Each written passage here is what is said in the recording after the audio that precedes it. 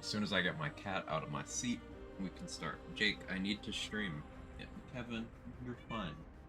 You're fine. Stop it. Jake, I need my seat. I need my seat. You want to say hi to chat? Okay. Okay, you can say hi to chat. Hang on. Hang on. Hello. It's a Jake. Who's in my chair? Yeah, it was you. You have anything to say? No. He's just doing Jake things. Live Jake reaction. And Kevin's just losing his mind over there. But how's everyone doing? Hope you had a great weekend. Hope you're having a good day today as well. It is kind of miserable outside right now. It looks like the sky's about to open up. But I'm gonna grill some steaks today. So I guess if it's raining, I'll be grilling steaks in the rain.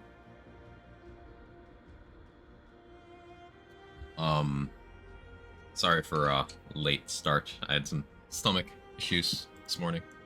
Ugh. You know, chronic illness be like.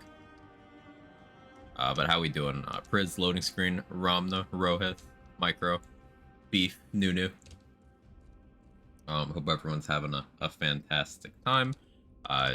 Congrats to everyone who helped get the total for the hunt over. It broke 50k, right? That was the last update I saw. It's like 52k was the last number. Oh well, good job to the people like Beef who participated and anyone else who might have contributed. Hope your tummy's better. Yeah, it's it feels a little bit better, Don. But thank you. Ron, thank you for the prime for the 28 months. I appreciate it. I appreciate it. It's a good weekend. Finished my Apoc run and died at Rooter with my first veteran hardcore. All the way there. You'll get it. You'll get it. Because now you have the unlocks from the 3 biomes for your next run, right?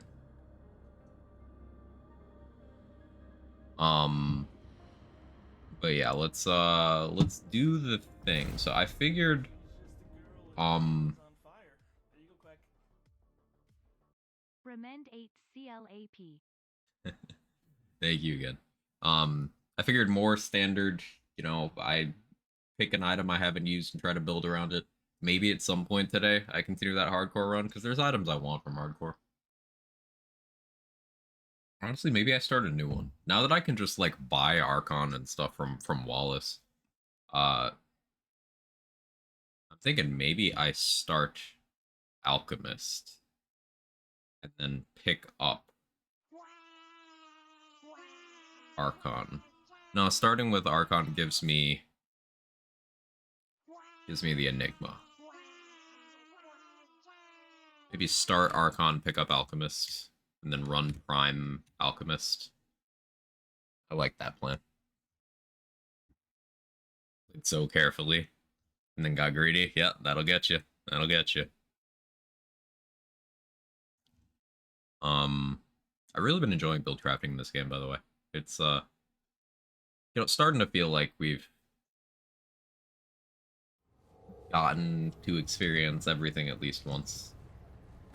But that's still not quite the case. Because there's a couple main hand weapons I don't have from doing hardcore. Looking forward to trying those out. There's also guns I haven't really made an effort to use. I want to do LMG stuff today. Let's see how LMG feels.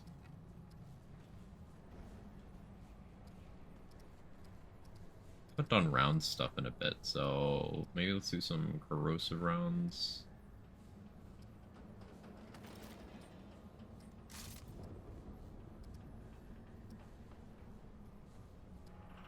Did you get the crown? It's from the alt kill of Red Prince, Greglor. Gotta kill Red Prince with the Assassin's Blade as the killing blow.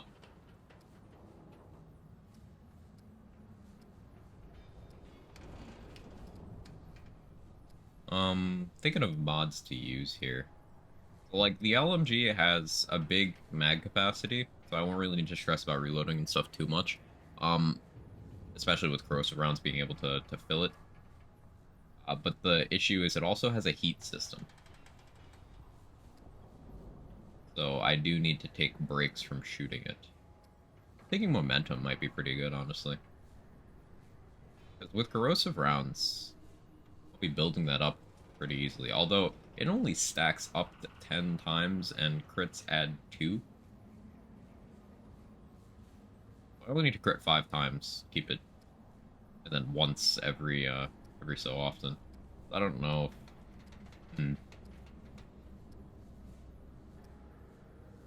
That or twisting ones. Corrosive twisting is always good. We'll mess around with it. Start your hardcore practice. I don't know. I don't know. I just know some things I might be doing. I don't really have a timeline planned out.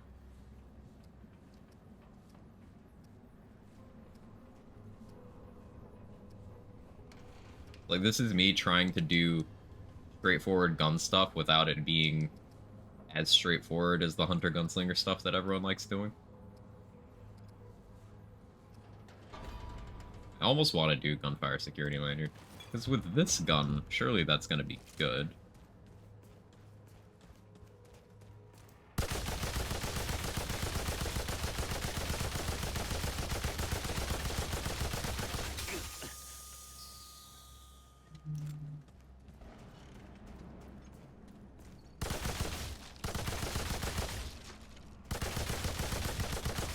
Yeah, I won't really ever have to worry about ammo running this.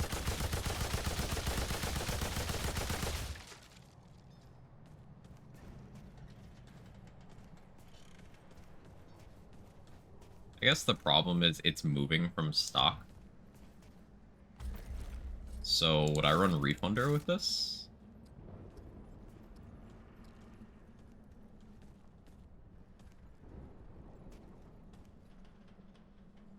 Yeah, let's try Refunder. Big ammo. That's what's my fire rate slowed down from Follower. I really feel like Burden of the Follower is just an insane ring in both games it's in. Because that fire rate penalty is basically fuck all. But 50% mod gen is huge.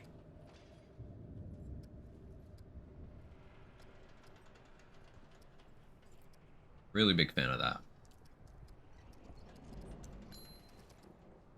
Malevolence would be good for keeping rounds active, but I don't really need to do that.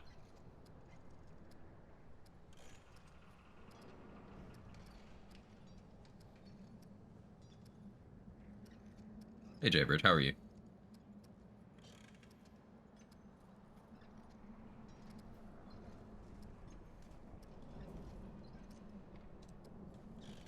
Could go all in on the crit stuff, probability cord, momentum. Maybe not gambler, because I can reasonably weak spot with this thing. But 30% crit damage sounds more attractive than it is. Because for it to be a 30% increase to its category, I would have to have a 100% crit chance. It's a lot of investment I need across multiple slots. And class-wise, I could get there somewhat easily by using the classes I don't plan on using. Like, let's see.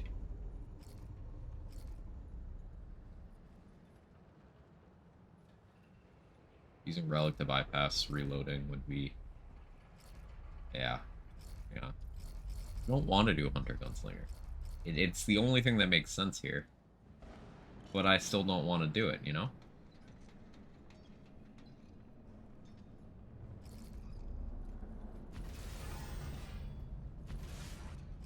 It's rainy and dark and woke up with a headache, so I bathed myself with a sick day. Cozy. Hey, self-care. Self-care. Do what you gotta do. People on Twitter talking about how Mark Hamill's career ended after Star Wars if he wasn't voicing the Joker for 30 years. Let me guess, it's conservatives being mad that he's an activist.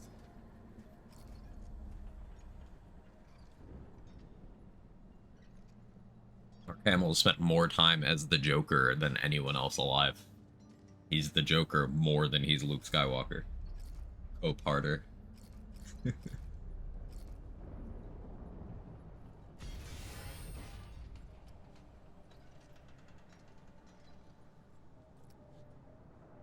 Try Rampage. Gunslinger Challenger.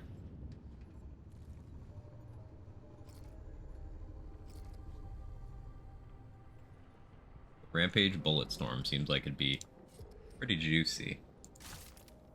Maybe I don't need a refunder then.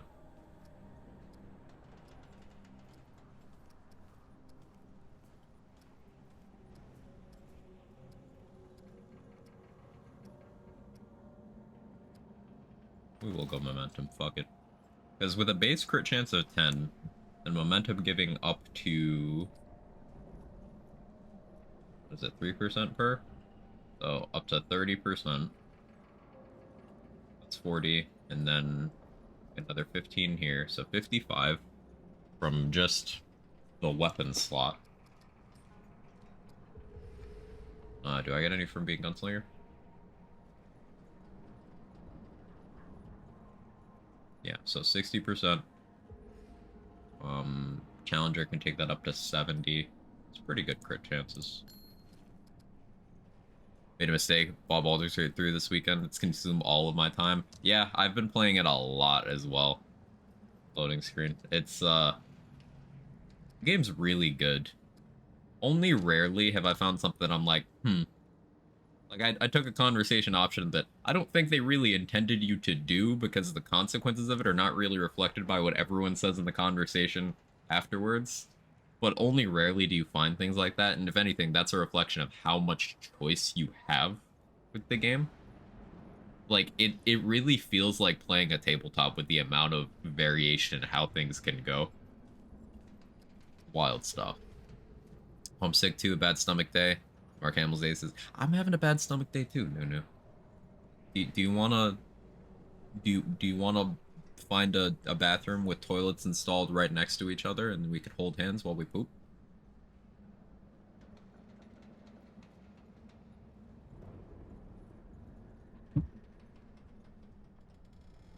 Woke Disney Pro Suits came out almost 50 years ago. The funny thing as well is the original Star Wars movies make it very clear, not even through subtext. They're like, hey, fascism is pretty bad. Let's be like multicultural and shit, and you know, maybe democracy good. The fact that people don't get that when Star Wars is not subtle. Original Star Wars is not subtle. It's crazy. There's no politics in Star Wars.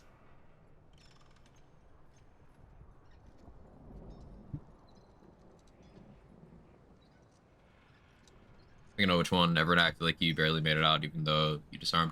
No, everyone acted like I killed a guy when he did it to himself. I'm like, no, but I just talked to him.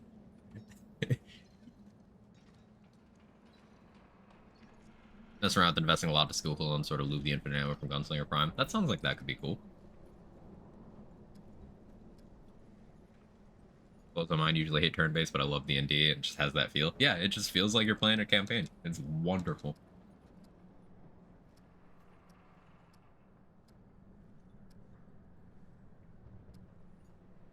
Murderer. I didn't. I just talked him down. And he's like, oh, okay, you're right. But then everyone treats me like I killed him.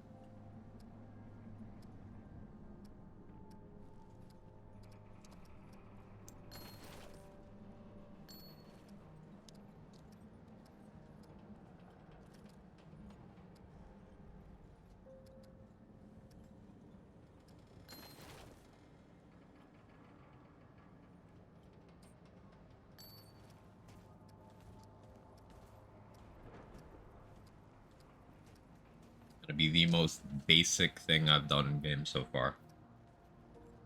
Up to 20% range damage based on a weapon's current overheat value. Like, that could be really good if I get this thing close to overheating and just pulse the trigger, but that also sounds like more work than I want to do.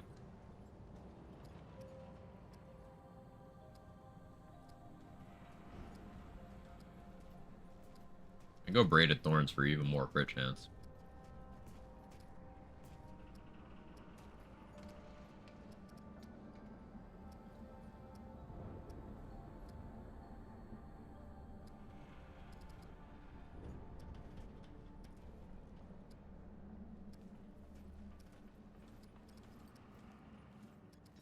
I guess Malevolence still just kind of makes sense for this slot, huh? I mean, I could go Sapphire Dreamstone. 2-second cooldown, but I'm gonna be critting a lot.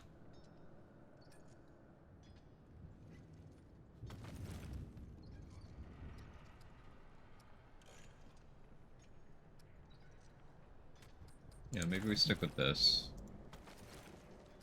Not gonna need mod skill cast speed.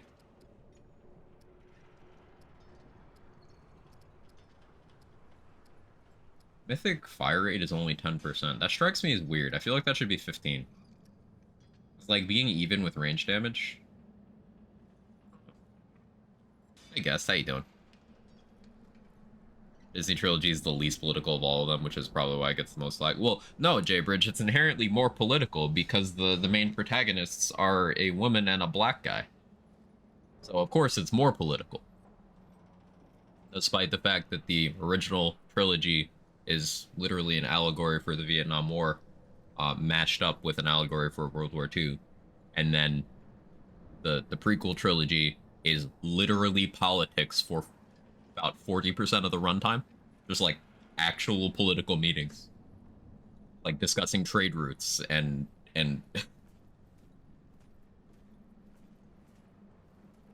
Star Wars fans are fucking stupid. Self-professed Star Wars fans are like the most frustrating group of pretend nerds on the internet.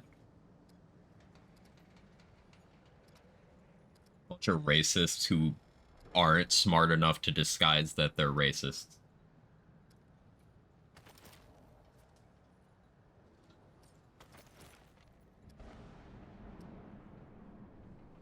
Hey Kingman, how you doing? How does reboot work in terms of builds? Something you gotta manage well. Um, I think it is something that requires active management because, like, unlike the other sort of cheat death effects, it's something you need to manually trigger before you're dead. Now, it's possible for you to kind of get around that by, let's say you have Black Cat Band. If your Black Cat Band triggers, you can then just pop your reboot, and then you'll at least get full healed. Your Black Cat will still be on cooldown. Another way you could use reboot is offensively by, say, dumping all of your ammo and then rebooting to get your ammo back. Or let's say you're doing a relic charge setup. You could dump all your relic charges and then reboot. I think the way to use it is to consume as much of one resource as you can and then use it to replenish that. If you try to use it to replenish more than that, it starts getting complicated. Think of it as like a, Gunslinger proactively gives you infinite ammo. Invader can retroactively give you infinite of any of those 3 resources.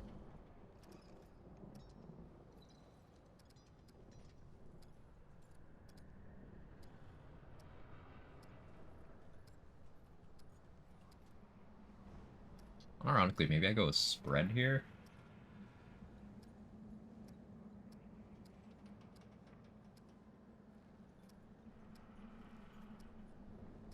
Looking at my options.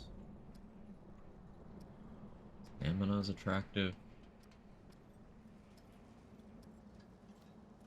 Go with fire rate for now. Trying to make 50 health work with Death's Embrace. I'm just trying to find ways to improve. 50 health build. Yeah, Restriction Cord got buffed to have even better DR, so that's probably worth including.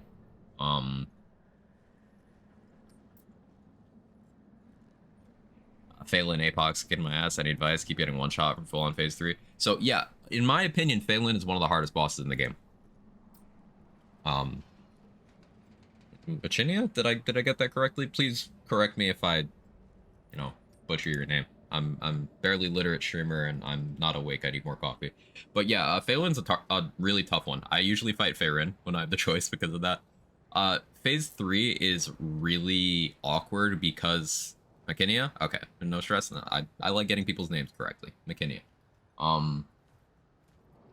It's awkward because both Phelan and Farin, you have that issue where in phase 3, they go immune for 10 seconds and are damageable for 2. So your uptime is already really limited. Did you happen to get any defensive modifiers on him? Like, is he hardy or thick skin or LE resist or regenerator? Any of those? Because that means that you're spending even more time in that phase. Because remember, when you have, 20% hardy drain, yeah, that's real rough. That attack already one-shots you, but because hardy is there, he's just active for longer. That attack requires like beyond what even a full tank spec goes to be survivable. So I would say if you're having trouble with that, your options are focus all of your attention on dodging that and like deal damage passively with things like turrets or swarm or dots, that kind of thing. Or what you can try to do is give yourself the safety net of the like as many cheat deaths as possible, but also maybe the invader auto dodge skill could be useful there. Because that'll allow you to focus on doing damage while he's in the wind-up animation, and then the game will just dodge for you. Could maybe help you get around that. The thing that makes that phase tough for me is absolutely the fact that you don't have many opportunities to damage him, because he's just chilling there, and you still need to kill him, but he gets to attack 5 times as much as you do. Nebula Song seems to be doing work that fight. Oh yeah, those are fantastic mods for that, because Nebula will just the swarm will go to the boss, and it's a low visibility fight because all the swords and the orbs and stuff, you can't see him very well a lot of the time. But the swarm stays on target, and that's great. And then the song slows him down, reduces his damage. Good combo of mods. I found that getting to that third phase consistently, Enigma was pretty good. Big surprise, because it just clears out the orbs very well. But having some sort of persistent damage source in your long gun slot with that is also a good combo. Especially as a Star Wars fan that thinks The Last Jedi has redeeming qualities. I think it has a couple redeeming qualities, even though I don't like the film as a whole. I think it would have worked better as a third movie in the trilogy than a second one. I think that's the core thing. Also, it was created with an active distaste for the status quo of the IP, which I don't think is necessarily bad, but again, you don't get that for the second movie in a trilogy that has no plan.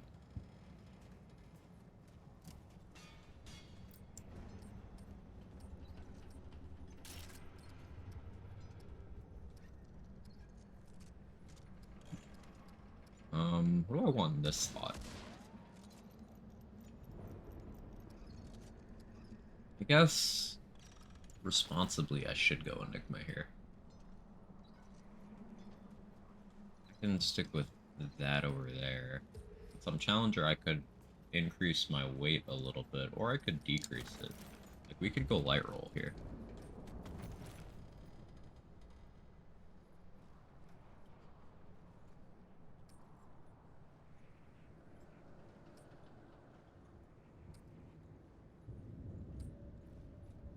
And then respec traits.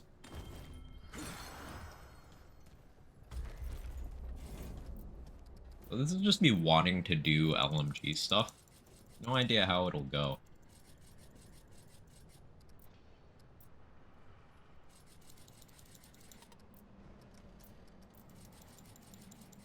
Three points and bigger is pretty nice. Actually, Barkskin. We can maybe do without Barkskin.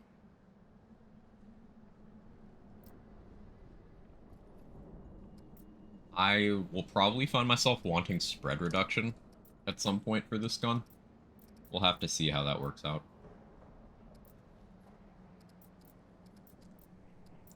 I'll take Barkskin anyway. Take Barkskin, button.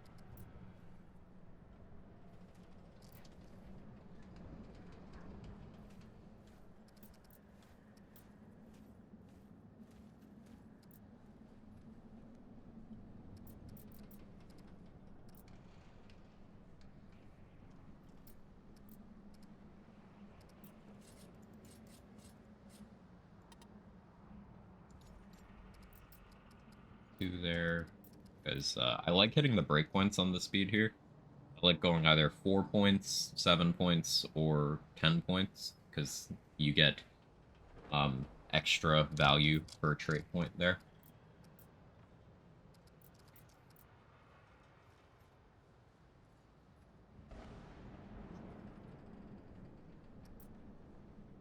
Get 5% per point here. I'm gonna be ADS'd a lot.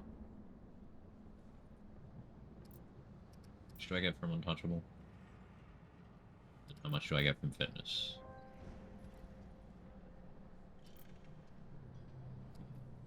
Really like a lot of these options.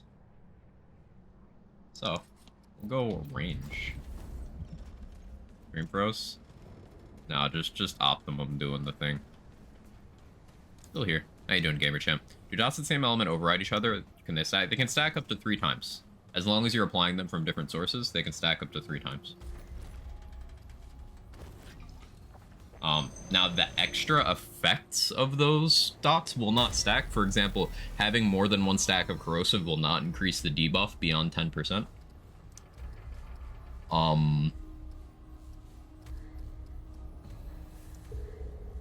Having more than 1 stack of bleed will not increase the healing penalty, etc., etc. But the damage will stack up. Does Phelan do any elemental damage, or is it all physical? I want to say it's all physical. I can't think of an elemental thing he does. Second moves and trilogies are supposed to be downers, so the third can feel triumphant. We'll never know what he's going to do, though.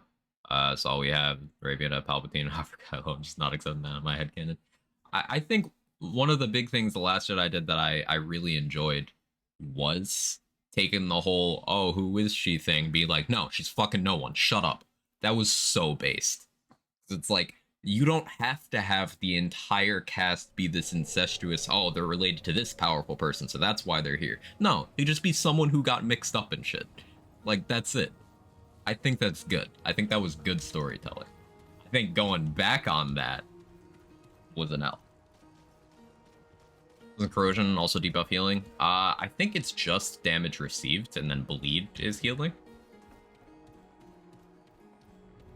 Alright. Come and get some.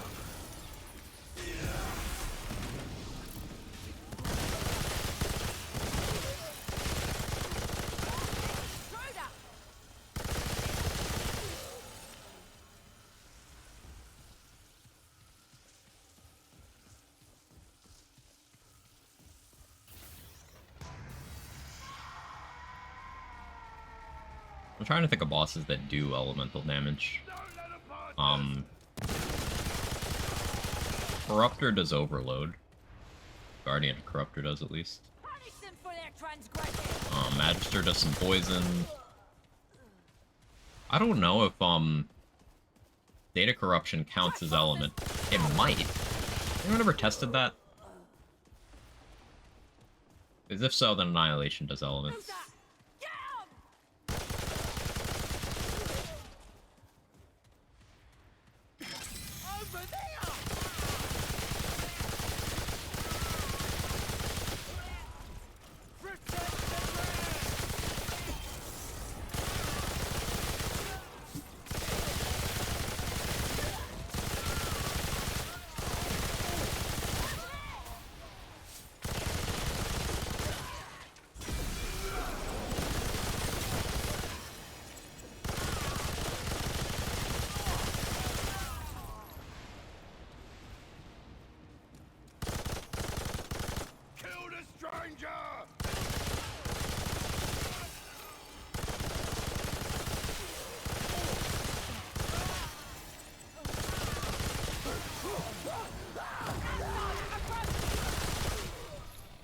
When you get Berserk active, damage does get a little silly.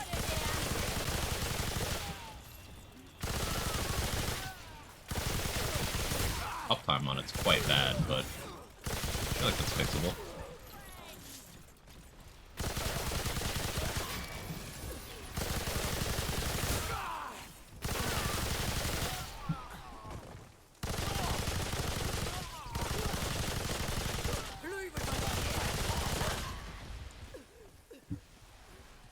Tom, how you doing?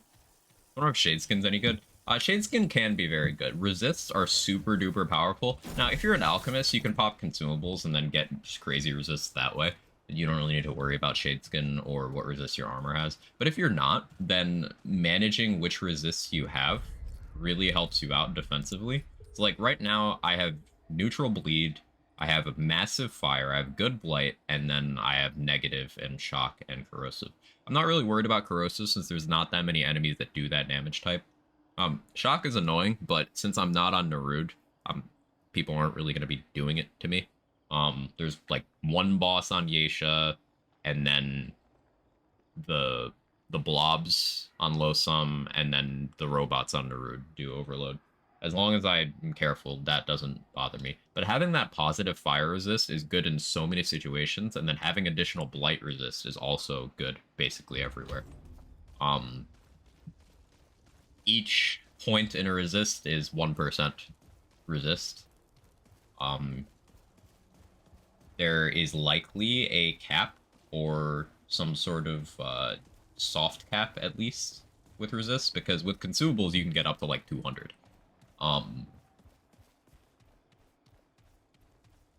But my understanding is that you still take an amount of damage at that point. Maybe it can't reduce it below 1.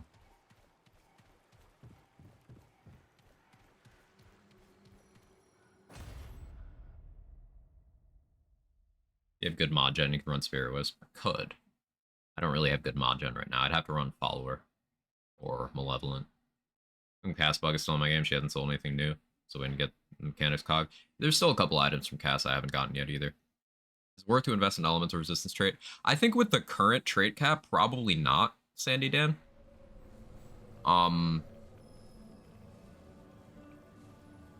Because trait points are so limited that to get any meaningful investment out of Shadeskin, you'd likely be giving up something that would be more globally impactful. Like, you could Shadeskin, or you could just take, you know, Vigor, Triage, Regrowth, Fortify, Bark Skin. That's already the majority of your trait points, and those are going to be useful against any kind of damage, rather than specific kinds. Oh. Hey, remember where I talked about my shock resist not being a problem? It was immediately proven wrong.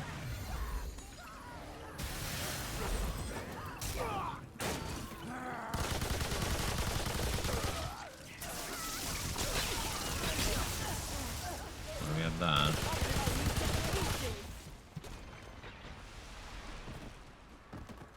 Hey Pat, thank you so much for the 31 months. Celebrate 31 months of sub. I think I'll celebrate by subbing 31 months. How could you do something so controversial, yet so brave? Thank you so much, Pat. Tried Risk Rain for the first time recently, really fun. Tried to port Risk Rain 2? Oh yeah, yeah. Risk Rain 2 is great. Enjoy that game immensely. Solo, with friends. It's good stuff. To celebrate 31 months of sub, I think I'll celebrate by subbing 31 months.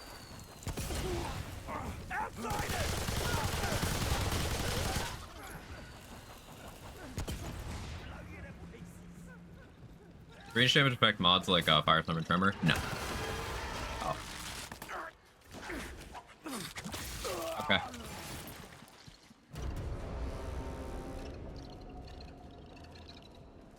Imagine if this had been a hardcore character like before the patch. Would have just been character death.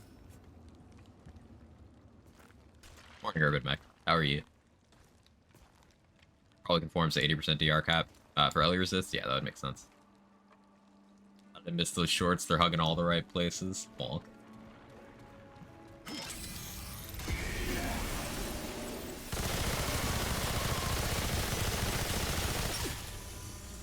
You overheat rather quickly.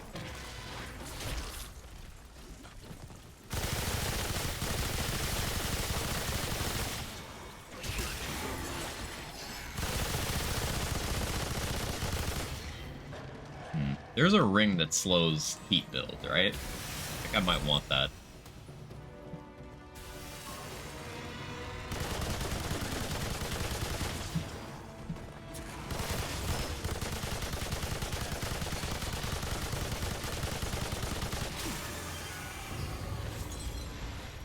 Love the crown? Yeah, it's very stylish. I enjoy it too.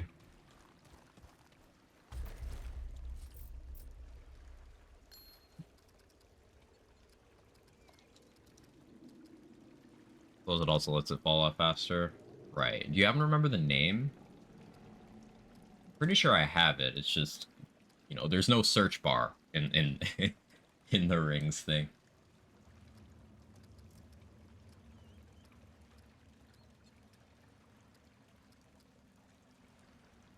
Rude something.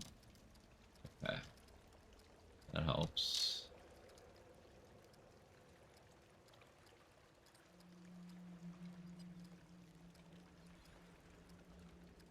Here's M. It goes right to P. Do I have it favorited already then? I swear I have this ring. Maybe I don't. I guess maybe I don't. I thought I did. Oh, you're just saying where it's from. Right, okay. Yeah, okay. I wasn't looking at descriptions. I was just looking at names there. That's it. Reduces heat generation per round. Fire weapons overheat by 30%. Increases heat decay rate by 30%. Yeah, that should be good.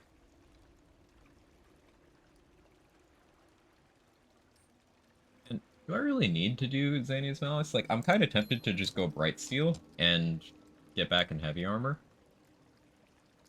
I'm gonna do that. Once again, Bright Steel Ring having applications it has no right to.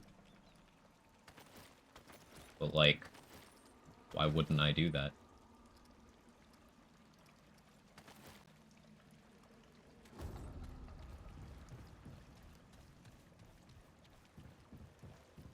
I pick up the clothes, I need the scrap.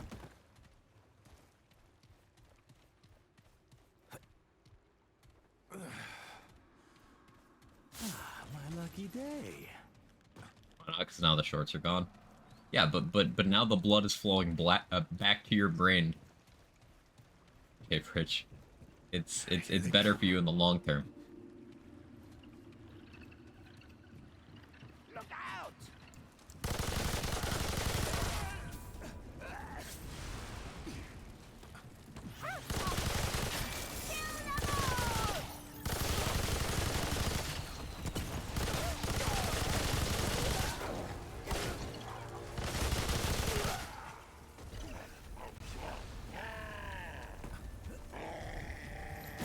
I hear you, buddy. Are you stuck? Yeah, you were kind of stuck.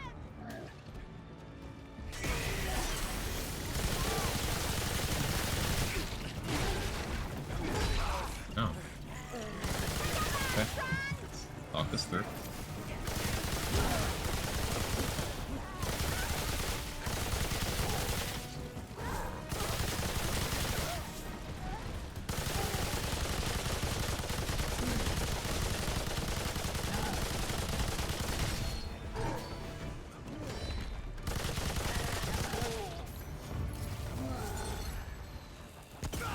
Ow.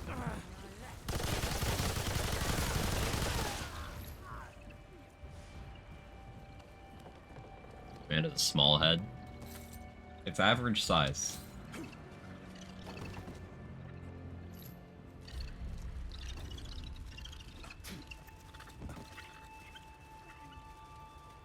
We're under attack! Kill them!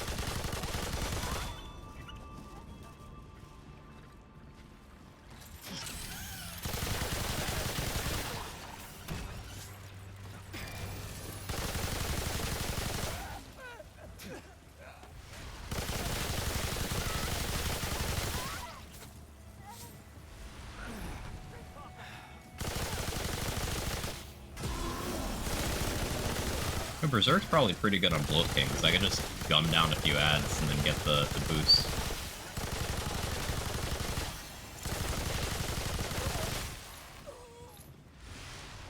Berserk pretty consistently. Yeah.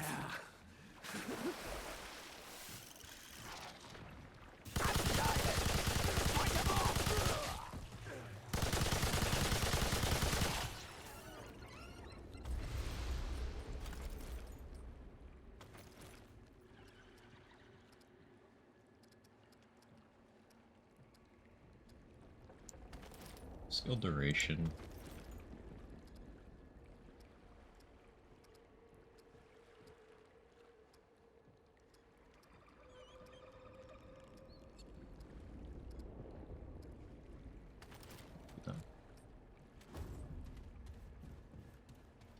Enigma murks the mobs down below. Yeah. Common Enigma W. It's still crazy to me that there's people adamant that, like, them changing Enigma in any way made it not viable. Like, come on, man.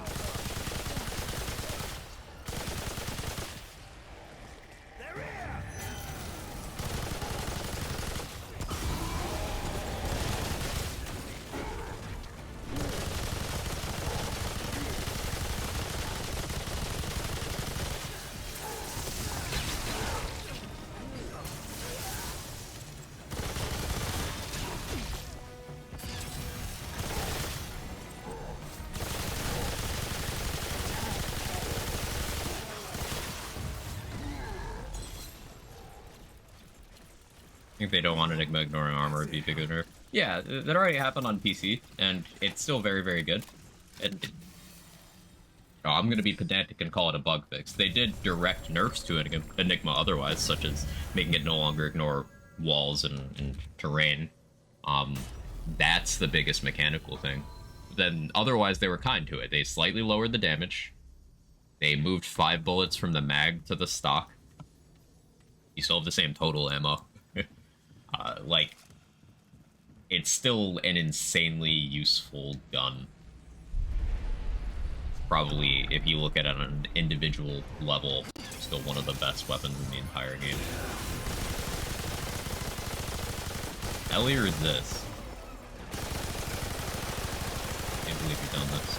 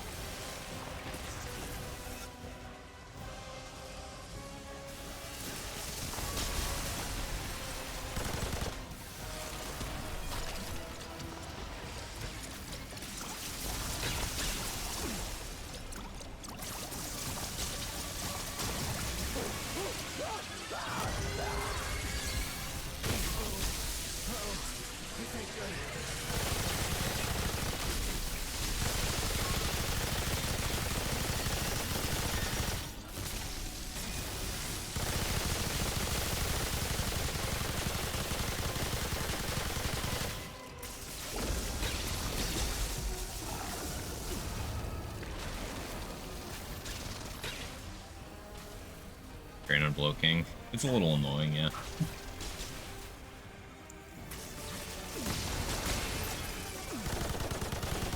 Especially because I'm doing low effort stuff where I just stand here and take the hits.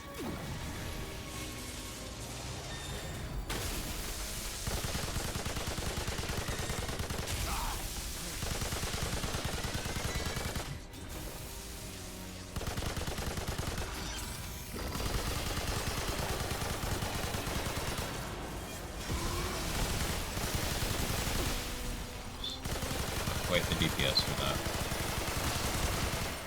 5 gunslinger skill.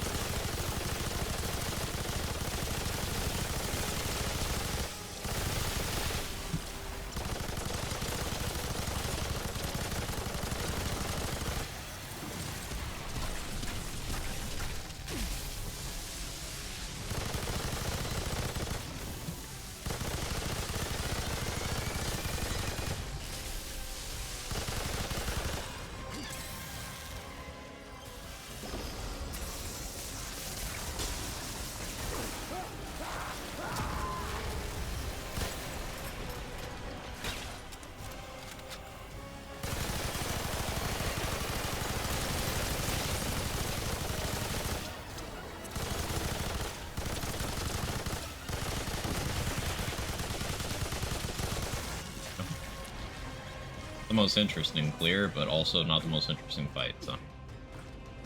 Yeah, Astral Race. Speed and Farron on Apoc, third phase is nice. Yeah, third phase Farron Phelan is a little devious. It's kind of like Annihilation in that, like, it rewards patience. As long as you're patient, you got it.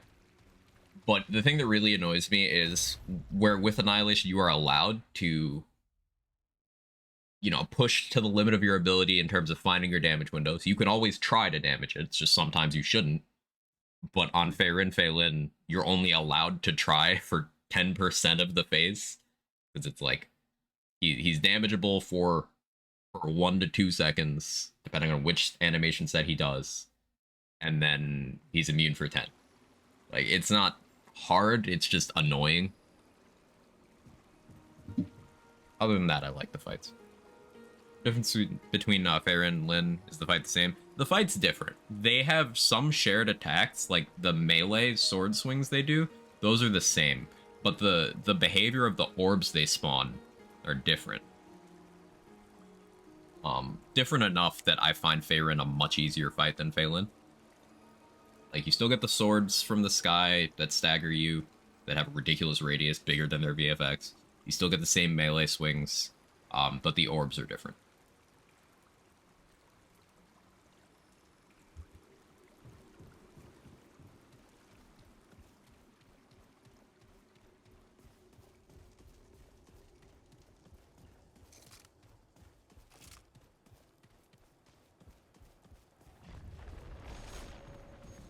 Okay, we'll sit at the crystal.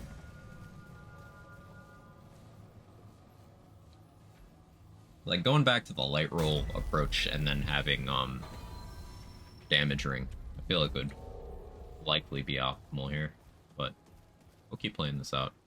Third faceless fightful. Oh yeah, oh yeah. Because then the swords are just not just annoying stagger that you can heal from. They're like, hey, I can't get hit by this at all. Yeah.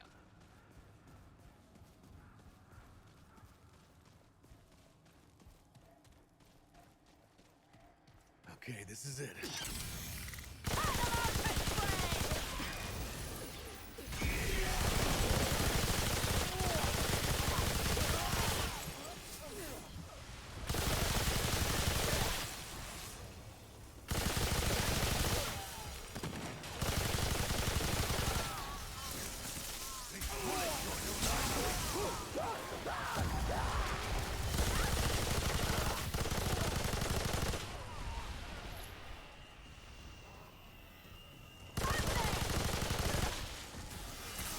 That's a kid. My bad.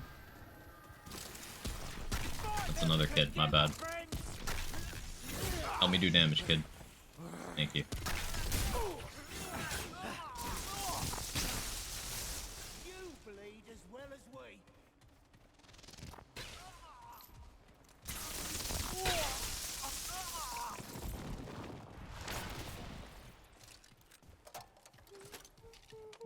Outsiders! Kill 'em!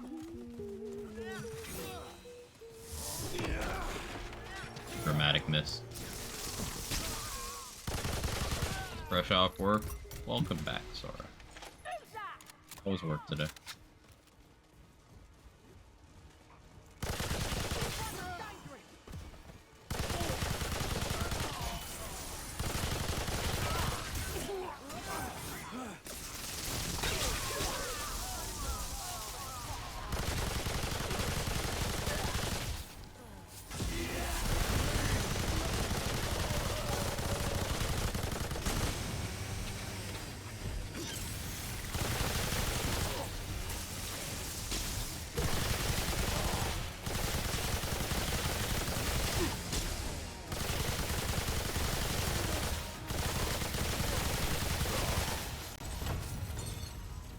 Stagger locking enemies with the LMG is pretty funny, I'm not gonna lie.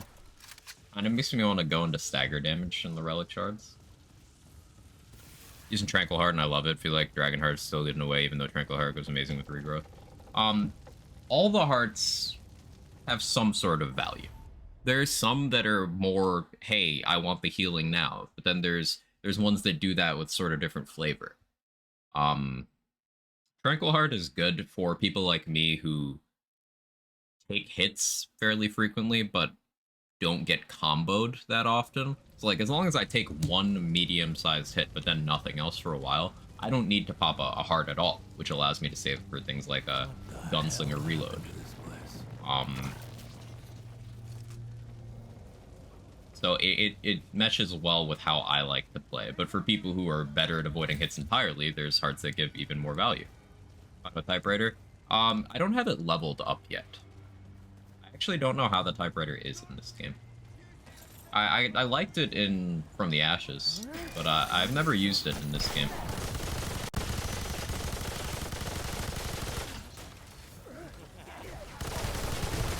Is it any good?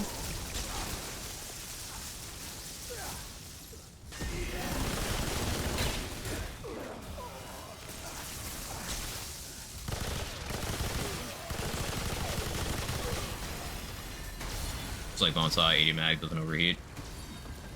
Do you think it might just be a strict upgrade here? Free up a ring slot for me so I don't need to heat manage?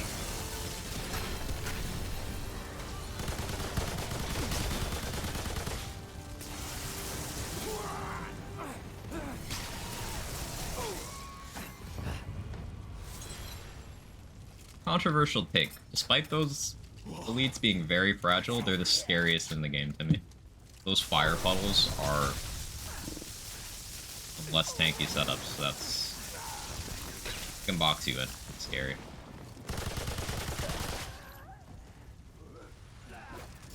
I really used ARs in these games. Always been snipers, rifles, and shotguns. Yeah, like the regular old AR is something I probably have the least time using out of any of the long guns in the previous game, and I've never touched it in this game either.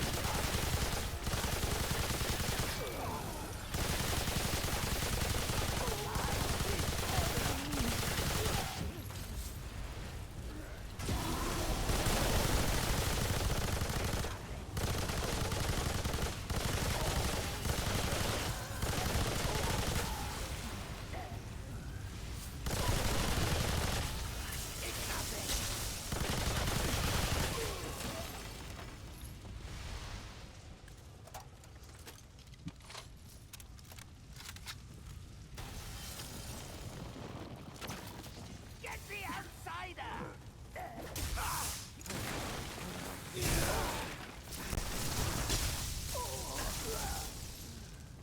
Stay here!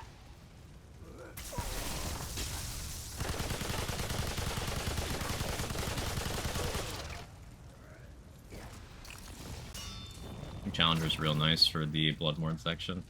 It can be. The stagger level helps a lot against the enemies here. Juggernaut. I'm not using that right now, but...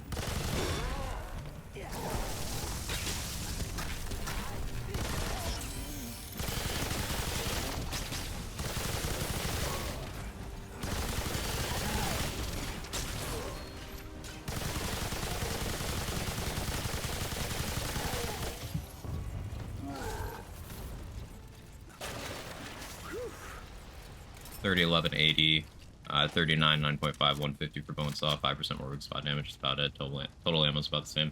So with Gunslinger, ammo is not really going to be too much of a concern. Like, I always have ammo boxes on hand just in case, but with Bulletstorm and Relics, it's just kind of fine. So I'm not worried about that. I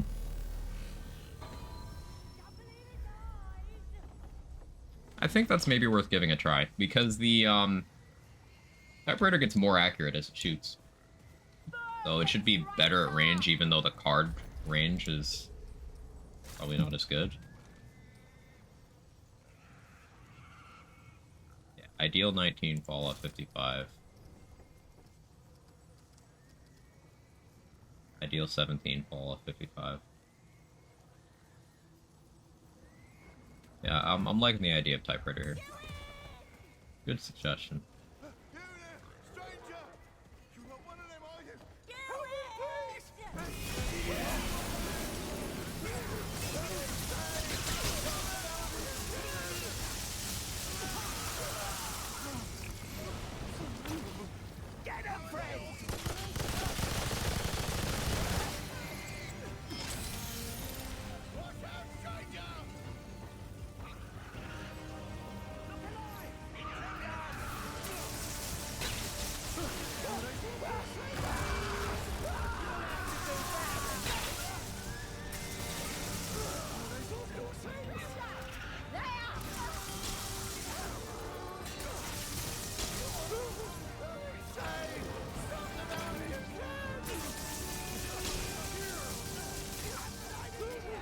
The skill duration increase the uptime on Berserk? Is it the secondary effect triggered by the skill? I don't know if it's the thing itself. Oh. Yeah, I'm thinking. I can't think and dodge at the same time. Oh, well, sorry, dude. You're dead. Not gonna claim that I tried, because I really didn't.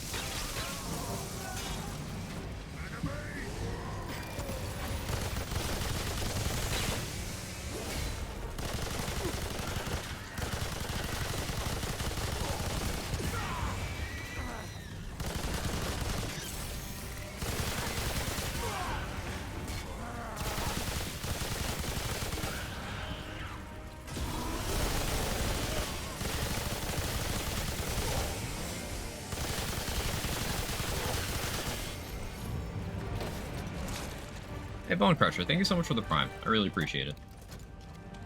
Thank you, thank you, thank you. Hope you enjoyed the perks, emotes, ad for viewing, all the good stuff. Appreciate your support. It's Monday, you know what that means? Alcohol and movie theater hopping. What movie you thinking, Moo? I don't even know what's playing right now. I assume Barbenheimer's still going. Like, what else?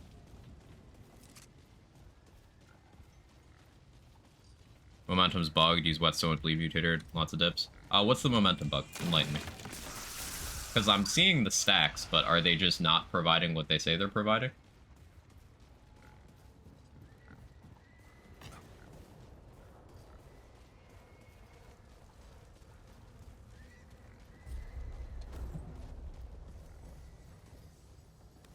Are y'all with me into the kitchen and making grilled cheese? Who wants one? What kind of cheese am I slapping on for you?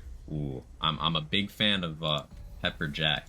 Grilled cheese with pepper jack would be great. It's 15% max. That's significantly less attractive, but I feel like, given I'm doing Dreamstone stuff, that's probably still valuable.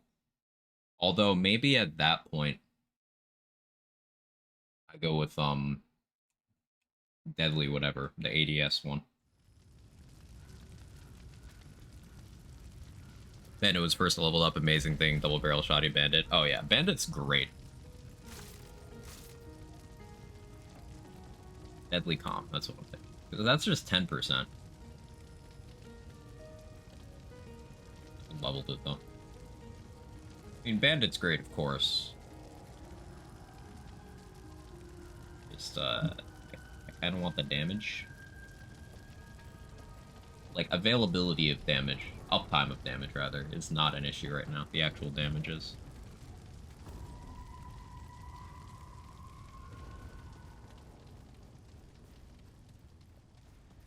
You think of the Resonating Heart? I think Resonating Heart's exceptionally good. It's just truly absurd amounts of healing, and it encourages you using it in situations where it heals you partially but not all the way, because then you get even more value. Like, you use it before you're super duper injured, and it's even more valuable. I think Resonating Heart's fantastic. It's one of the better ones. Twisted Whetstone, yeah. I'm a big believer in Twisted Wounds as well.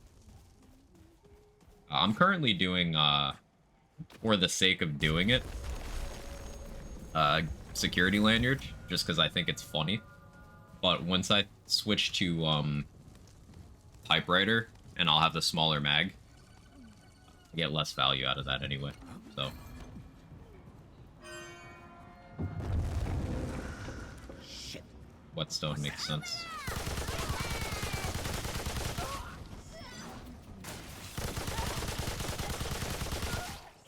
There's a lot of amulets and rings I've noticed that are more just you do them for the sake of doing them, which I guess that would be indicative of those would be the ones you need to buff for the sake of build diversity. Stuff like Ring of Omens, you don't do because it's good. You don't do Misty Step because it's good. You do it because you think Misty Step is cool, because Misty Step is just worse in every way than having proper stam management with Bright Steel Ring.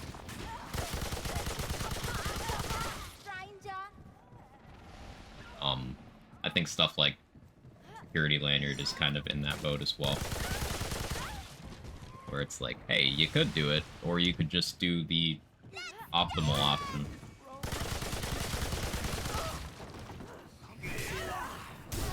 Yo, can I have my frames back, game? That'd be cool. She was the only one We must stop them before they get away! Mr. Steps Bay. It's certainly stylish. It's also just worse than Bright Steel Ring, while requiring 2 gear slots.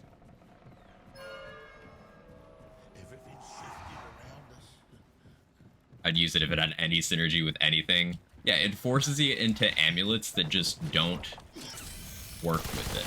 Like, here, hang on, let me... So I was looking at... You've got Necklace of Flowing Life as the Grey Health amulet that turns on Misty Step. But you know what's just strictly better? Effigy Pendant. But it doesn't enable Misty.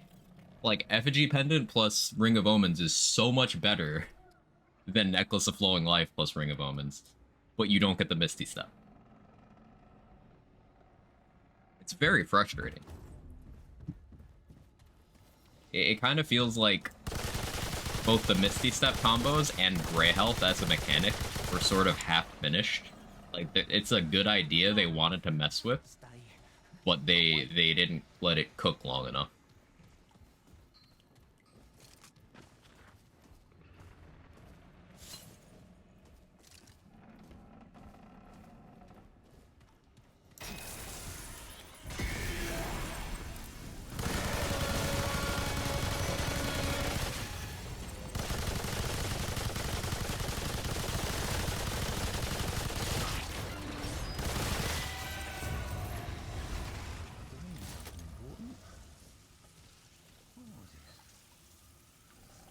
ISP Plus. Watch Turtles in 4D. Yeah, I'd like to hear your opinion on Turtles.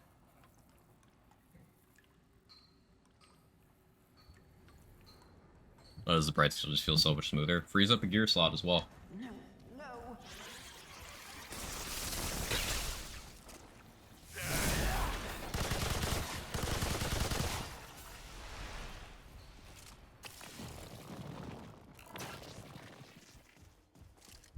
Wish my cast sold Whetstone. I still haven't gotten Burden of the Destroyer yet, Bandidan, and there's a bunch of builds I would use it on. Cast just doesn't sell certain things to me. I haven't gotten Akari Warband either, which I would use.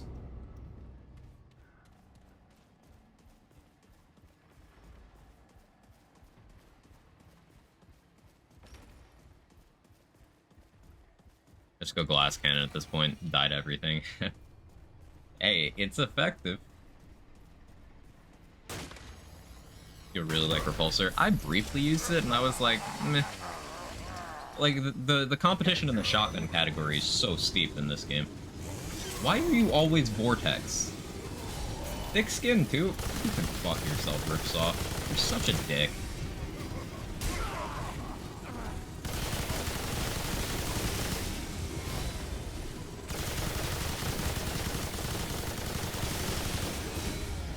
Not even mad about Regenerator, but like, thick skin on this build, really?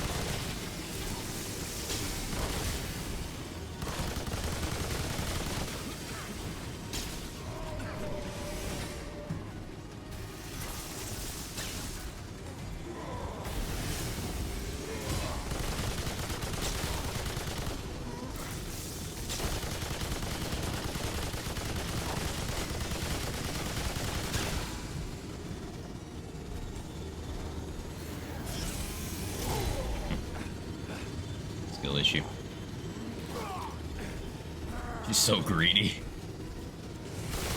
Yeah, Cass is a toxic friend.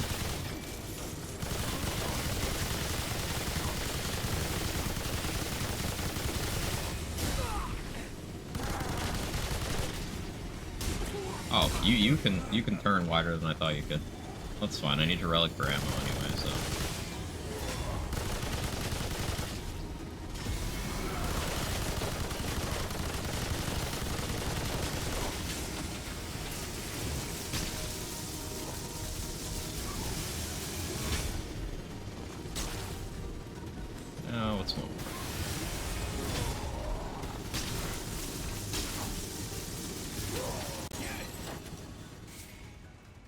Dude was toxic today.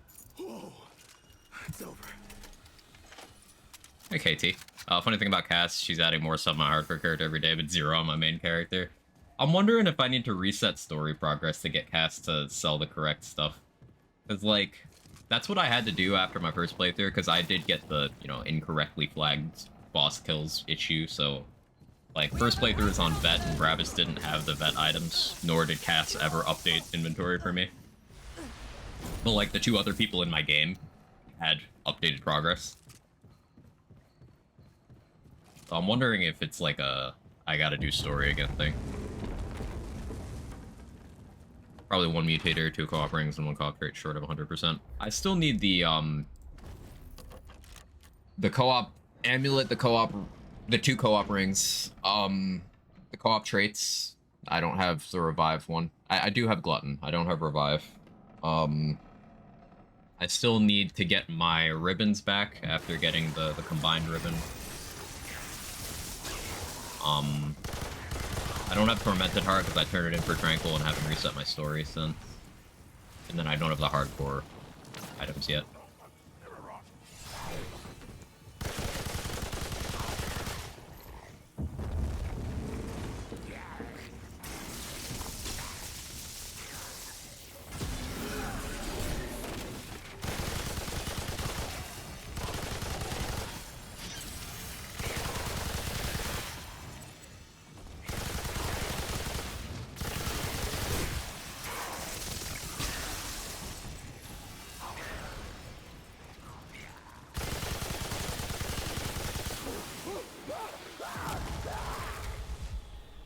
Very annoying that Berserk always happens at the end of combat. Sort of like 8 times at this point, still implicit I don't manage to get co-op ring and Adair's and solos. Pretty intense. Ferret flipping some lucky wormholes and voila. Nice.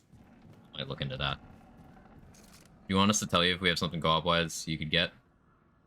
Yeah. Sure. I wouldn't say no to that, Puppy.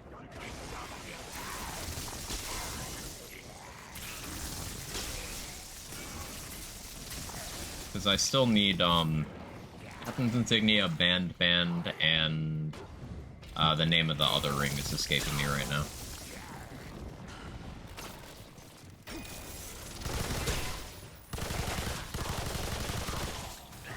Those are the 3 items, and then Revival is a trait. No, one room over. Getting ahead of myself. Or behind myself.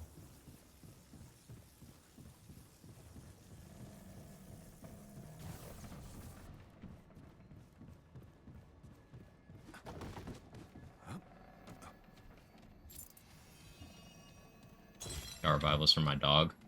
Oh, I hadn't even thought of that. Rare Handler W. What you're saying is I could just down the dog and revive it a bunch of times? Was Revivalist doing not shooting up? It was bugged when we tried to get it, Chris. So, like, you were correct about what it is and how to get it. It's revive speed from just reviving enough allies, but it was bugged when you and Lazy took turns murdering me.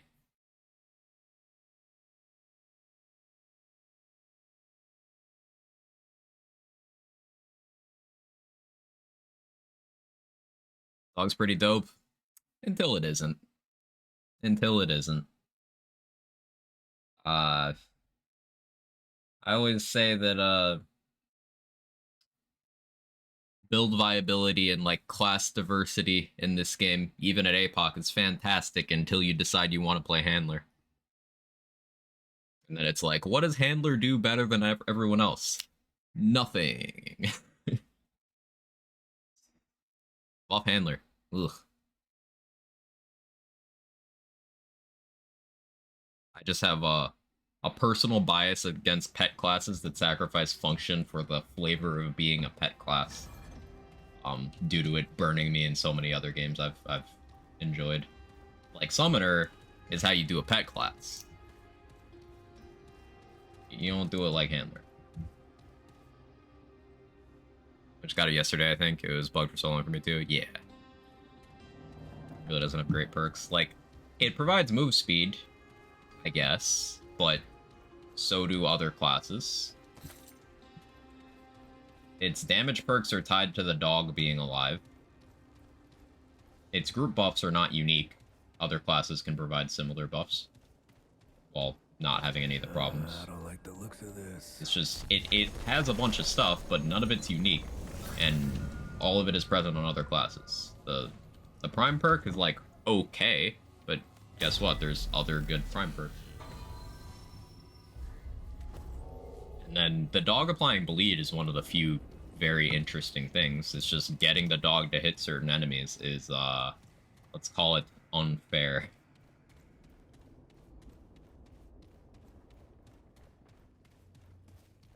Plan on restarting campaign for Torment Heart. Let me know if you're up for it. Only issues on the outside of the equator. Yeah, working out times is going to be difficult there, because, like, your awake hours are my streaming hours. I appreciate the offer either way.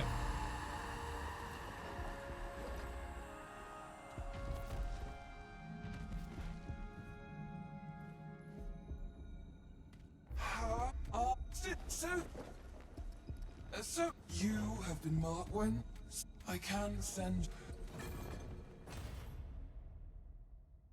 Trying to think of other items that I still need. Yeah, Cass still has a bunch that I haven't gotten. But I don't think there's anything I can do about that other than join other people's games and hope they have it there. Getting Ring of Omens was by far the most time investment to get an item, and it was not worth it.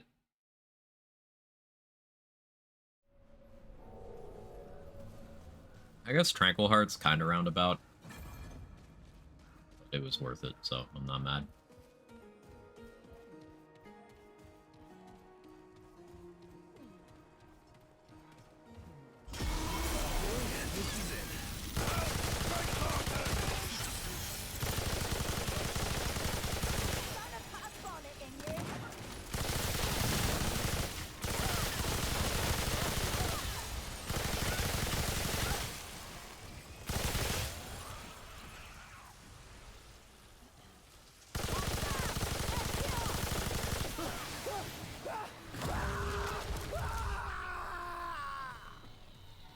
Always when there's no enemies left.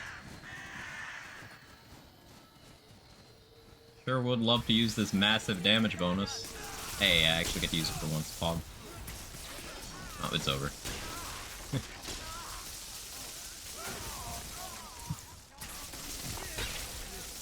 Does anyone know the exact thresholds of, like, the non-kill condition for triggering Berserk? It's do massive damage is something like what it says. Do we know specifics on that? It's like there are a particular damage number in a certain time frame. Like, is it like every 500 damage you do, every 1,000 damage you do, it triggers? Like, what are the mechanics? A lot of damage before it runs out. Well, yeah, I know that much. That's what it tells you still. But, like, specifics. Because I've had full activations where it triggered twice. I've had activations where I got it immediately. With no clear disparity in damage. I'm looking for specifics.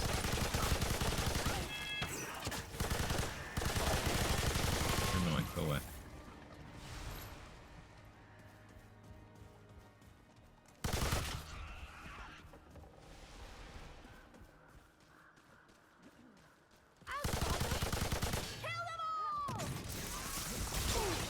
Like, for example, Medic's Prime perk tells you exactly how much healing you need to do to get your free relic charge. This just tells you, do a lot of damage. Imagine if Medic Prime was like, do a lot of healing. I mean, we know that's how it works, but it doesn't tell us exactly how much to do.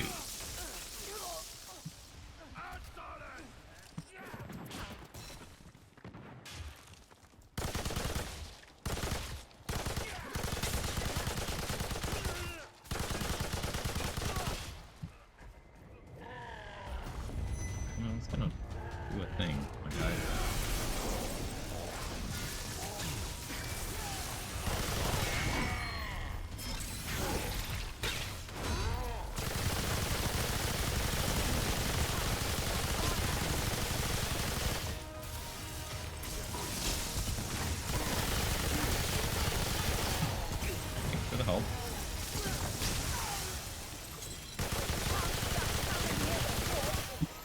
Like, I got a stack from the kill on that enemy.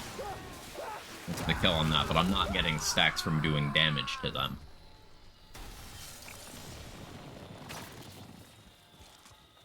Probably a factor of plus 0 damage. R1 did that to make the activations not get easier with levels. That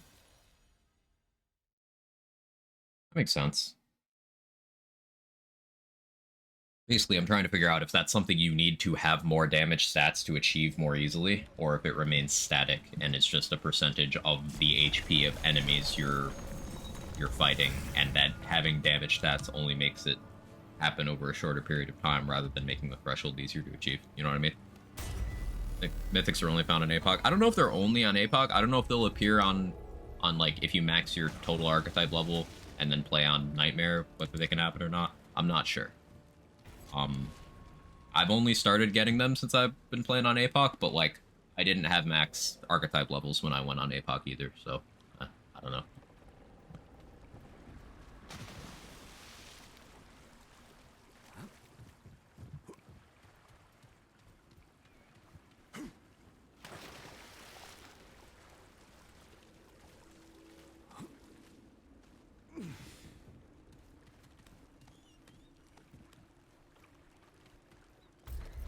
I was going to good old twisting roots. I think we'll be fine without the Enyard, right? Not super impactful. Level up all your mutations, just the ones you like. I'm working on leveling all of them. There's one though that I would encourage not leveling. At least not all the way. And that's, Shield Breaker. Because putting Shield Breaker to plus 10 disables certain playstyles. A plus 10 Shield Breaker automatically consumes your shield when you do a charge melee. If you keep it at plus 9, you have almost the full benefit from your light attacks, but then your charge attacks don't consume it. You could, for example, light attack to build up your shield, and then have that shield active while spamming charge attacks. If you go to plus 10, you can't do that anymore.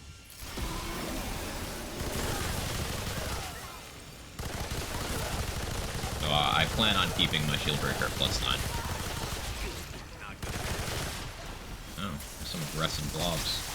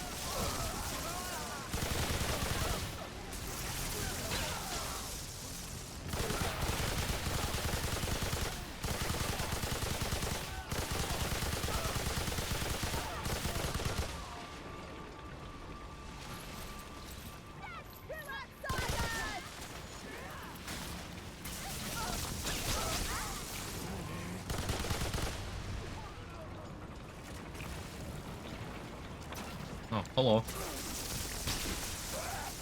Bye. Ow.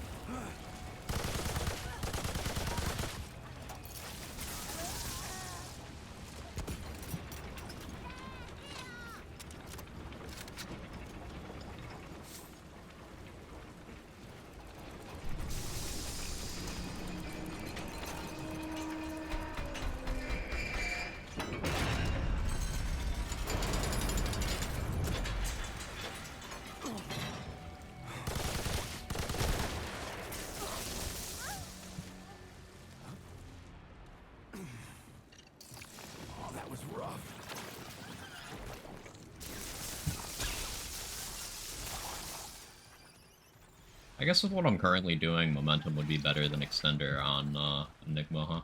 Kill even despite the bug.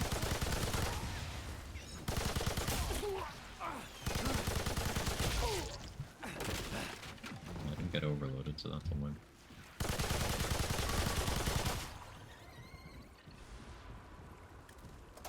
Build is this? I'm trying out some LMG stuff. Challenger, Gunslinger. Just want a big ammo, you know? Hold the trigger down and see things die. It's working out pretty well. Next shooting range, got 10 stacks of rage, about 2.3k for it to proc. Not sure if using that place is valid for good testing. Depends on what you're doing, because, like, for example, you can't make the targets bleed.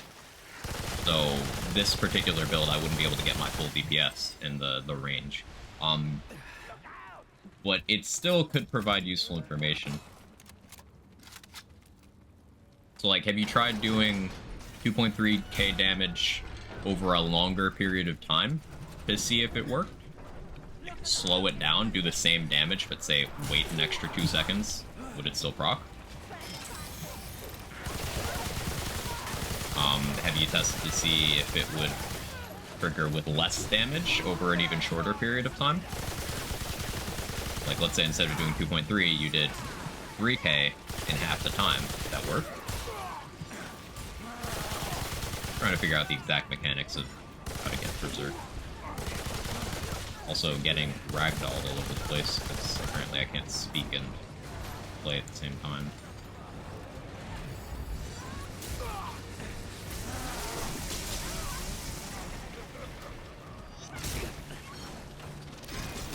Leave me alone.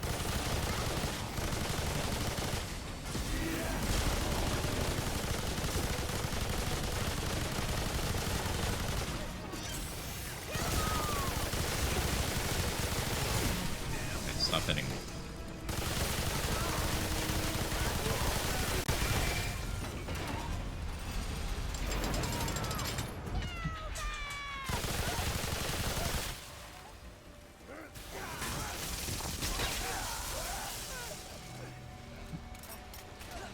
Your free time can show damage reduction build.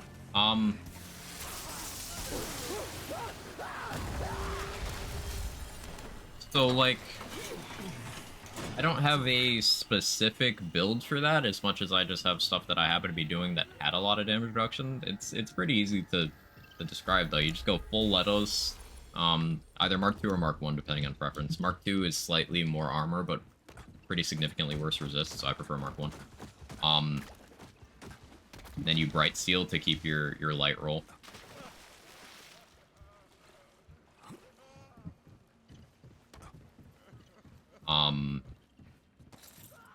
Alchemist for Stone Skin.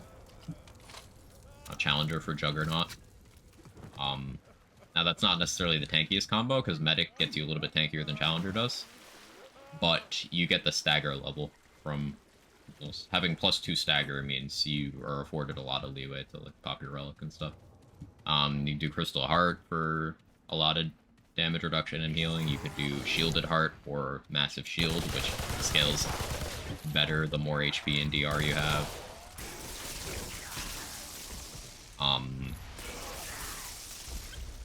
Amulet, you're looking at some kind of relic support, or what's the name of this thing? Indignant Fetish, one of those. Here they come. Think they'll add any leaderboard type stuff in future PvP other competitive modes? No. It's just not that kind of game. We might get... Ow. Hopefully we get survival mode back, which would be really cool. But that's cooperative, not competitive.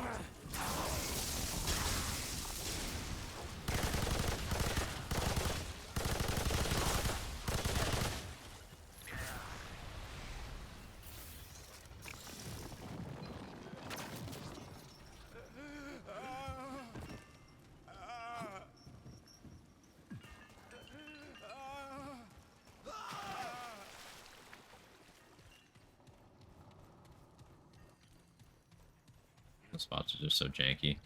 Yeah. Introduce loadouts. I believe they've commented on that.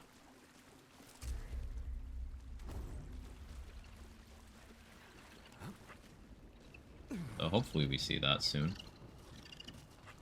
Take 'em out.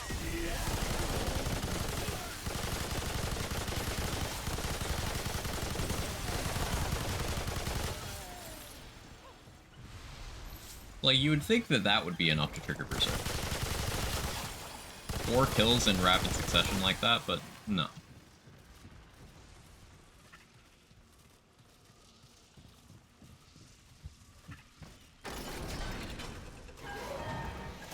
Was survival mode. So survival mode was basically a roguelite. You would start out with a certain amount of resources in a room with vendors, and you would have to purchase the things you wanted to use, and then find other gear as you fought your way through levels. So like guns would drop from chests and such. You'd have to find trait books, and you were fighting against a timer. The longer you took, the stronger enemies would get. Killing bosses would also make enemies stronger. So you're trying to get as powerful as you can, as quickly as you can, and move on through the stage and clear more bosses. After every world boss you killed, you would get sent back to the vendor room where you could use the resources you picked up to buy even more stuff. It's like Remnant doing its best Risk of Rain cosplay. I'm gonna die to that bleed. Maybe not. I thought we still am.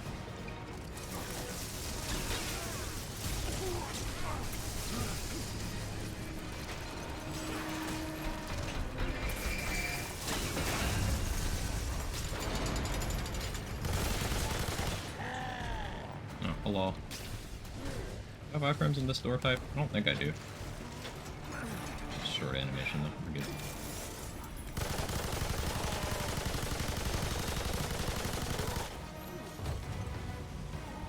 Where'd other big guy go? There you are. Hello.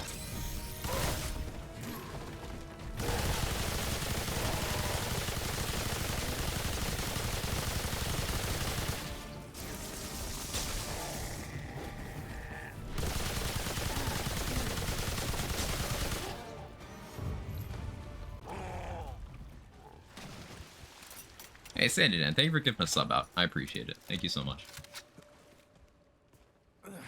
Survivor was hella fun. Yeah. Really had a lot of replay value. I imagine if they sort of follow the trends set by From the Ashes, then what, one DLC might be Root Earth and Labyrinth as like more fleshed out areas that get added to adventure mode, and then we get survival with those in the pool as well. That'd be like best case. Because in From the Ashes, Corsus was not initially a fully fleshed out world. They completed it with its own DLC and then added it to adventure mode. And we also got Rysam as another world for the DLC storyline and for adventure. Before that, it was just Earth, Ram, and Yesha.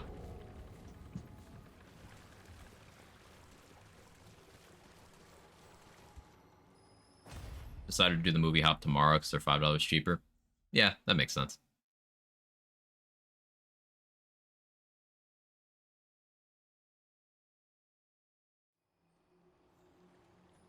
DLC like that's probably going to be centered around whatever the hell Ford was doing. I'd also like to bump into the Wanderer. That'd be pretty cool. It'd be difficult for them to do that, but they'd be like, alright, make him not speak, wear a helmet, then yeah, that's my player character. Because fighting against the playable character from the previous game would be so cool. Especially since there's so many references to them. Alright, let's do this.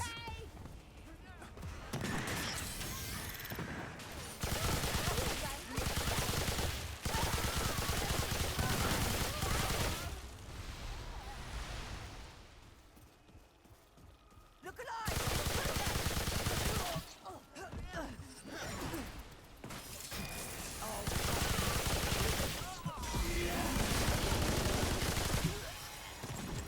Betray Parta!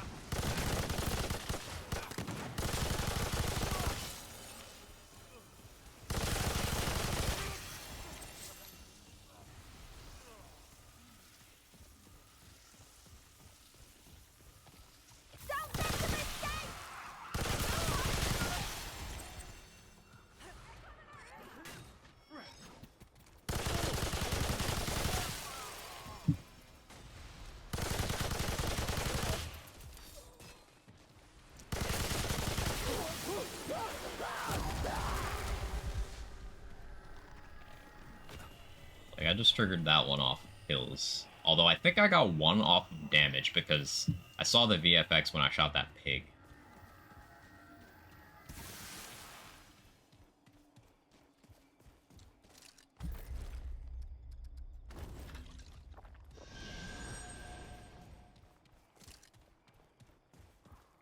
Take him out. Take who up? I hear you. I don't see you.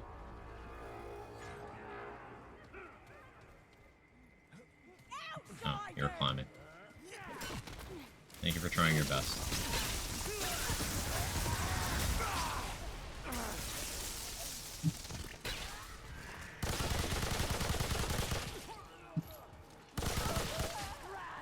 Kill the trespassers.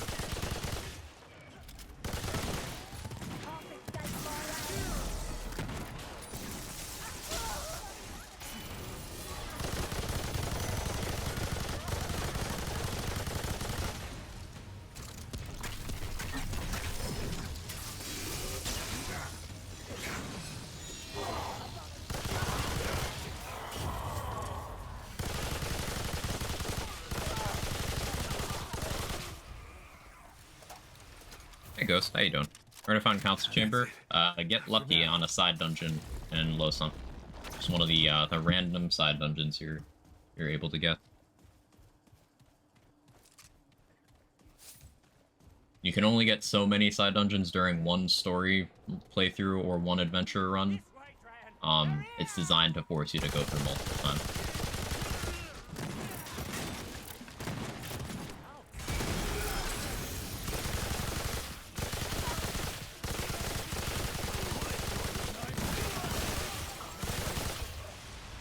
Who hit me?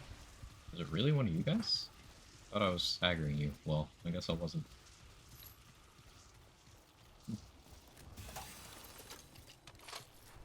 Am I doing on scrap? I don't think that's enough. Full upgrade. I do want to try out the typewriter. We pop back to the ward, see how much I can invest. Yeah, we're trying LMG. It's been good so far.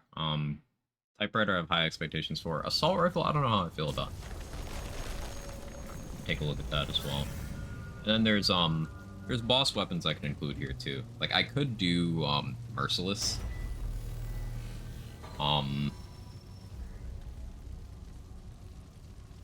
See how that works out, but losing corrosive rounds kind of like, I don't love that.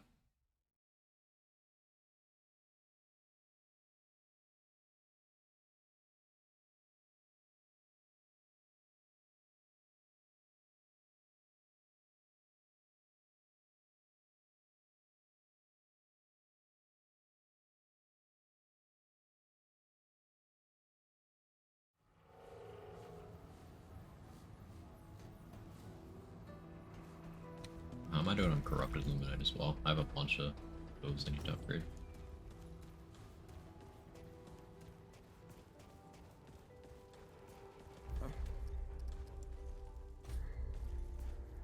I'll check Cass's inventory even though we all know it hasn't changed.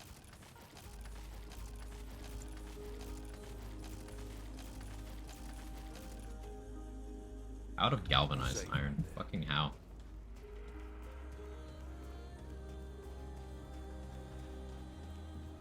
I'm always out of every resource except for hardened iron, and I don't know why. Okay, like almost 1,000 of that one.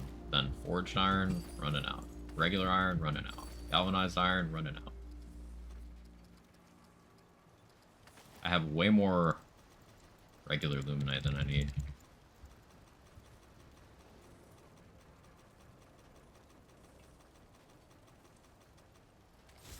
Sell off some of that. Your debt's still at 2 now. Remember that.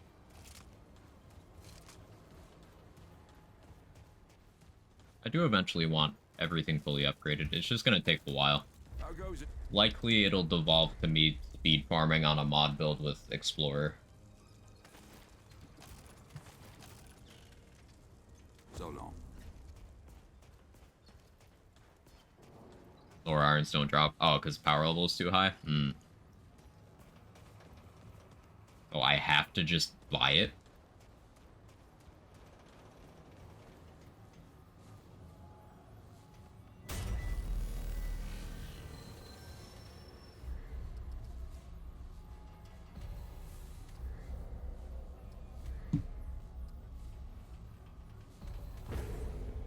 Ugh.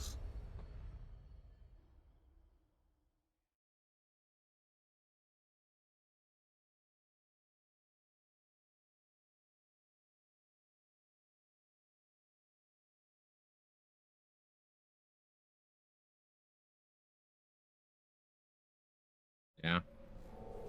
Vendors have been kind of one of the weaker points of this game, I gotta say. For comparing From the Ashes. Like, resource economy is very player unfriendly. There's been a lot of bugs related to vendors not updating their inventories. And then the sheer amount of RNG with Cass alone is very disheartening.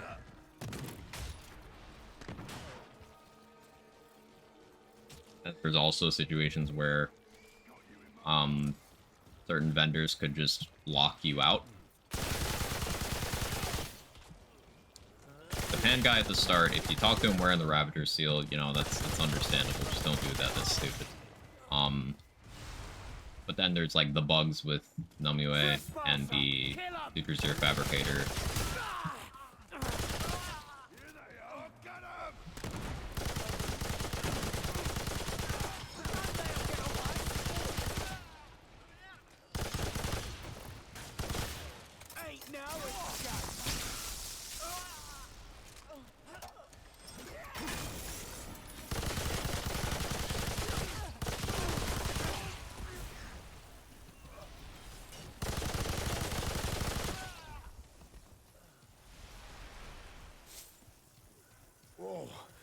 That's it? We don't love the number of bugs. It's really silly, the number. It's a fantastic game. It's just, like, making a game like R1... this is not, like, AAA stuff. Making a game like R1 bigger on the scale of a AAA release is going to introduce AAA levels of bugs. It's sort of the logical conclusion. There's some systems that I feel were particularly vulnerable and where we see like a lot of these bugs concentrated, like the vendor stuff, and then the complexity of getting a blood moon to happen, getting bugs associated with the blood moon on top of that is like nightmarish. They just kind of seem concentrated in certain places.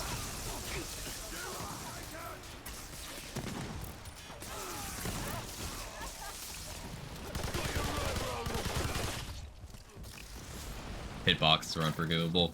Somebody chose violence when they designed the hitboxes of certain things. Like, there's no way roly-poly hitboxes were an accident. There's no fucking way.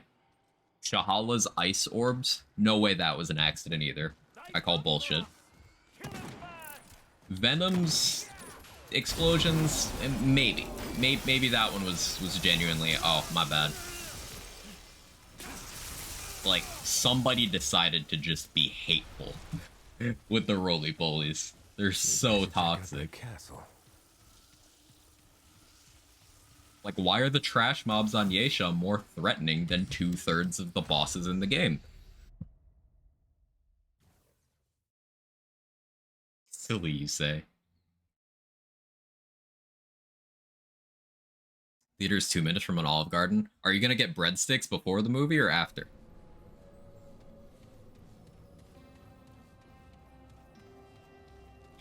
Like getting hit by hard air. It's not my favorite thing.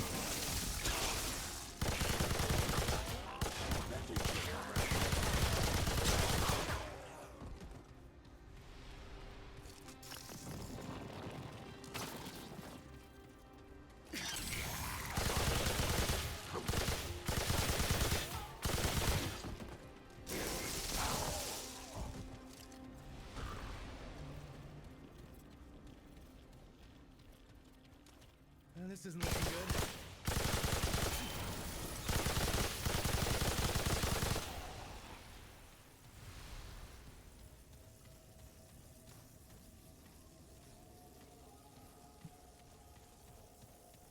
movie hopping, probably in between. Makes sense, makes sense.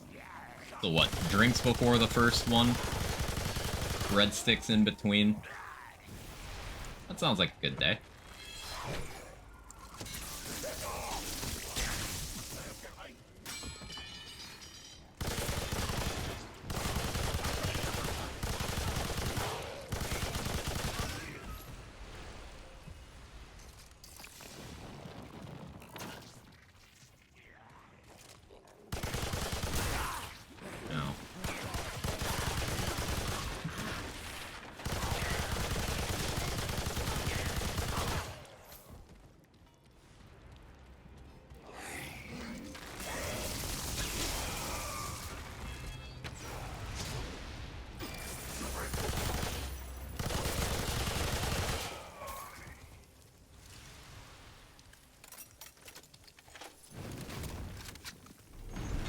I would love another performance patch. Because, like, I do feel like my performance on this game has just gotten worse as each patch has happened.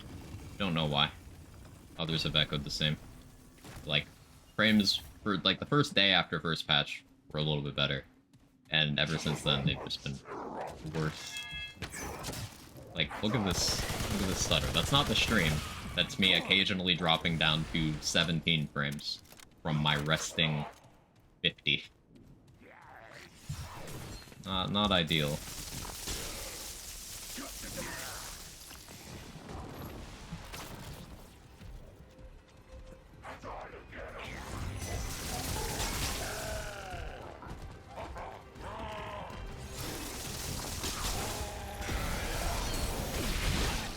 No, I did not take that as well as I thought I could.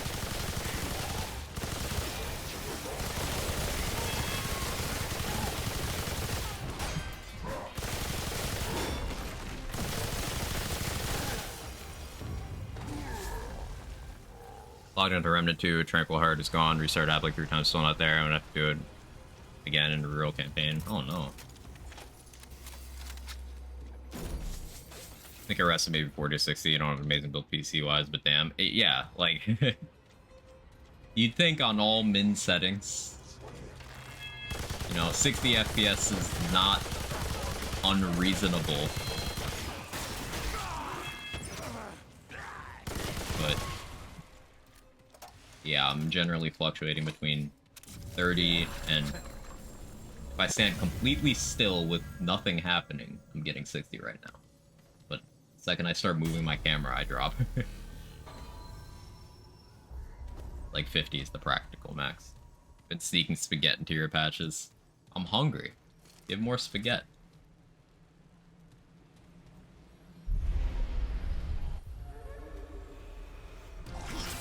Thick skin hardy on this guy. I was just thinking I hope he gets damage stuff because he's hard to tank anyway, so like I can lean into that, but now he's got everything now. Like that tongue attack is what I was thinking of.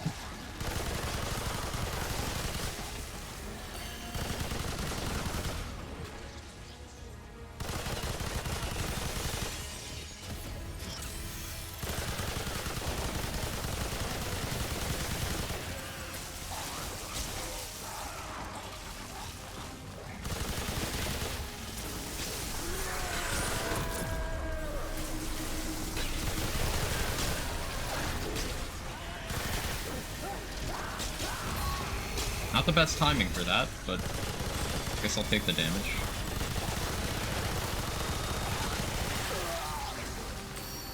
That's why. It's the thirst trap boss of Remnant 2. Something like that. Is that what I look like when I wake up? Send pics next time, please. What are you doing, Chad?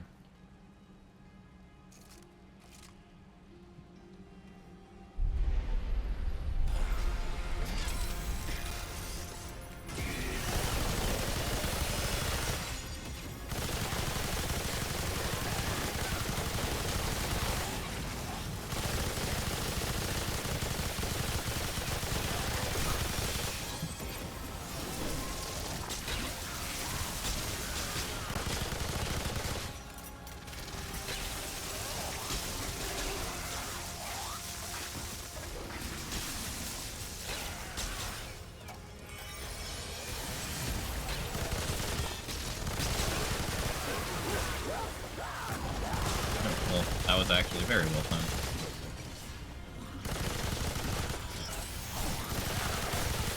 Stop hitting me. I'm busy.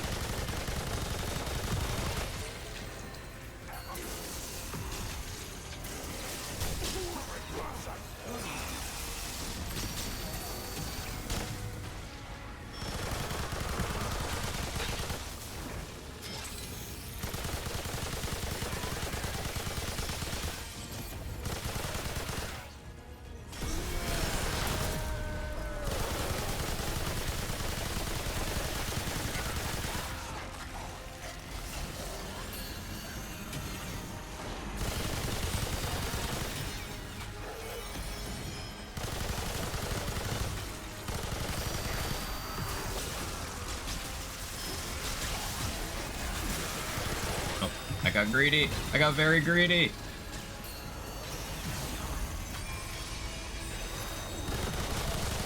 Scary. That was just bad dodge. Yeah. Greed. My own fault. Okay, Cliffa. Bonesaw looks pretty cool with corrosive mod. Yeah, you get a lot of crits. The idea behind me using it is I'm doing Sapphire Dreamstone with a ton of crits, so I get good uptime on Bulletstorm and Rampage. But the per hit damage is pretty low, so I need to like sustain. This is Apoc campaign. This is Apoc Adventure. Sleep Naked, just a heads up. Ah, so that's what the tongue is. It's not actually your tongue. It's your southern tongue. I understand.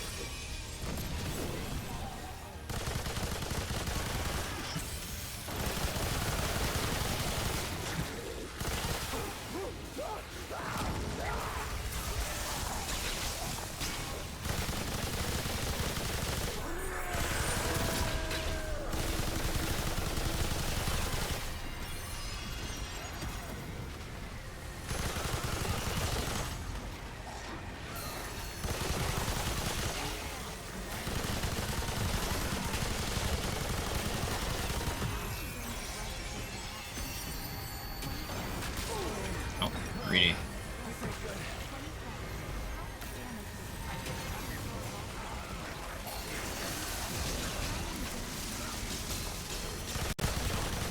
Every time this has killed me, it's just been me getting greedy. I need to not. Don't think this boss deserves a damn one-shot. I think it's perfectly fine that he has it, because if this boss didn't have high damage, he would just be free. Doesn't attack particularly often, it's mostly predictable stuff. It's just, the reason why he's proving hard to kill right now is because he's got double defensive modifiers. And he's already a high damage boss. Thank you so much for the 27 months, Stump. I really appreciate it. 27 is a magical number, all the best things come groups. 27.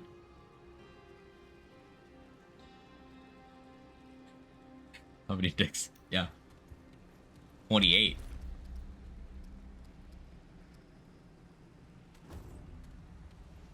How do I want to do this?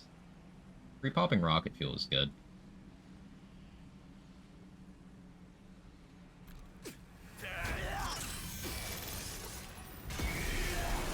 Pop all these.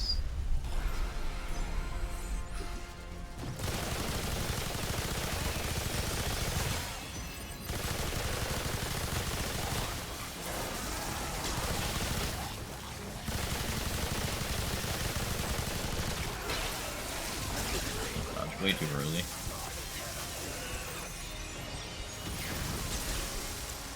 Still fine though.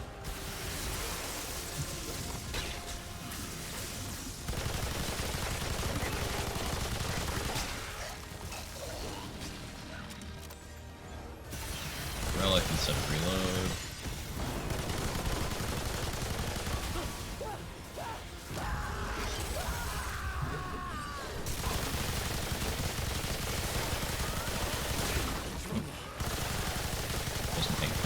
Skill issue.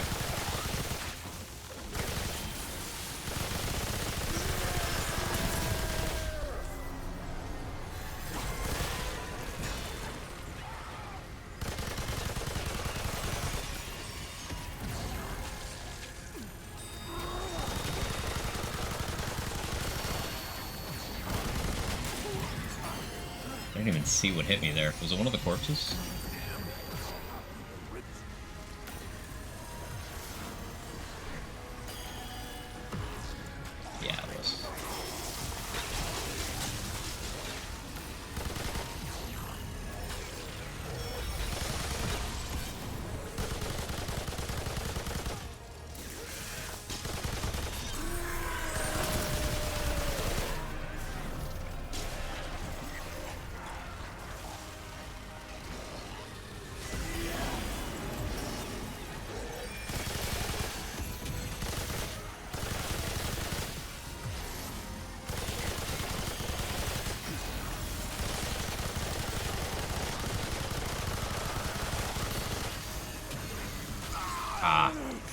I saw it coming, I just didn't react. I like this. This is exactly the kind of boss I need to improve at dealing with on builds like this.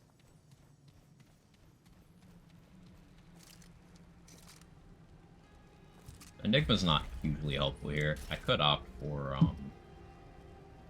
Nebula and have Swarm. Harmonizer. PR on this build, not high. Yeah.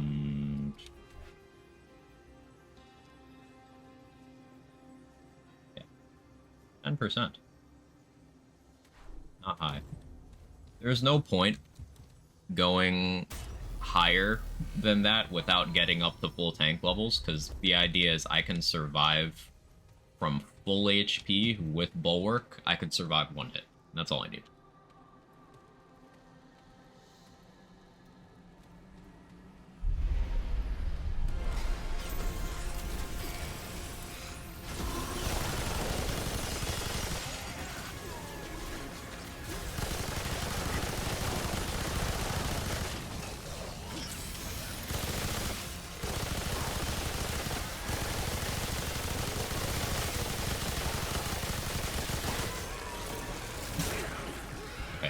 Drop frames during the tongue attack, then that's less than ideal.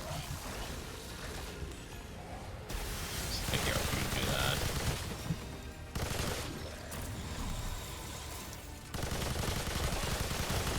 Oh yeah, you're immune to poison. I forgot about that. I should probably run overload rounds then, huh?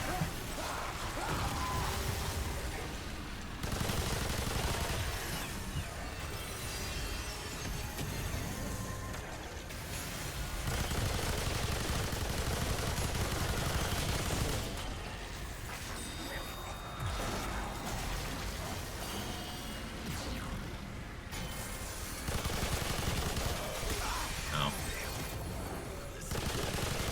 Discounted on the corpses.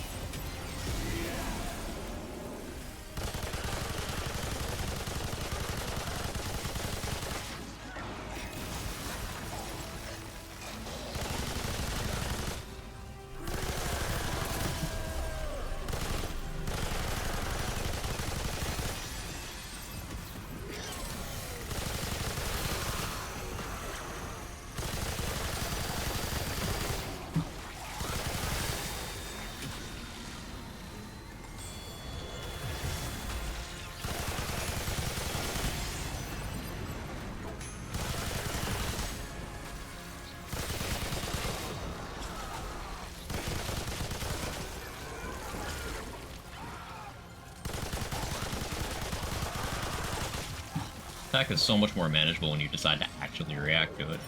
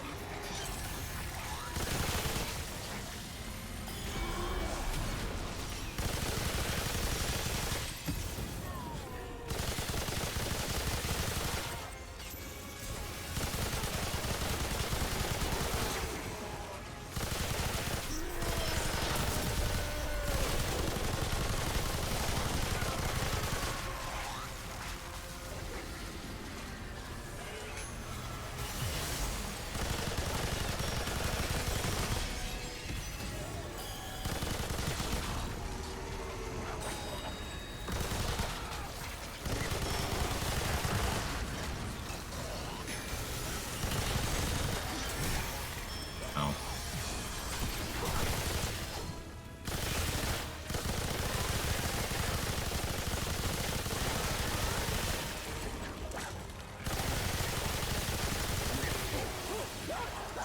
Badly timed, badly timed. Whew. That is fine. One of the many things I love about this game is you run into bosses where it's like, hey, do my singular mechanic or you're not getting past me. I like being told to do that.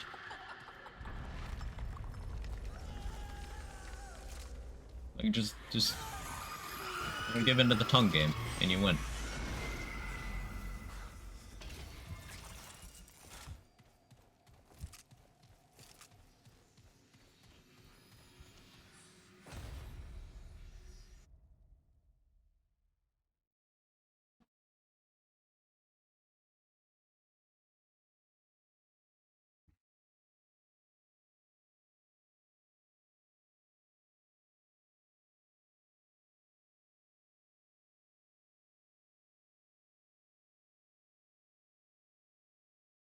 definitely use Bright Seal to the fullest there.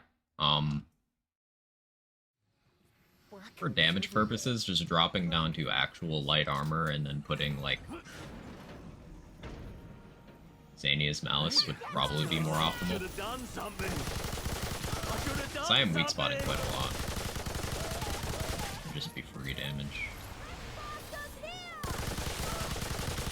I do like being able to take just stray hits from close on mobs, which I would not be able to do if I lowered my DR from where it is.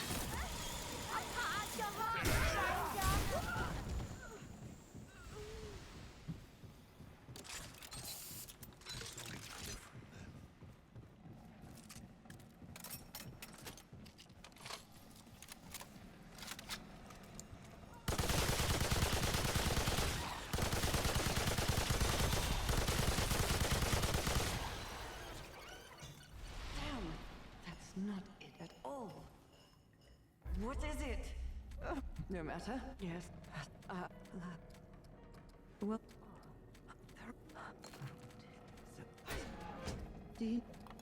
Wait. Extra scrap from doing this.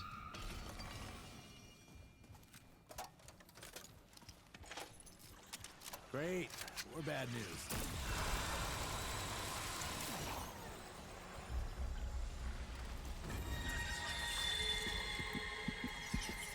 I'm still not sold on, like, what exactly I should use sidearm-wise on this build, for being honest, because it's very hard to argue against Enigma. It's gonna easily pick up those mobbing kills to get Berserk, and also it covers the main thing that the Bonesaw doesn't. But that Swarm was pretty helpful. Magister. I guess an option is I could just use a regular sidearm and apply Bore for extra weak spot uptime. I could do Sorrow for some healing. Sorrow still has decent ad control. I don't know. Sidearm slot, I question it sometimes. Maybe that's why they made Enigma so insane. Enigma and Starshot. With those being like S+ tier, and then Nebula being A tier, and everything else being kind of fine.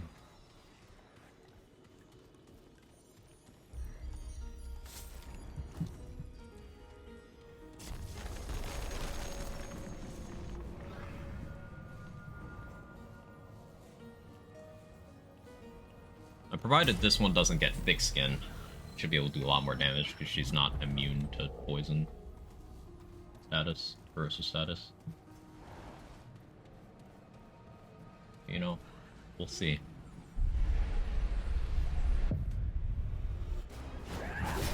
Elemental resist.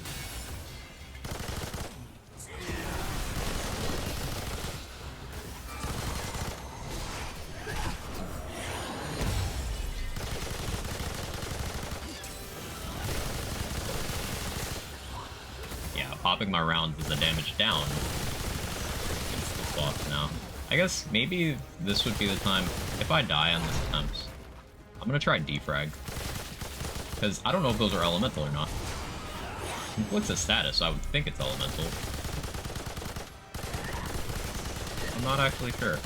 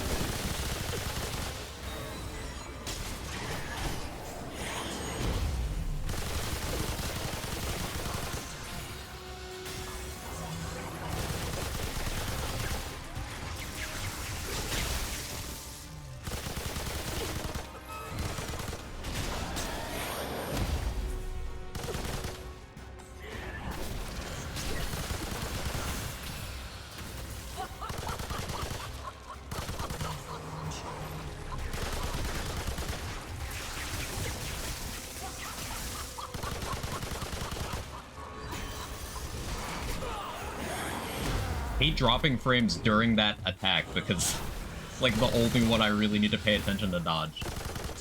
It's so frustrating.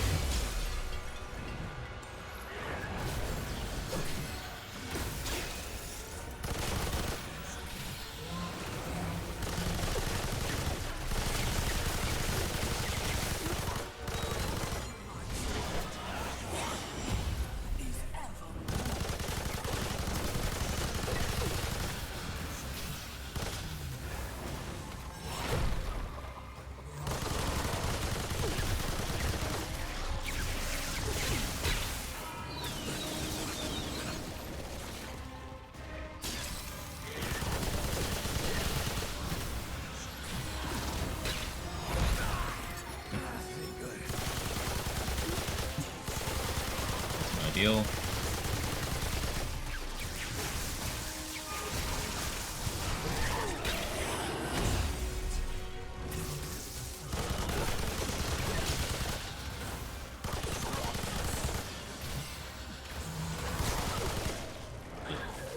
So sloppy. Hard to argue versus Enigma Nebula, to be honest, because you kind of get overran otherwise. Starshot as well definitely goes in that category of too good to ignore. If you've not tried it, highly recommend it. Both the main fire and the mod are just incredibly good and enable so many things because it's explosive, so you can do detonation trigger stuff. It's a very spammable mod, a huge AoE. Just Starshot's exceptional as well. But outside of those three, it's like, okay, what mod do you need? And then at that point, you're going like probably SMG, double barrel, rupture cannon, one of those. Maybe hunting pistol if you're doing very specific gunslinger stuff. Seems like the sidearms are a little underwhelming.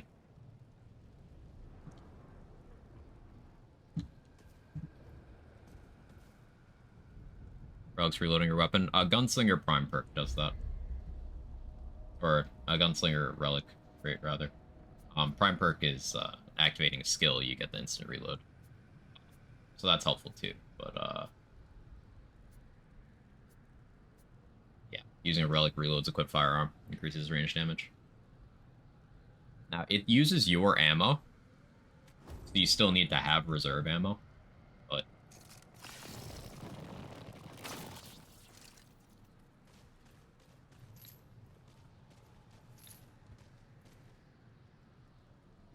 I was close to my black hat being off cooldown, so I figured I'd wait it out.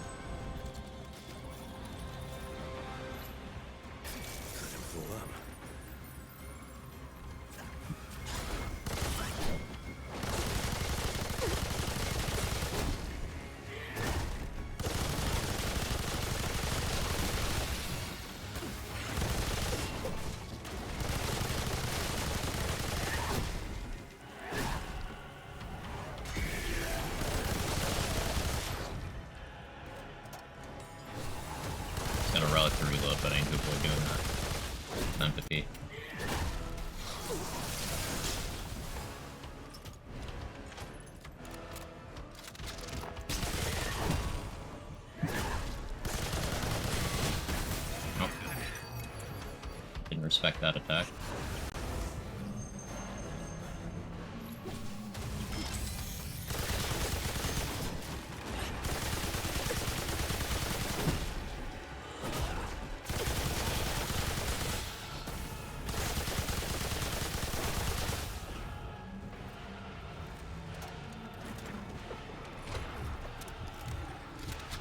Upstairs.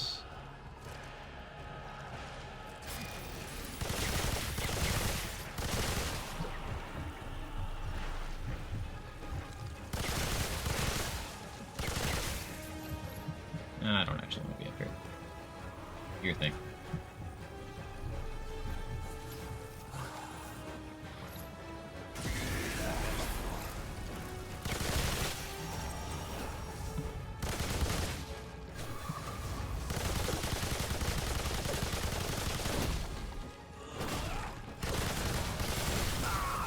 That one again.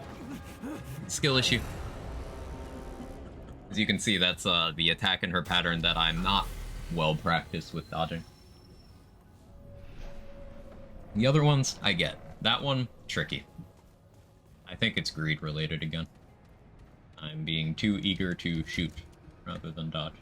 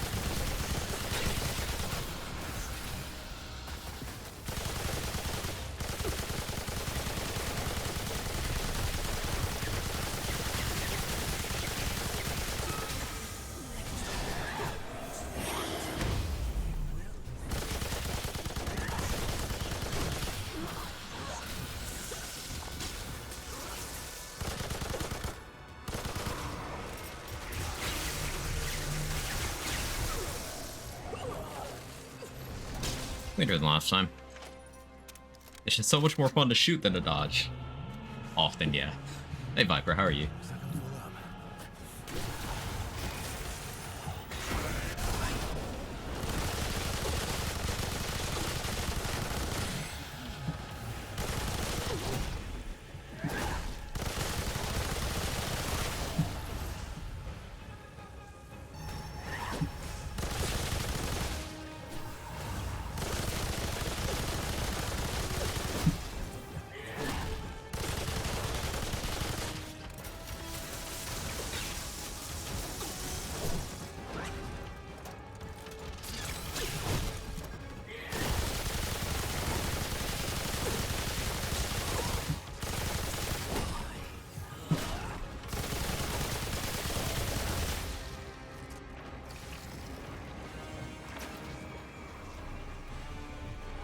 upstairs. Alright, well, you can have that.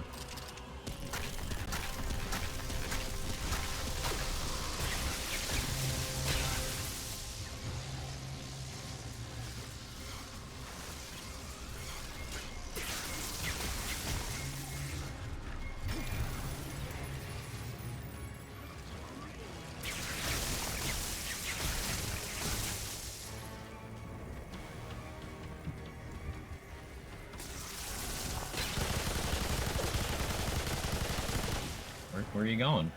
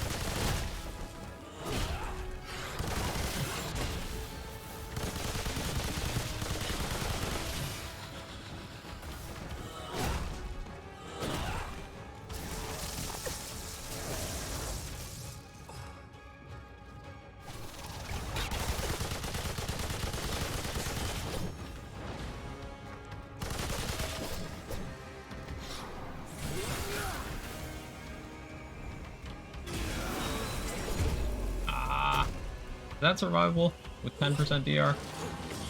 Yeah. Cool.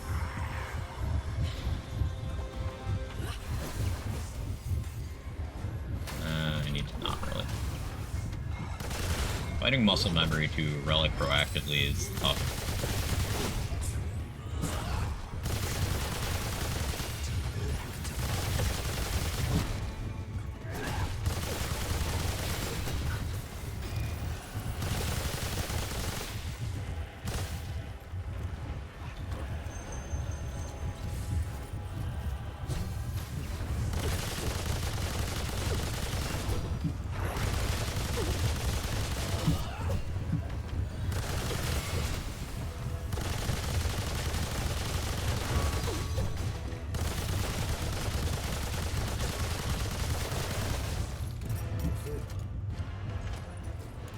Empathy and shocking reverse boss modifiers.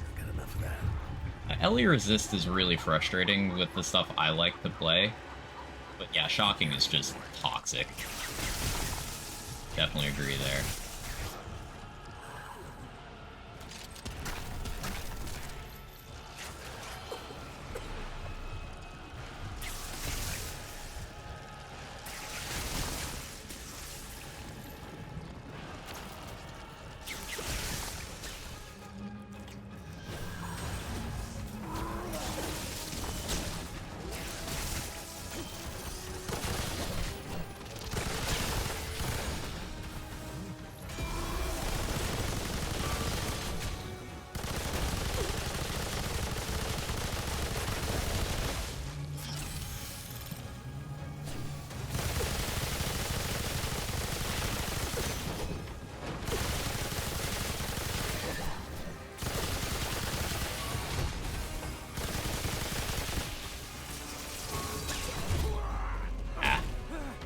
I'm fine. Oh, I might not be fine, actually. No, I'm good, I'm good. Only fine because they nerfed that.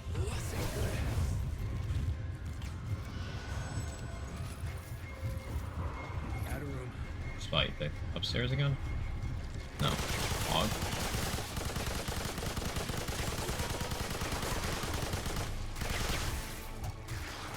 Hate having to spend time reloading, but do what you gotta.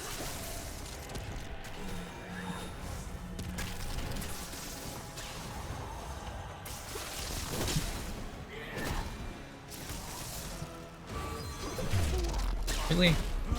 Not the roll catch. Yeah, this is why 10% DR is good. It gives me just enough to survive shit like that with no DR you wouldn't.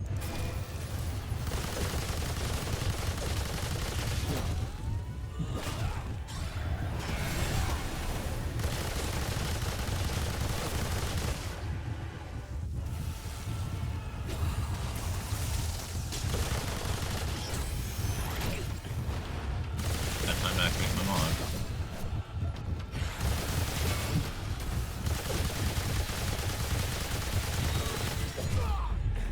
I need to roll back. I keep trying to roll through like the other attacks. I know better consciously, but rally resist, I go defrag. I thought about that and then I forgot to change it.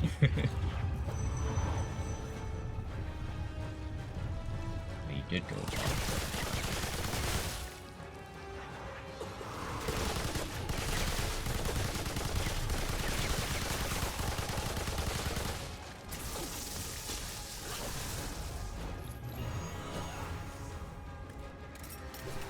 Ghostbusters at home. How you doing, Darth? Okay. I'm calling shenanigans on that one.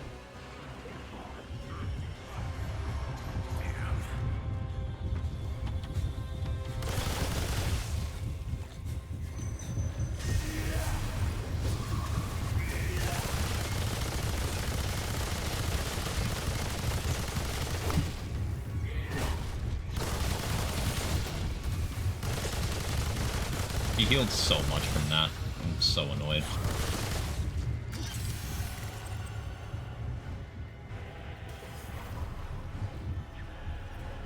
Please be on the bottom floor. Can't be.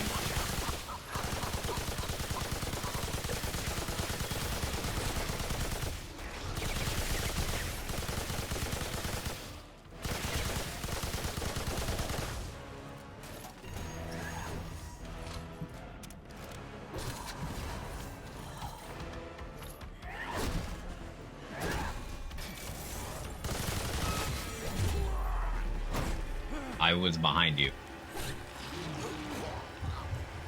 I'm making no progress because of these grabs. Like, I'm gonna run out of consumables to heal. I'll go defrag next attempt.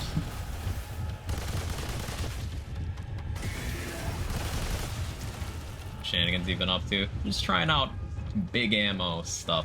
It works well, it's just the damage is low. And this is a boss that heals, so I will lose the War of Attrition. Especially if she keeps grabbing me.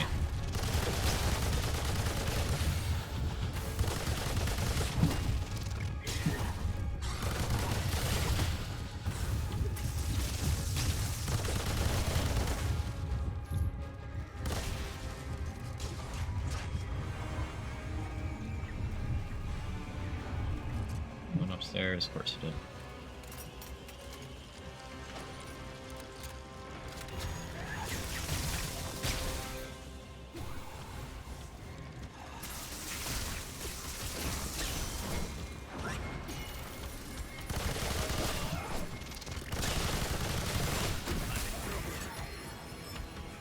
That one wasn't my fault.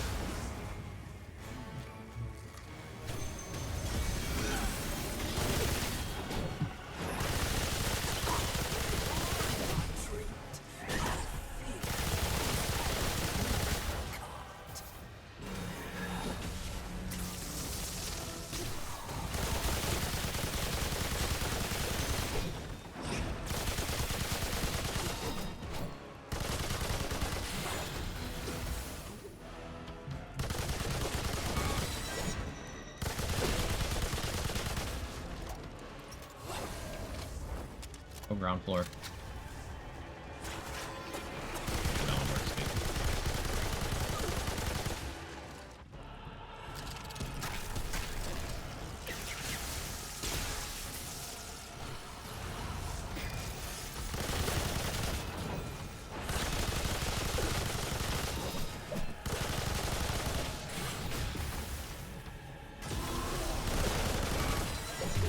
I rolled backwards. What do you mean? Hey, CZ, how you doing?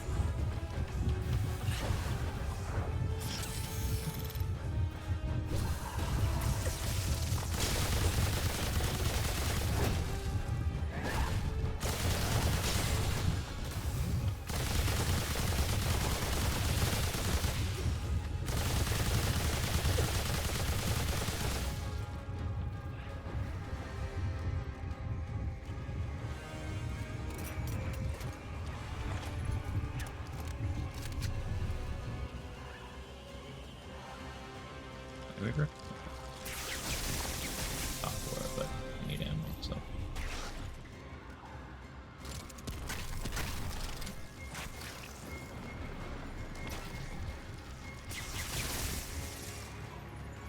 Come on.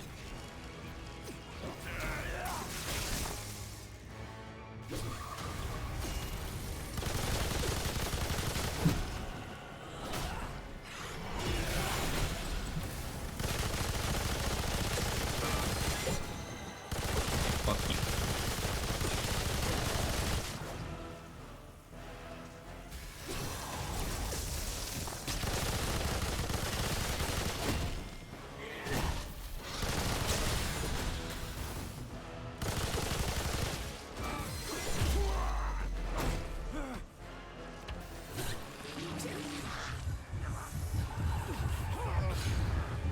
At least the sort of metallic chime to them. They don't see on a weak spot. They throw it at you.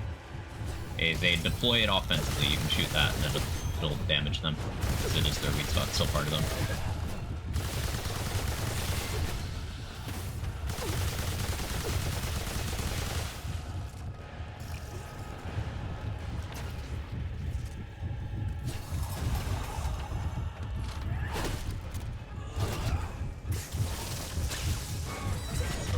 How is she still catching me with that?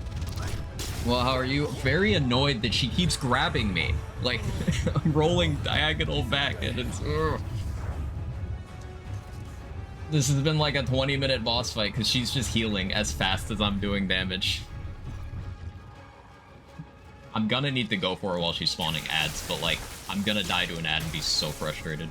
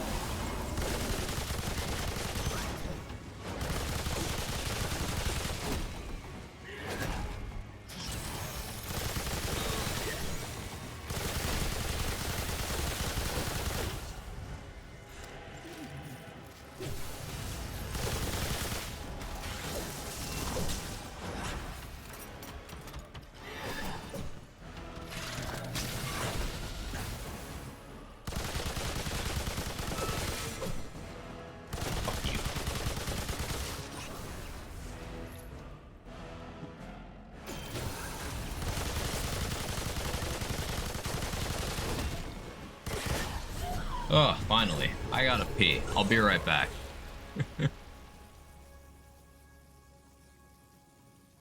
Oh yeah!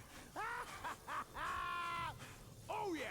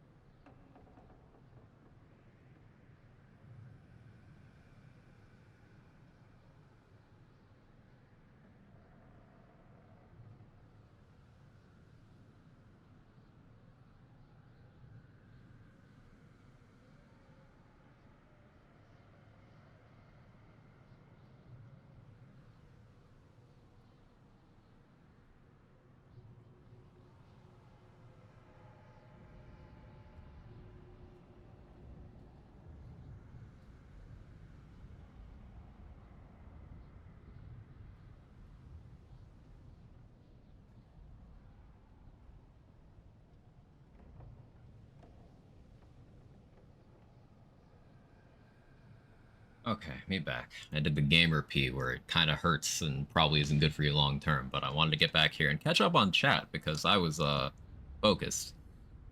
It's like I'm gonna try hardcore. You got it, Viper. You got it. Just don't cliff.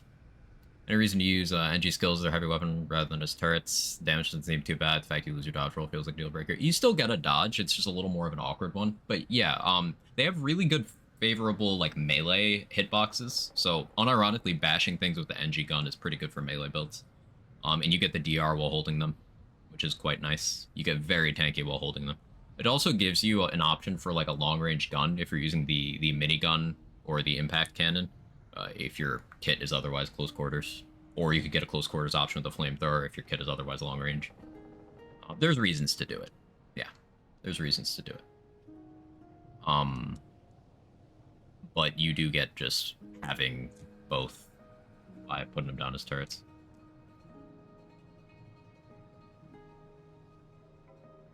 Don't forget the ring. I already have that ring. And you have to, like, leave and come back, right? Like, go to the regular version of the asylum. Or actually, I can just go from here to there, right? From Tormented to...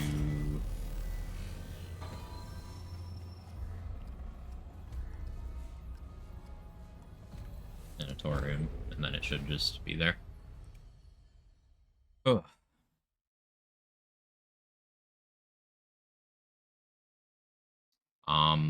I want to try typewriter. Hopefully we have enough resources to fully upgrade it now. I have it at like plus 12.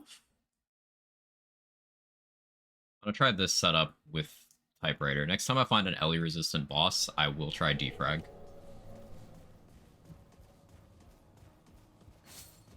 250 scrap for that. Thanks for the reminder log.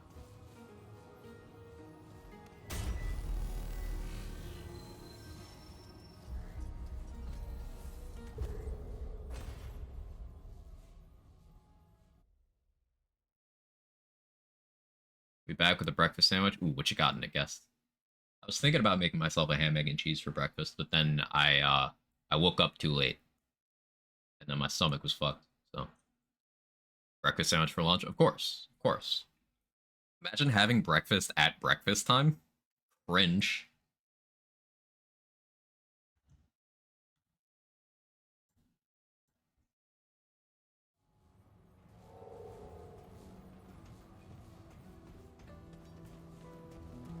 Ham, egg, and cheese. There you go. Hey!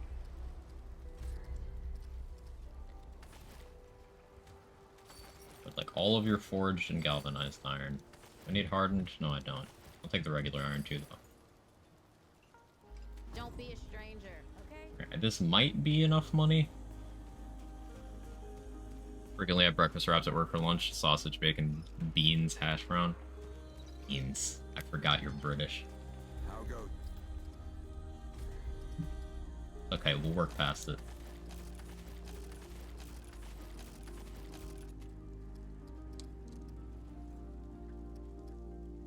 You know where to find me.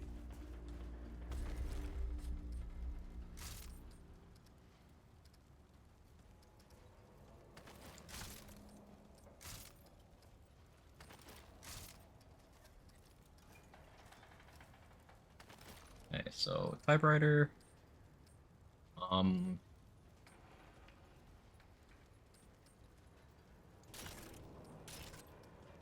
try momentum here because Enigma has native negative crit chance. But between Gunslinger, Challenger, and then if I have corrosive rounds, it'll go to positive. Then momentum will push it into actually being able to reasonably crit. I've been British this whole time. Well done. 10 out of 10. I've lost this exchange.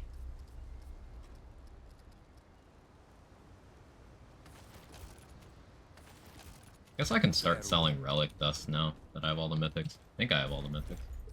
Did I ever get the... I still need shield effectiveness, I forgot. Oh. Might as well roll for that. Great. Up right here.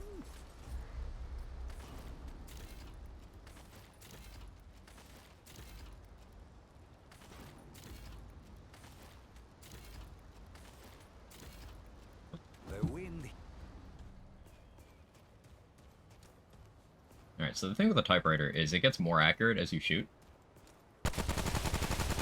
So I'll be able to do longer ranges with it than the bone saw.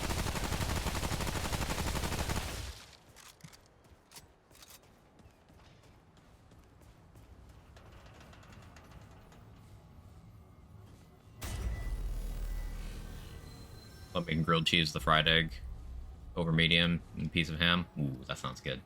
Sounds real good. Let's keep doing Losam, because I still need the ribbons from here.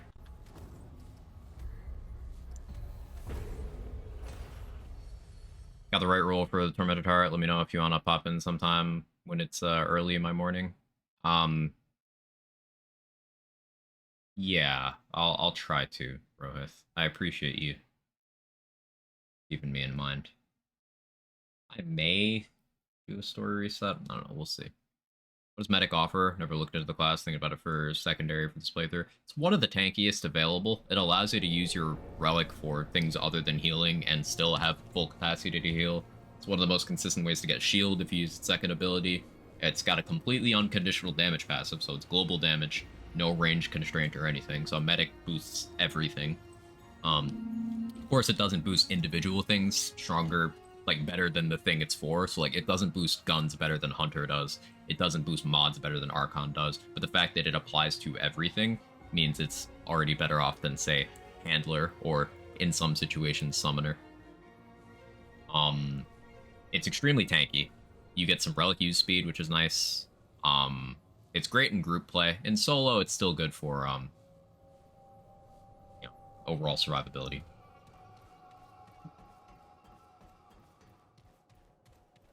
The tanky trinity is Medic, Alchemist, Challenger, with Challenger being the most questionable of those three.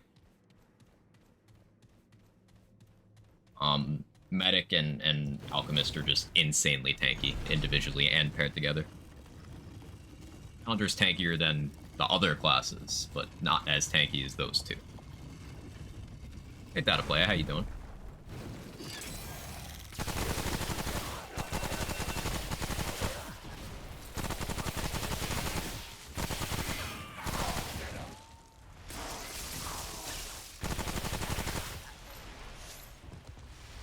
Lifeless Heart's great if you want on Relic use stuff to be off often. Yeah, I love Lifeless Heart for that. Which ribbon you getting? Either. I don't think I have either of them right now. So, like, I have the combined one. Yeah, this one. But I don't have either, so I just need to get them both. I'm not picky. Lifeless Heart and Hardcore? Yes, but you need to prepare. You need to have cheat death effects that you use before you eat the before you eat the fruit of death. So like Black Hat Band, Challenger cheat death, Alchemist cheat death, Medic cheat death. You need to have a cheat death effect active.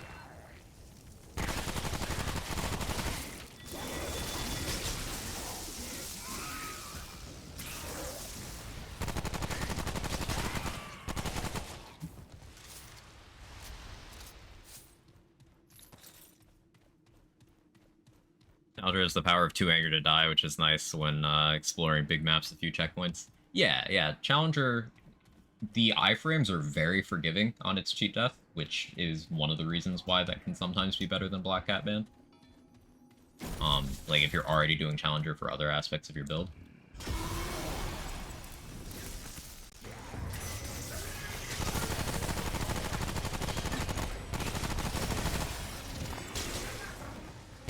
Okay, the Overload staggered.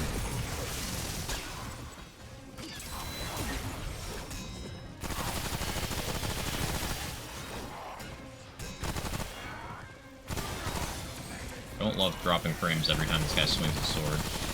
Not my favorite thing.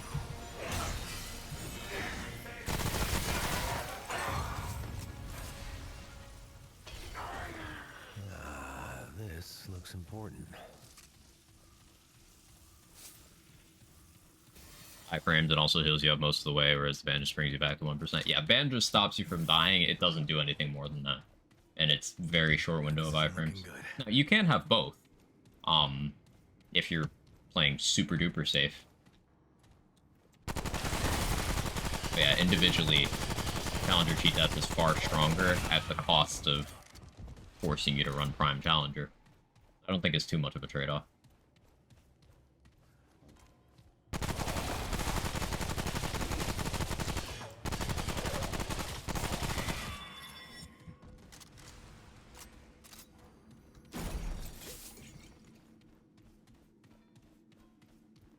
Currently, I'm running Prime Gunslinger, but I might reconsider that. I might go to Prime Challenger so I can free up a ring slot for more damage.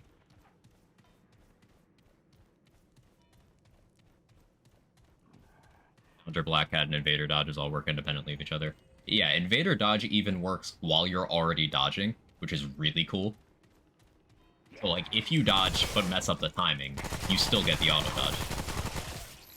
That's actually how I cleared Annihilation for the first time. A level 0 Invader. Level 0 Invader with, I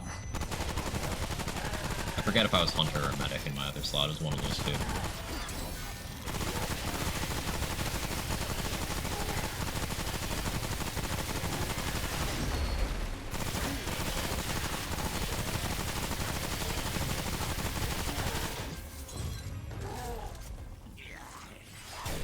Oh.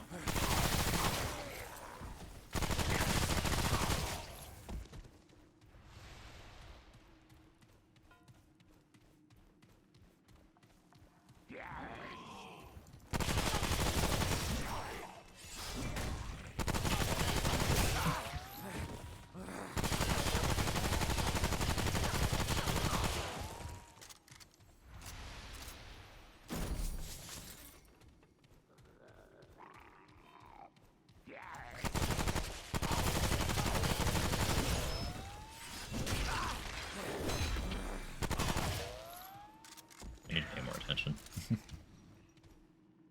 Another one of you.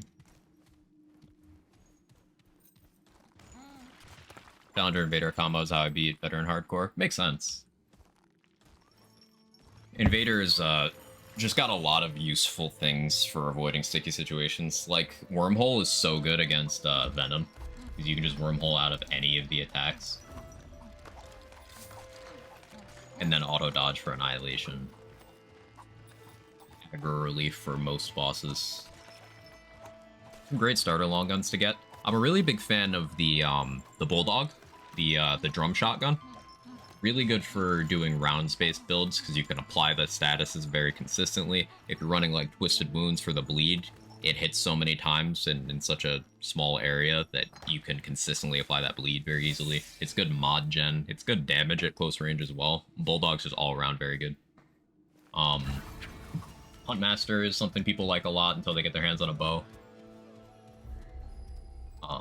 The Widowmaker, the one-shot sniper, I'm a huge fan of that. That's my go-to for the final boss. I'd say probably those three are my go-to. I'm using the typewriter right now, but I was using the Bonesaw, the LMG, for most of the stream so far, and it performs pretty well. Good, used to watch on another account, used to play Wonderlands, many chance, love your build content. I haven't booted up the game in a while. Playa. Feel pretty. But the Wonderlands Redux mod team did tweet out that they're working on the next content update. So when that comes out, I'll probably hop back into the game.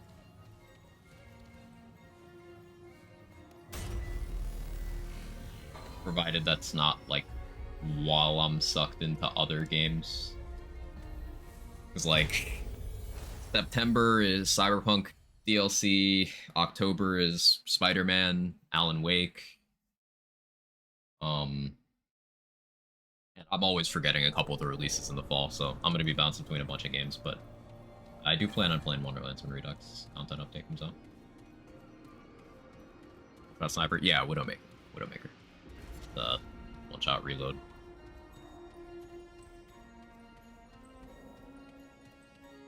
You be juggling and jiggling. You know it, Rapid Fire. How are you? Alan Wake as Spider-Man, though. That'd be the most depressing Spider-Man game. I was gonna say Spider-Man story, but, like, recent Spider-Man comics, they do not like Peter Parker. The powers that be do not enjoy his existence or happiness. It's pretty fucked up. Now, Miles continues to take nothing but W's. Miles out here becoming Palpatine.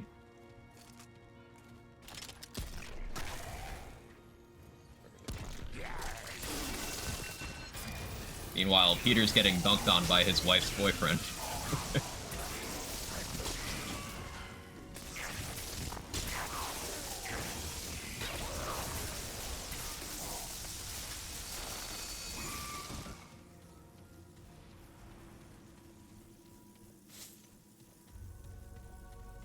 They hate Ben too? Yeah.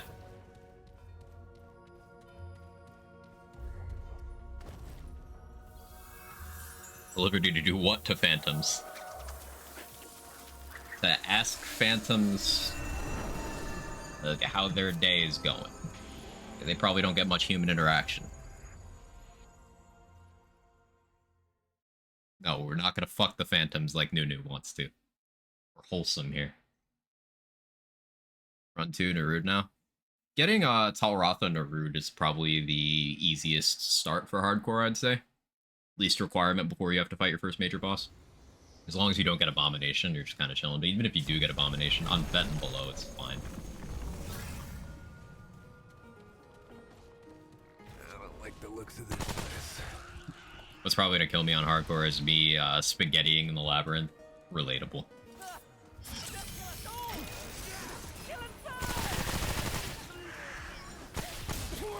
Not the frame drop during that.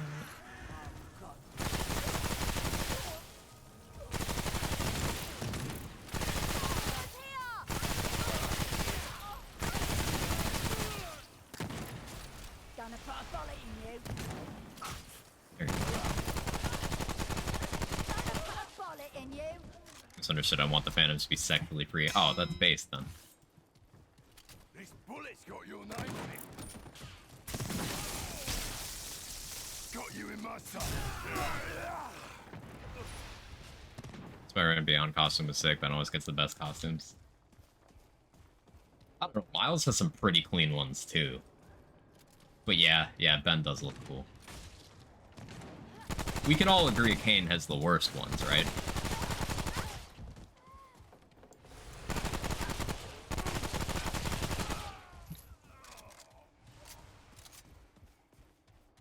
Holy hell. Got some Phantoms under Root and they don't deserve human interaction.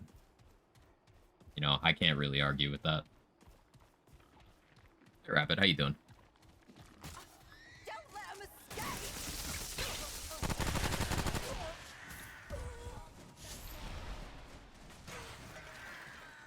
This pig hits me, I swear.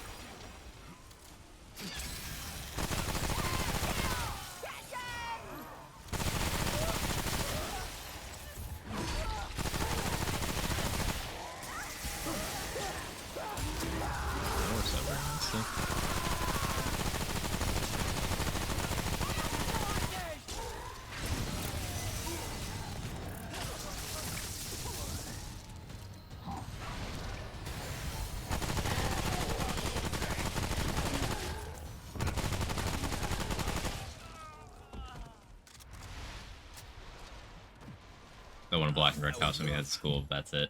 Yeah, it's like, Miles has black and red costumes, but good ones. Like, multiple of them.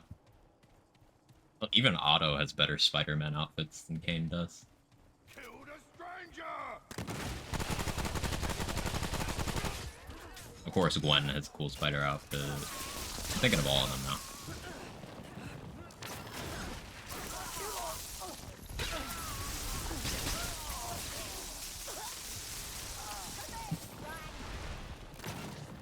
Doing good. Done a lot of grinding in Planet Side 2 today. Nice KD of 7.2. You make anyone mad today? I remember you were mentioning the other day you were knifing in Planet Side and salt farming.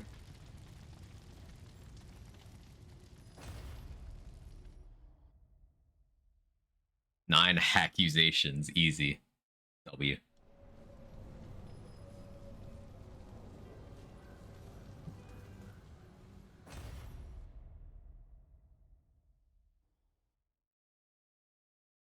I gotta charge my phone.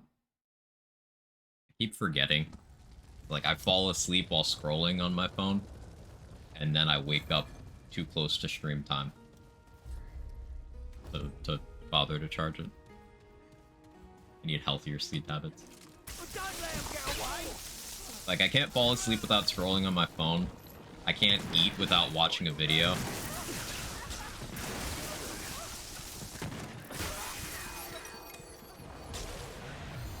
I can't walk without listening to music.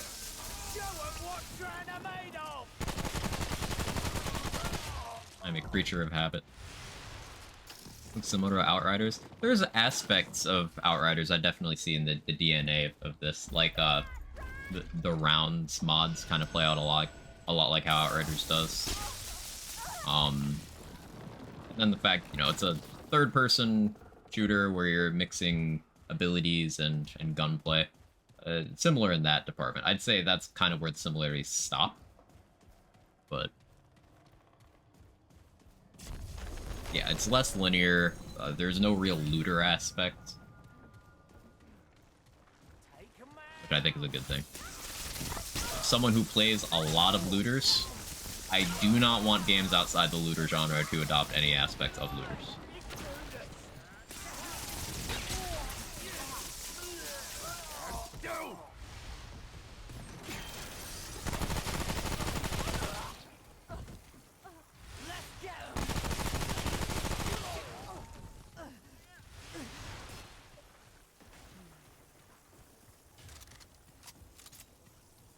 Eating the quiet's crazy though, that's what I'm saying. I need something to engage my brain for the 2 minutes where I'm eating, because I'm also a fast eater, so like, I won't be satisfied until I find a 10-minute video to watch, but then I'm done in 2 minutes.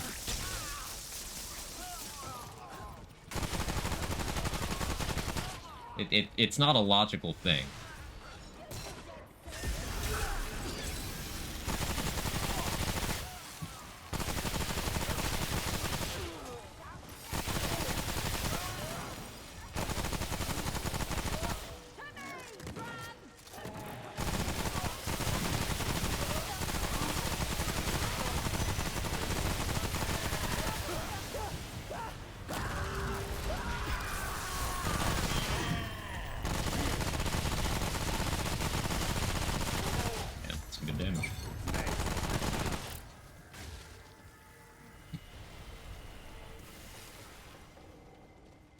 Me this morning, putting on Lord of the Rings while having cereal and quitting 3 minutes in? Yes.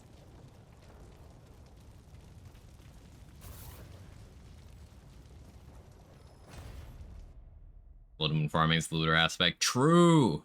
That's why it sucks. Recently focused on my habits. Wake up by 4:30, hour of exercise, half an hour of meditation, keep my phone away at night. Sounds like something that would be very difficult to start, but once you settle into that as your routine, that would feel very good. Yeah. I'm actually a fan of starting the day early because I like the extra quiet hours.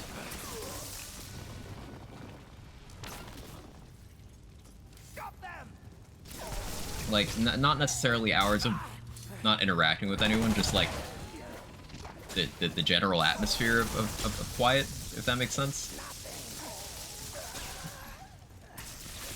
General atmosphere.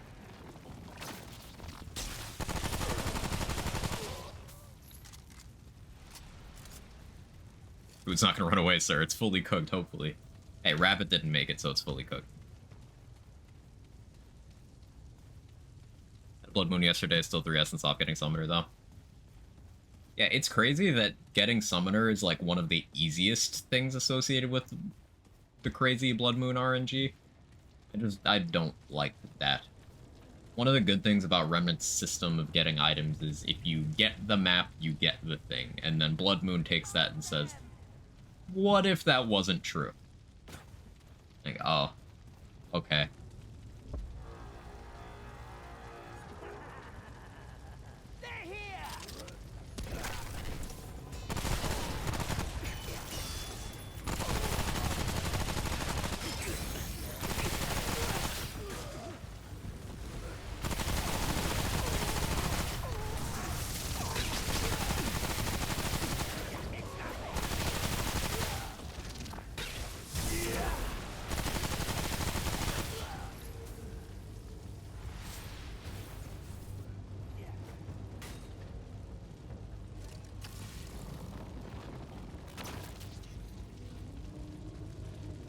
Aside from Summoner, which stuff in the altar is worth going for?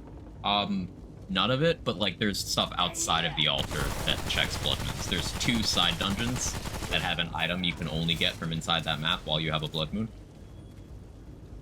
So I'd say the most relevant things are Summoner and then those 2 items.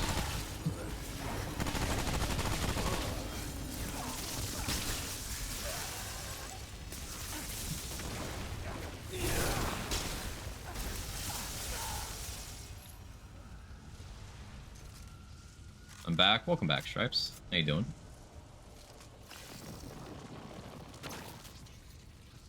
This is it.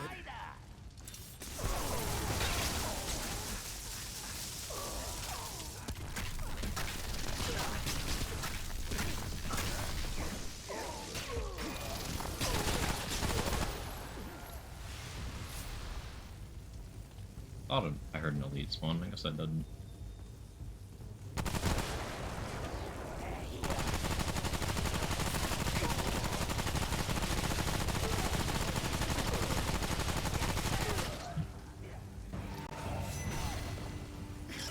Maybe I did.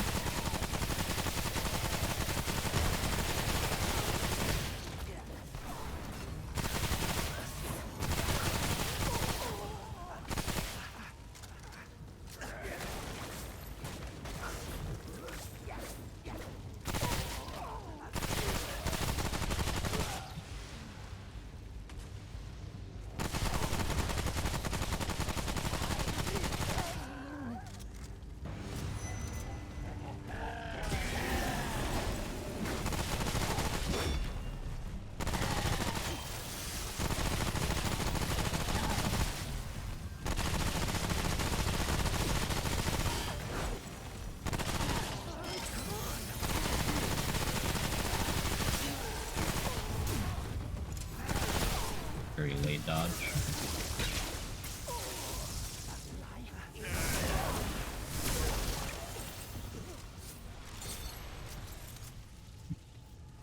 It's one of the dungeons at Air's End? No. Would you like to know which dungeons it is? Because it's not at all clear or straightforward. Kill him!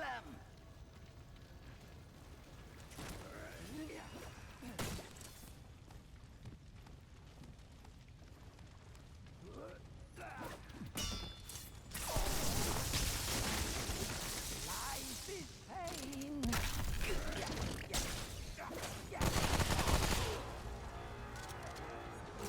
Get the outsider!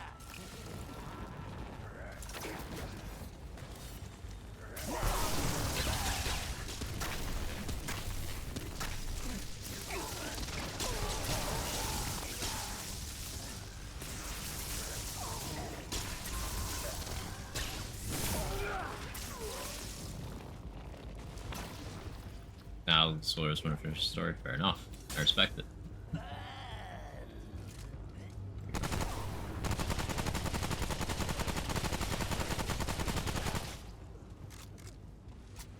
Vader's first skill is so good, holy shit. Yeah, it's a really good safety net. That's over.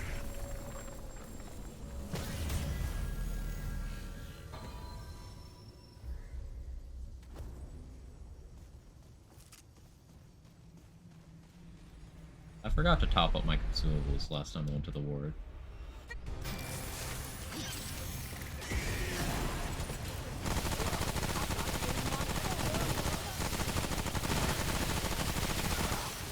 Looking okay. He should not be that greedy.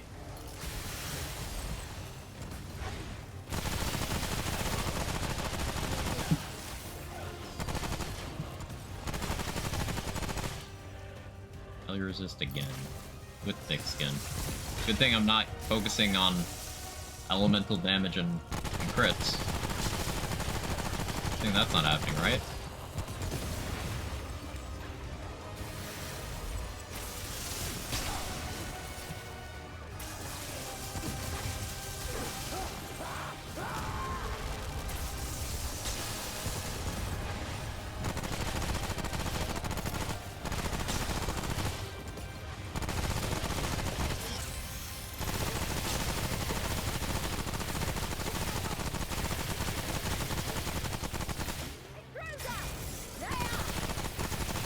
keep shooting the bomb out of your hand. How do you feel about that? Until I miss.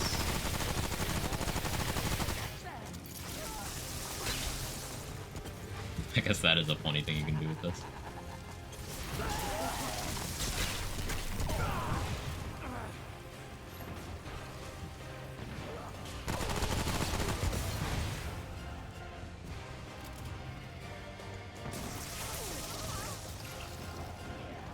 Bosses always seem to have elemental resist, don't they?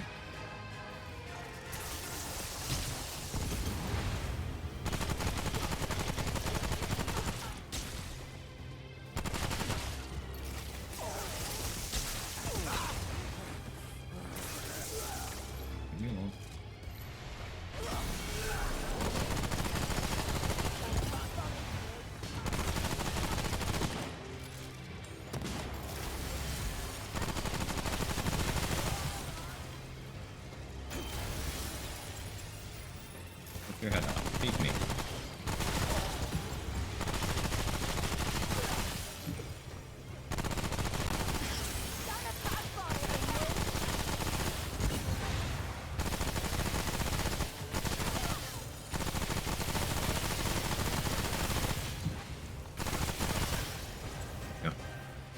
Question. If I played the game once on normal and now it's special weapon for Apoc, do I need to create a new character? No, you can just reset the campaign on your current character. Like, this character that I have, I've been using for 99% of my playtime. Like, I did first playthrough co-op veteran with 2 friends, and then I did my solo story on veteran, and then I reset and did Apoc. All in the same character.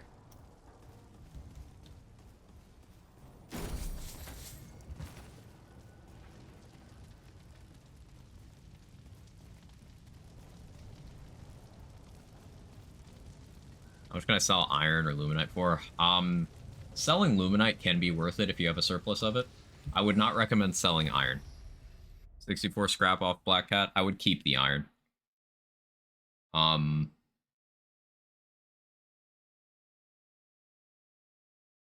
Yeah, I'd sell a luminite off.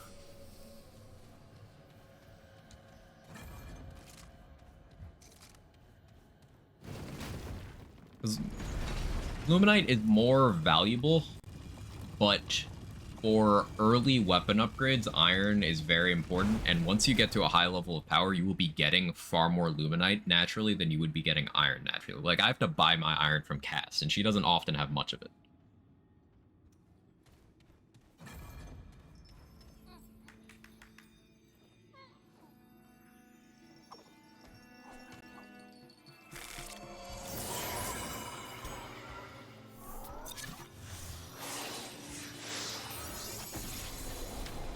Black Cat acquired, let's go.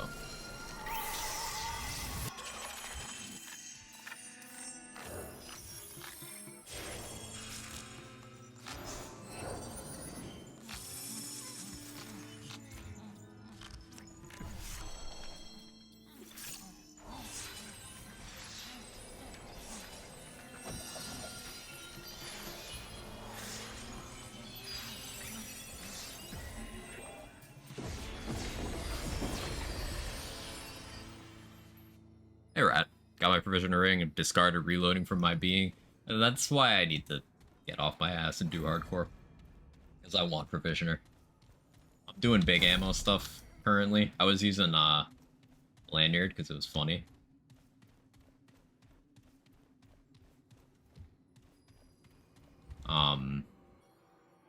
What's provisioner ring do? Gradually refills the mag of weapons you don't have equipped. Like, while you're holding your long gun, your sidearm will be gradually refilling. And vice versa.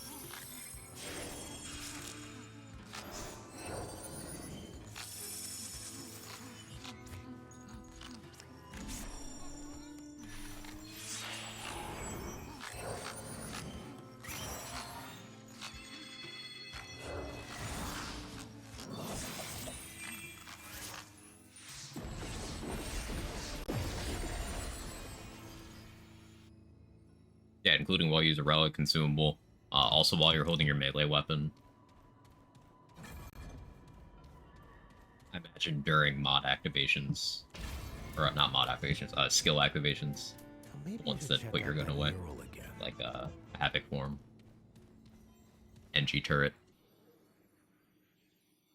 Want to know why the Jester shuffles the cards before even showing you one? I think it's just because shuffling is fun and satisfying.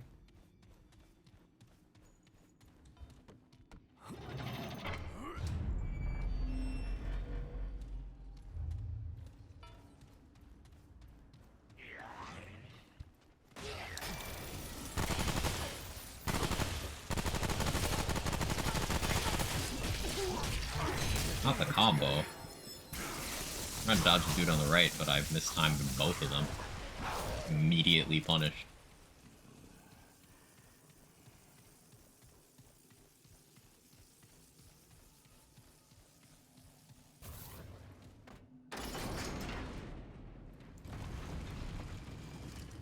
I'm kind of worried about range.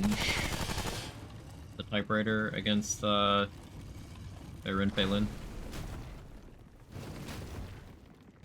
But I can just hotshot. It'll be fine. It'll be fine.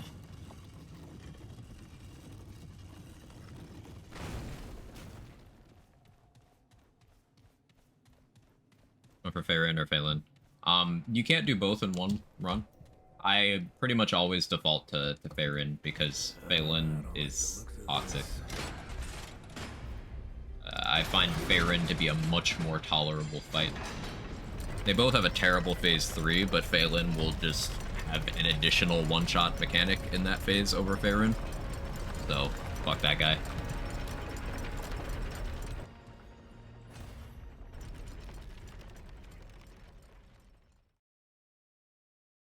Kevin, why are you Kevining? What are you doing? Cat starts meowing at me from across the room while walking aggressively. Yeah, come up here. You decide you're thirsty. You're just gonna knock over the water bowl, though, dude. He's catting. Don't remember which is which, and I fought one recently. Farron is the dark one, Phelan is the light one. Anything besides melee weapons you can only unlock in Apoc difficulty. So each difficulty has a melee and a ranged weapon locked behind it. So like Veteran is Spore Bloom and Smolder. Nightmare is, I think, Repulsor and Hero Sword. And then Apoc is World's Edge and... What's the gun from Apoc?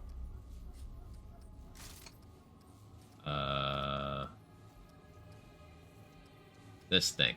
Star Killer. Yeah. Both weapons guaranteed. They show up in Brabus's inventory after you complete. So you will still need to buy them on all your characters that want them, but they will be available in Brabus's inventory. For all characters. First mini boss, congrats. Beware, creature, for you yet are. Whistling in, close. We will use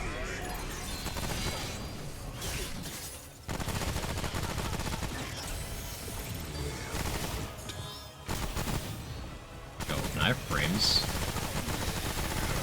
Really helped me immensely here.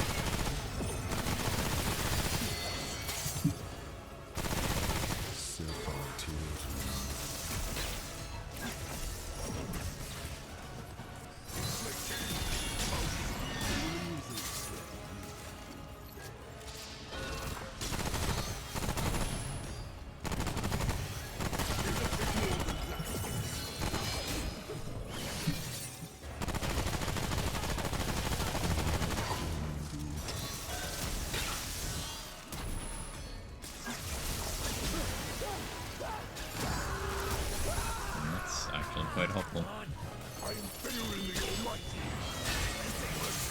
figured I'd just take that one.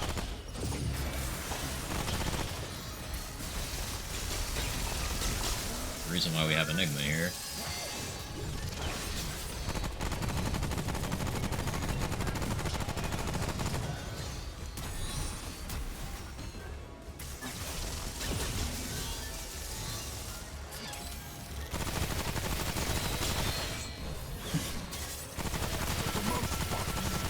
Always fucking elemental resist.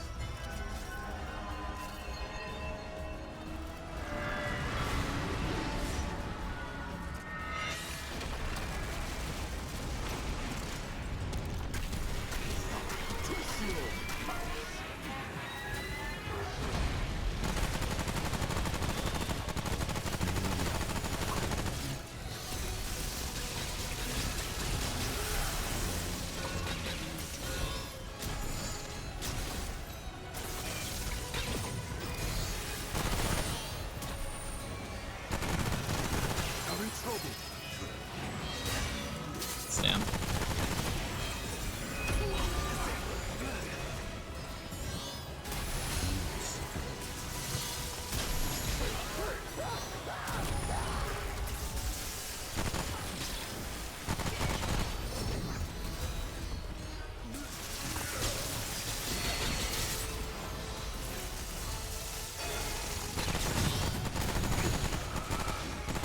Yo, frames would be so nice.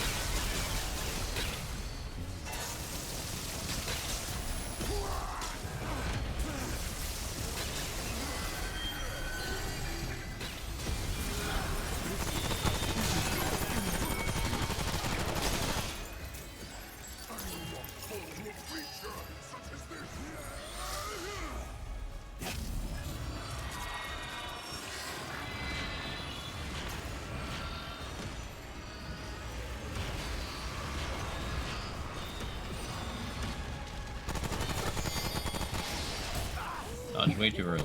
Luckily I'm tanky now. He didn't roll any damage modifiers.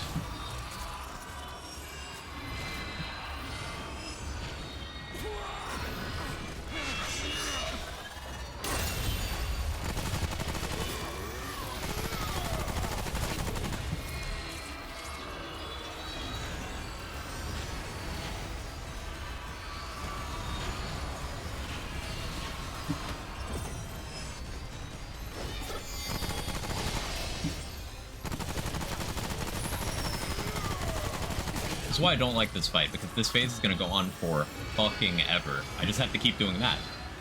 It's not interesting. It's just annoying.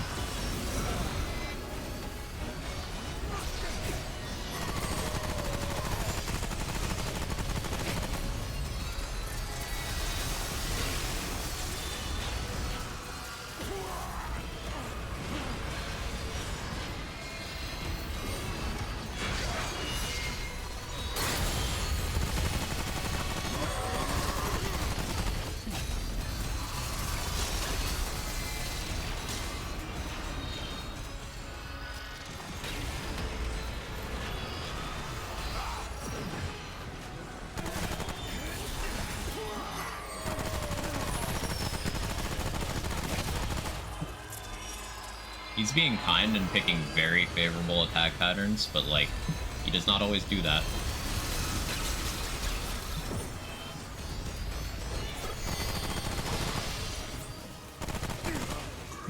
Ugh.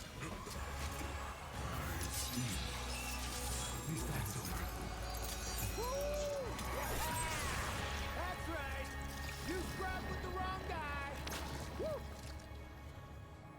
Game did so many things right, really raised the bar. I agree. This game did a lot of stuff that I'm really, really appreciative of.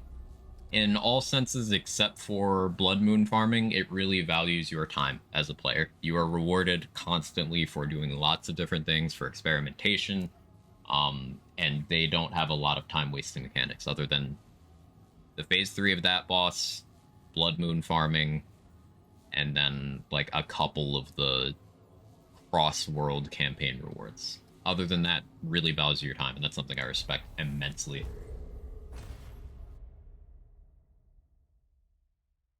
Yep, always Ellie resist.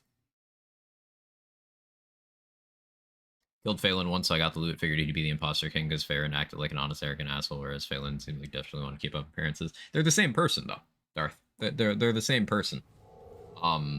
If you press them on like why one wants to kill the other, they start slipping up, and they start referring to him as me or us or we or I, because they're two halves of the same person. So they're both the imposter.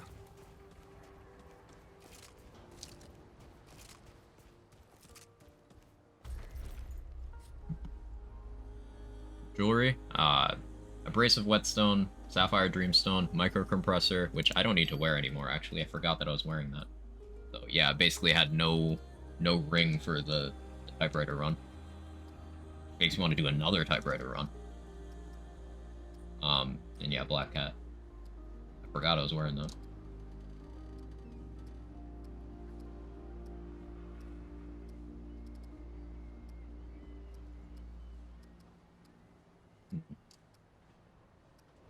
Definitely want a damage ring, but the question is, what kind of damage do I want?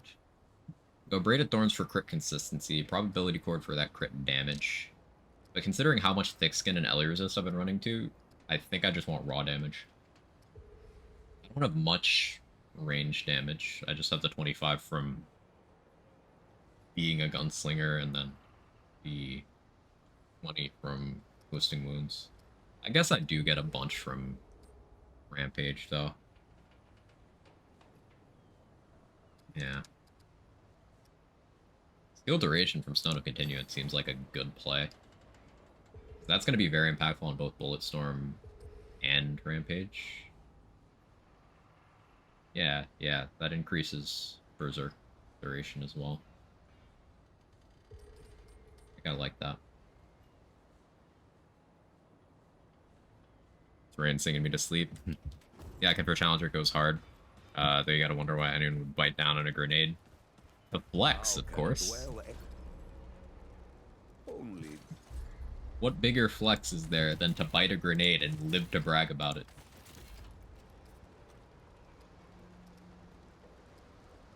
You must read.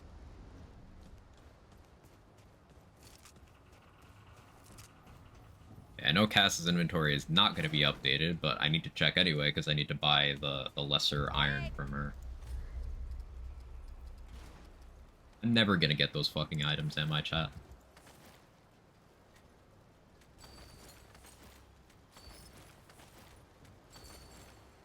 I'll be here when you get back.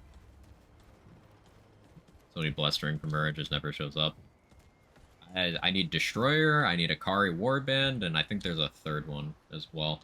But she just never has anything new for me.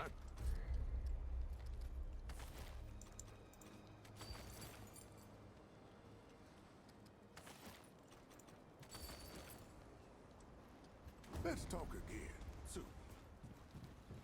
Try checking other players' cast when I did like 4 rings. I haven't played co-op in like a week and a half. Sit down anyway. I'll be here if you need fixing. Audrey, I've been meaning to. Just now. Sorry. What did you want to say? So I have those 2 points in long shot. I'm thinking maybe let's go with a different trait loadout. I'm liking the survivability got going right now. So I think I'll keep all that the same. You know, fortify, triage, regrowth, vigor, arc skin.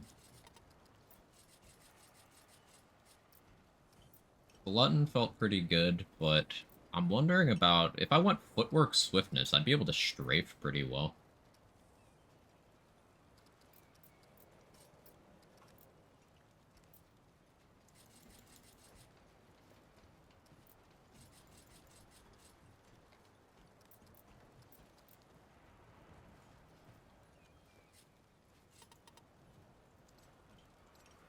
Go to 7 there.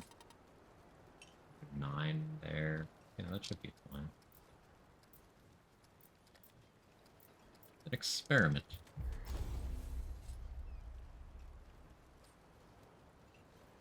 What's the crit chance on this? 10, 20. Switch from defrag back to corrosive. 25.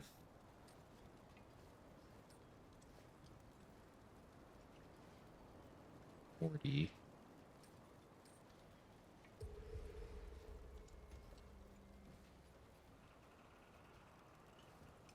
$45.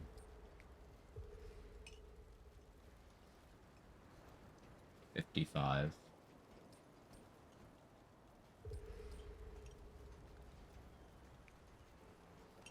Yeah. 55% crit is enough to get good consistent bleed application and Dreamstone crits, because I'll have a lot of fire rate.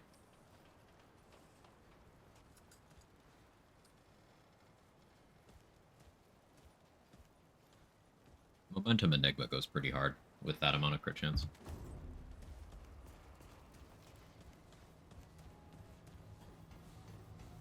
Out of all the classes in this game, which one do you think is your favorite? Archon, because I loved mod builds in From the Ashes, and I love them in this game too. Let's change it up. Let's do an Arude.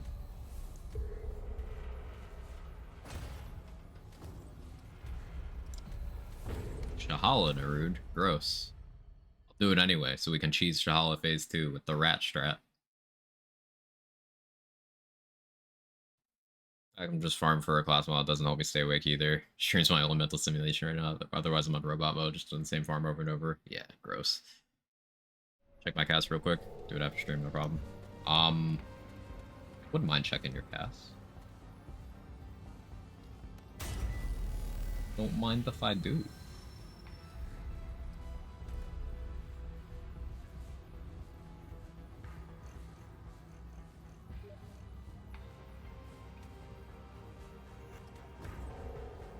Do I need to show us online? Ah, there. Thank you. Yeah, I got it. Hopefully, your cast has stuff. If you want to check mine, you can as well.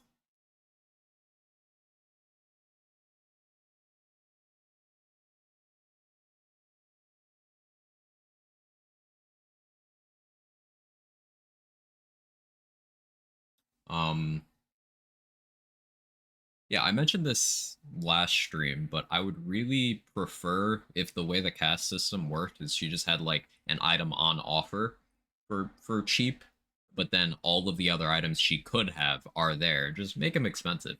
You want people to have a resource sink other than the other 50,000 resource sinks in the game, just make them expensive. It's having it be random items when her updating at all is questionable is just annoying because it means there's no way you can get certain things. And it's not like it's, oh, the co-op items require, you know, playing in co-op. That's fine. It's like stuff like Band and Captain's Insignia, they have no purpose if you're solo, so you don't need to get them. I get it. But like Glutton requires a co-op ally, and that's a useful trait. Did my game freeze?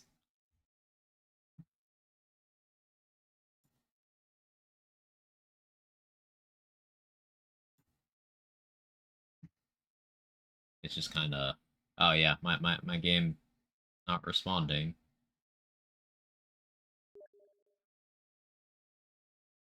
It's responding now, but the thing ain't moving.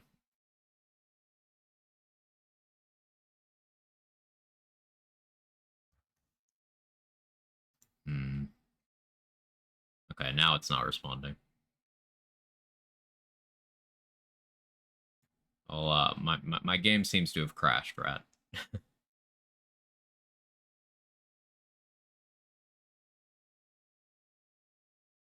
It's responding again.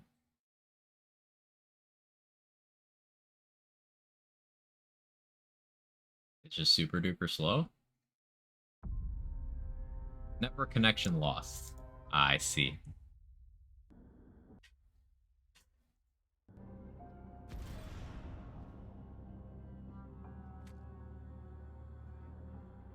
This game is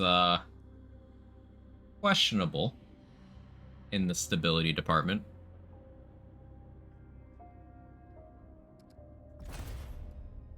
Minute long out of nowhere, I think. Switch. Joining bug. Oh yeah, scheduled ads to turn off pre-rolls. Sorry. Every 45 minutes, I think is what I have it set to.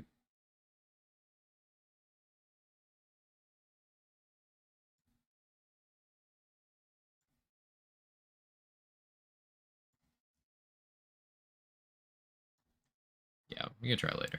I appreciate the offer though.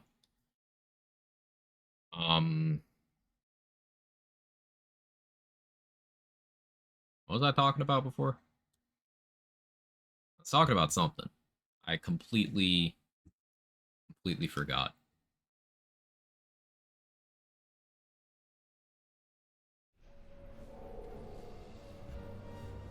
Yeah, it's gone. No idea. Oh well.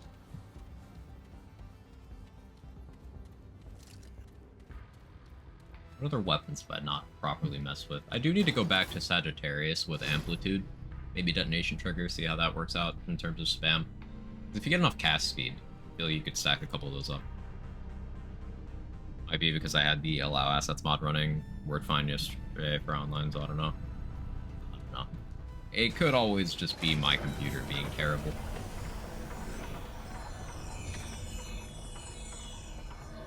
That's been contributing to some of my problems with 2023 games. Finally about time for me to the full upgrade, but like the problem is I was shopping around and I don't know. I'm just not comfortable with spending like my entire bank account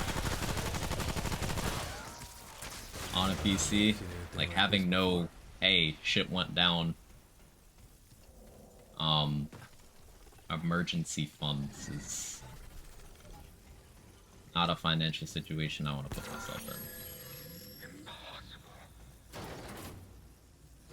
We're back to the copium of, yeah, GPU prices will drop. Surely. Your presence creates new, interesting possibilities. I have many questions. Here they come.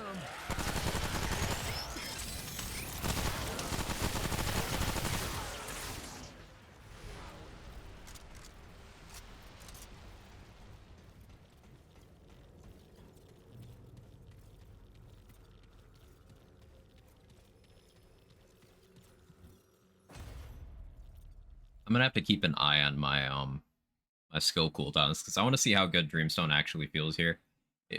I'm thinking about maybe pairing it with Diverting Heart, because Diverting Heart, when you activate your relic, you get 15 seconds of 1 second shaved off your skill cooldowns per second.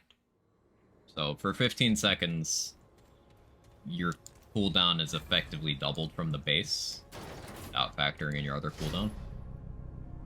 So that, with the incremental shaving off from Dreamstone, I could, even if I was of a mind to it, to do it, I could put on Spirit Wisp Amulet to shave off even more cooldown every time I activate a mod.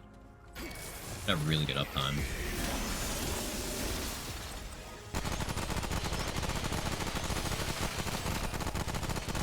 Like, Perma Bulletstorm alone is crazy. Like, Perma Bulletstorm plus Rampage is very nasty.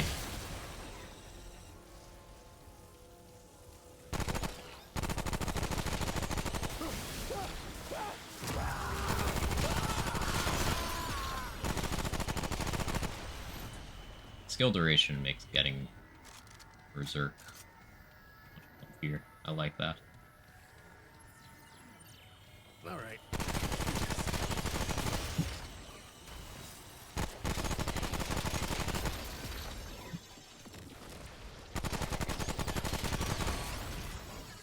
Kind of hard to accept Lifestyle Glutton, but also Flashcaster, but also many more. That's part of why I want the trait cap to go up, because there's the core survivability traits that you take if you're not planning on playing, you know, light roll no hit. But then there's also really nice quality of life stuff like Glutton, like anything associated with move speed.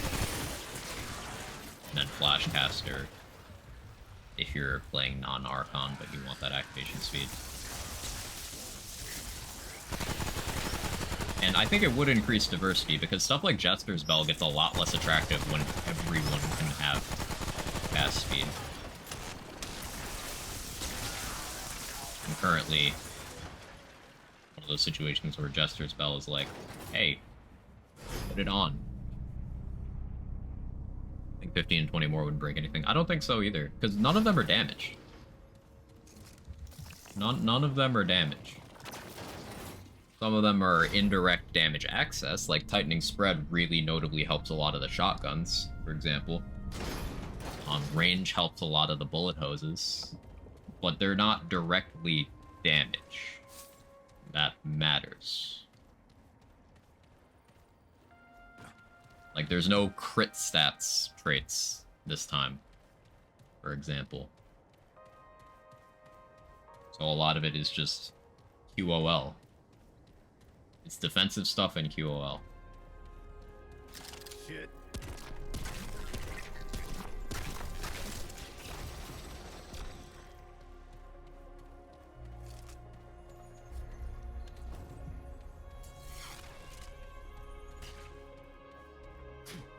As it stands currently, you only really take Spread or Strafe Speed if you're building thematically and accepting being less effective for the sake of building thematically. Like, maybe they want that to be a, hey, get punished for trying to style type thing, but I don't think it's healthy currently that if you are trying to have a baseline of survivability where you can take a hit without being a full tank, that means 50 of your trait points are spoken for, if not more.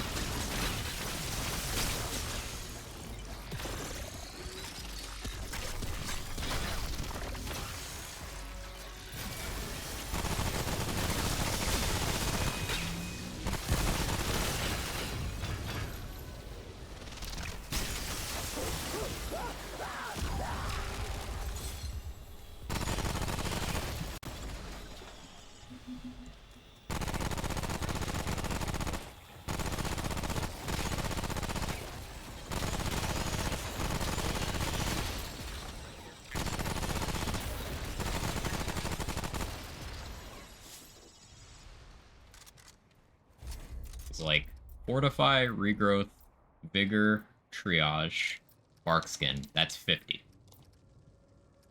Not including, you know, 3 ones from, say, being Challenger, etc., etc. But then a lot of people are going to want at least one Siphoner. So let's call it 51, assuming those 5 plus 1 Siphoner. That leaves you 14 trait points.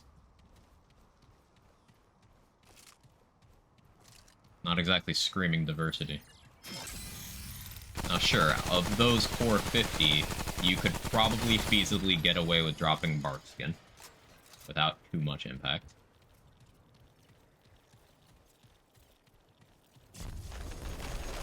But when measuring the impact of Barkskin against other traits you would grab with those points, it's still not worth it.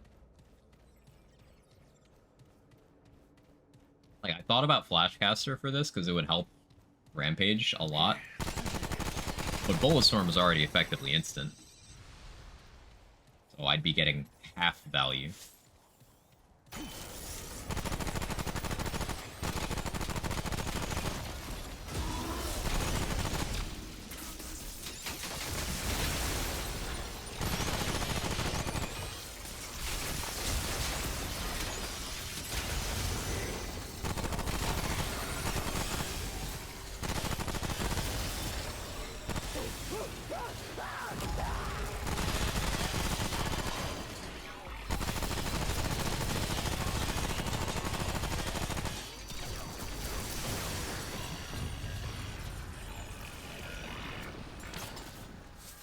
Loading a pool with a Starbucks cup full of wine and cran grape.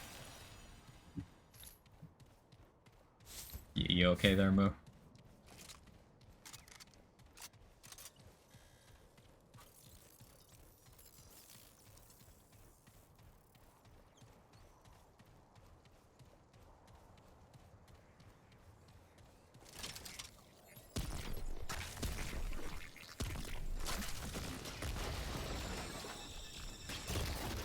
Honestly, drop 4 to 5 bark skin, etc. Just grab vigor, +5 endurance, +5 stam regen, grab stuff I like.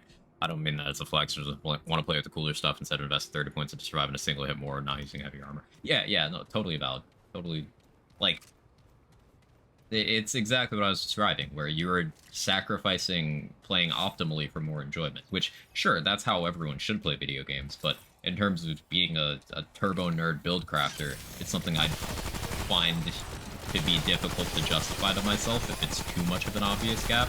And with how I tend to play with Tranquil Art, where I take hits and then I passively heal, it's too much of a gap to not have that one hit of buffer.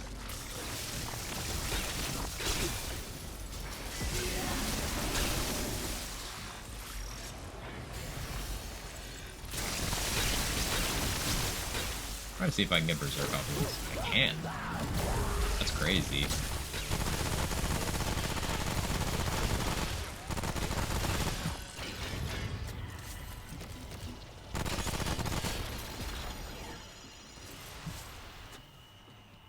That seems a little bit silly. Wonder if you get Berserk off of the birds during Corruptor. In theory, you should be able to, right? Arby starts at 12, and it's 2 hours. Turtles at 2:30 and 90 minutes, and Coraline starts at 4. I guess Coraline's getting missed. Olive Garden opens at 11, but until I stand up. Water. Hydrate.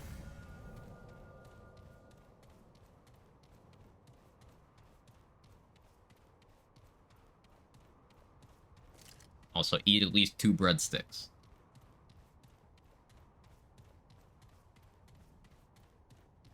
Got a day drink, do it on a full stomach. Where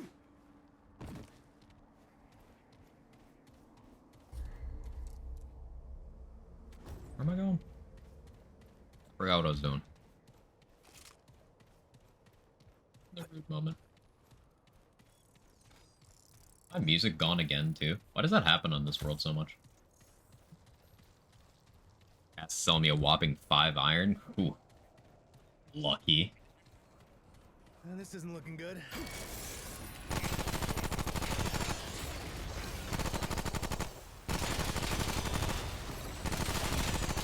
It's so weird to me that you can make these robots bleed, but you can't make the target dummies bleed. I guess logically it's them bleeding oil or whatever, but like, still.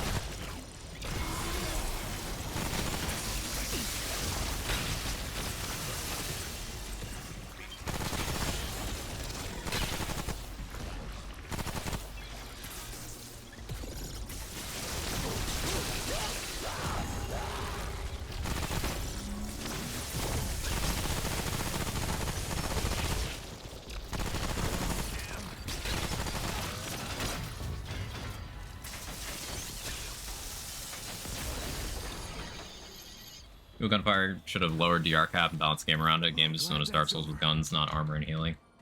Well, that's the thing. Known as Dark Souls with guns does not necessarily mean that's the official creative vision. If you're gonna have this defensive stuff in the game and not have it make it so you can survive at the cost of your damage, then like, why is it in the game?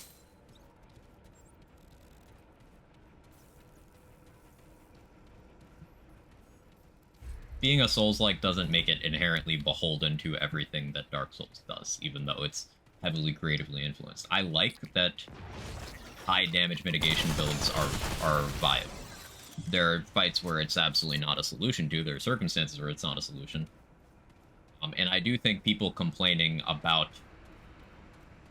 this perceived lack of viability of their tank builds post some changes, I feel like they're not living in reality, because tank builds are still extremely potent, arguably too potent in some scenarios.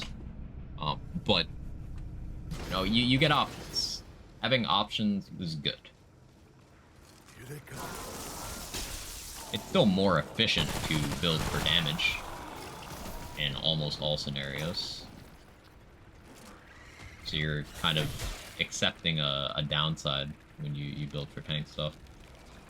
So I'm kind of personally just building for enough tank have one hit's worth of safety net, and then go and damage from there.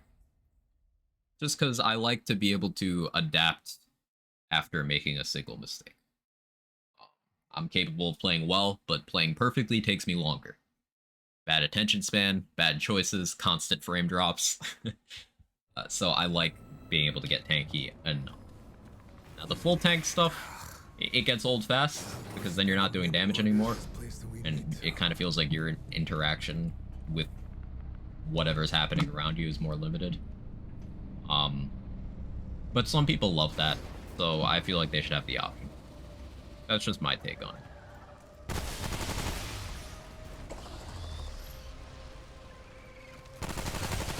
I think people saying that defensive stuff needs to be buffed from where it is now, I think they need to learn what is available.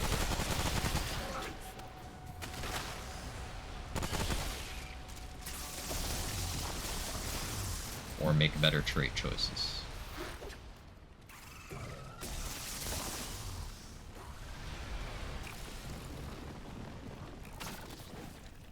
Like, we keep touching up on tank setups, at least the ones that are actually abusing some absurd interactions currently.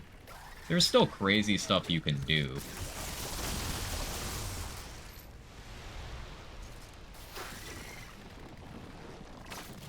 And there's some things that I don't see remaining the way they are.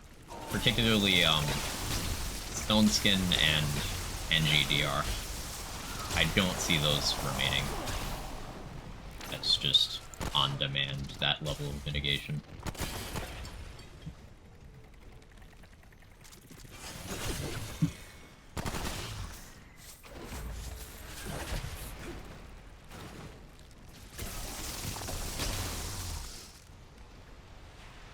The much fun dude can just face tank full Ravager Tornado while walking, having infinite the relics allow him to do that. Infinite relic spam was something that they clearly wanted, but I don't think they understood the consequences of allowing it.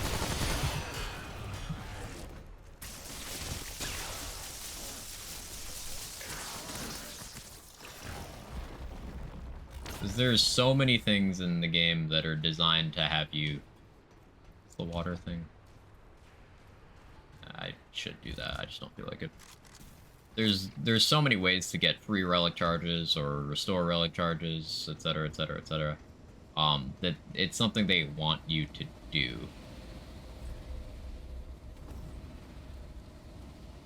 But the consequences of being able to do that mean stuff like, you know, infinite face tank. Crystal Heart says hi. Resonating Heart says hi.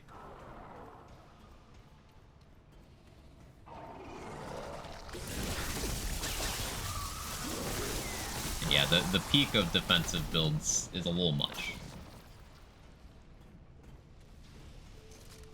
I think outside of that abuse, though, it's good that it's an option.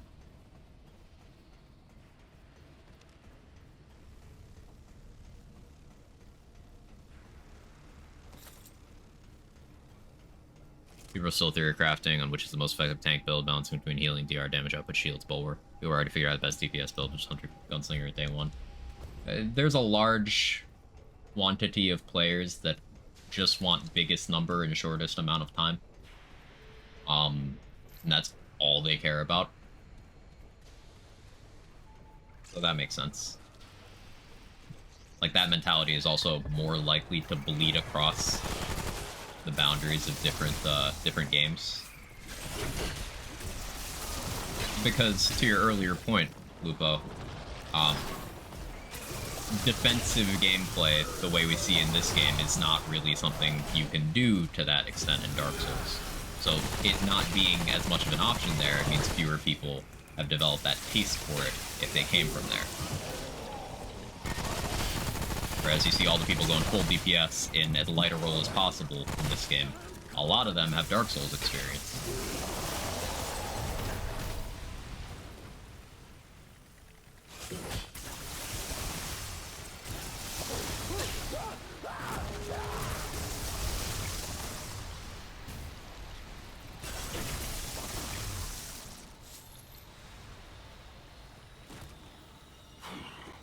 I'm glad that's over.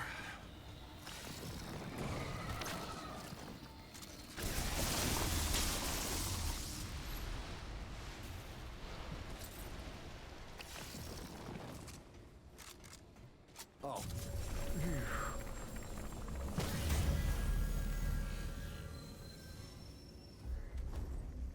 Okay, please no Ellie resist.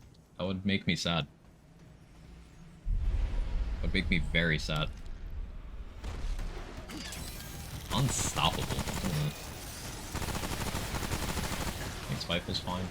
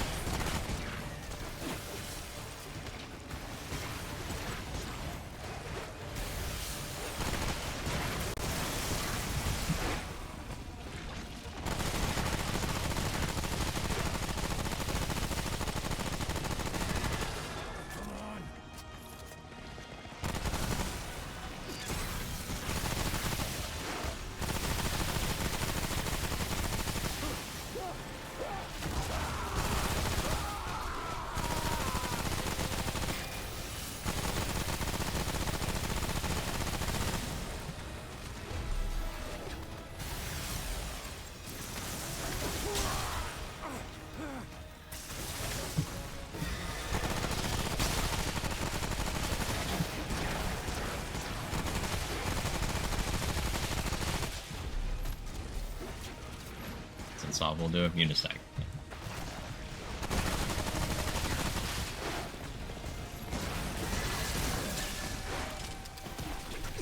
Skullcracker Unstoppable is a combo that I fear to run into on certain bosses.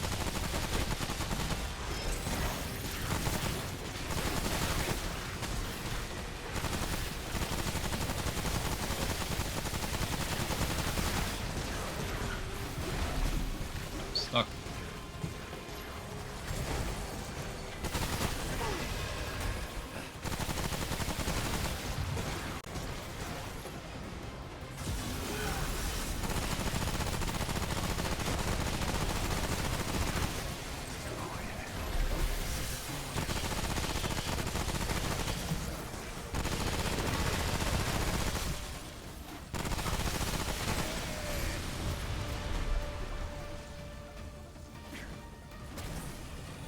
I feel like there's maybe too much stress and made everything that be considered a Souls-like to be exact same mechanically difficulty of a Souls game. I agree. I think it's pretty big that there's multiple Souls-likes out there that now have selectable difficulty, for example. Now, there have been some FromSoft games that have done that. For example, Sekiro does have a hard mode. It's just the normal difficulty is not quote-unquote easy. It's just there is a harder. But in terms of outside FromSoft developed, you've got the Star Wars Jedi games have selectable difficulty. Both Remnant games have selectable difficulty. And I think that's a welcome addition.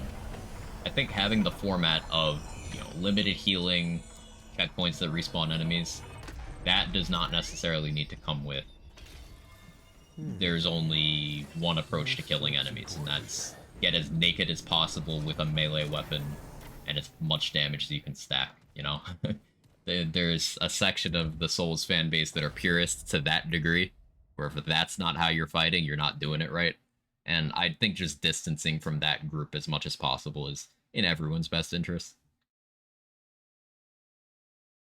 Kicked all 5 beacons in the route. What am I looking for now? You're looking for an entrance to a side dungeon that has like a big launch silo thing in it.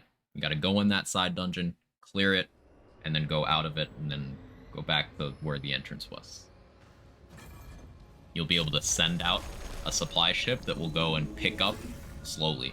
It'll pick up each of the things that you tagged, and you'll get an item for each of them.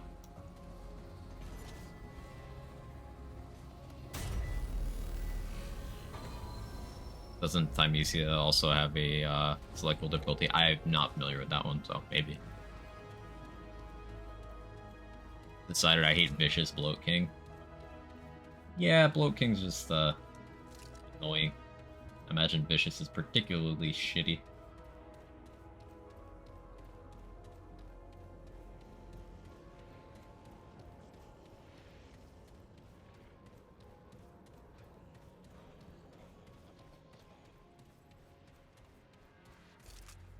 Blow King is one of the bosses of all time.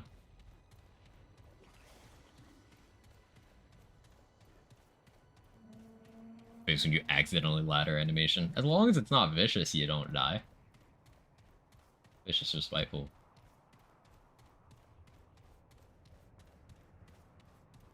Reaper Paradise was a fun take on Souls-like concept. I haven't played that one either, but I did watch someone play the demo.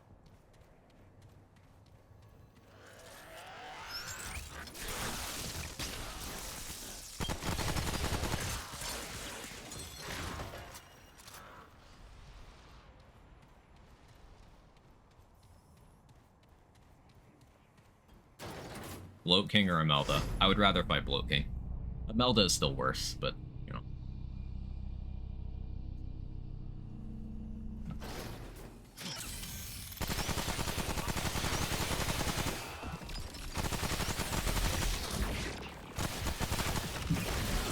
Oh.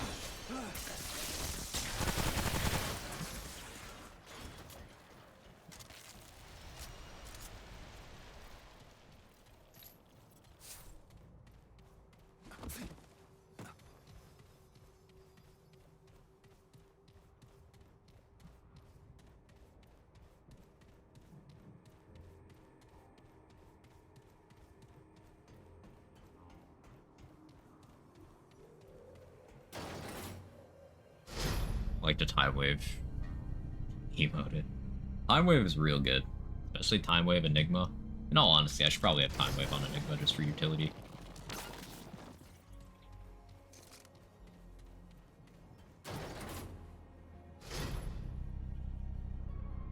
What do you mean I don't die? I'm on 25 encumbrance. Ah. Simply get thick.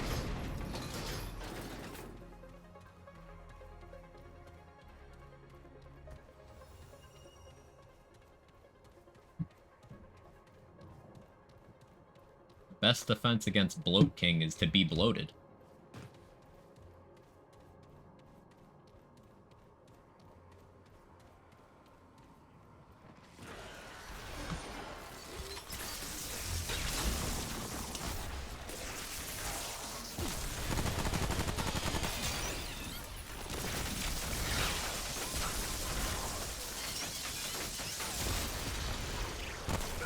Stop throwing shit at me.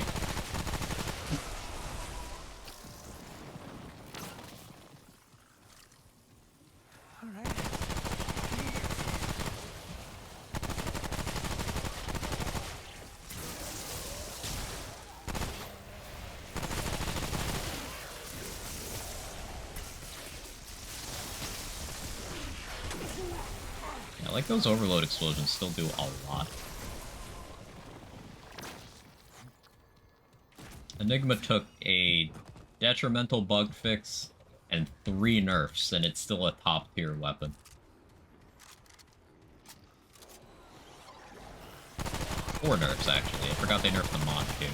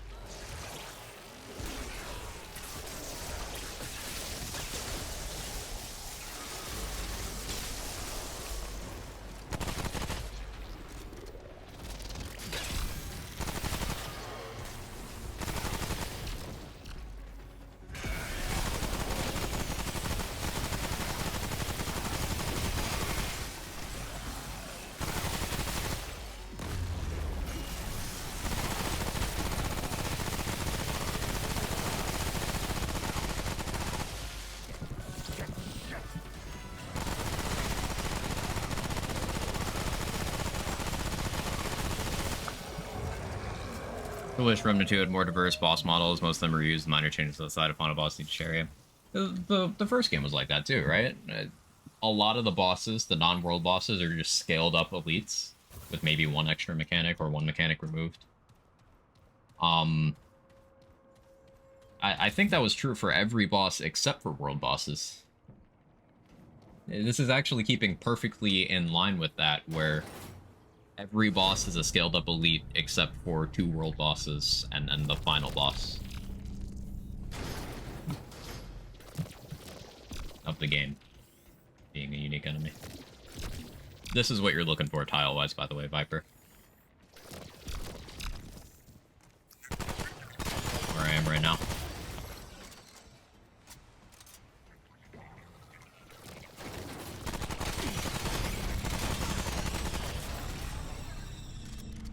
Hi, Jake. So they made the ladder animation and slowed it down by 200% and made the trait. I believe it.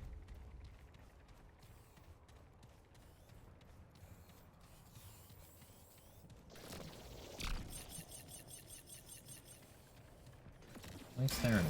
What are you doing? What do you want?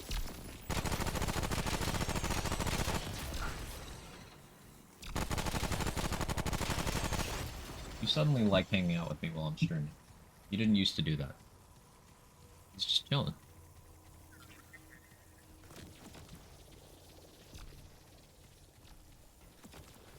They going okay? You probably just want water. But if I give you extra water, like you both want, Kevin's just gonna knock it over.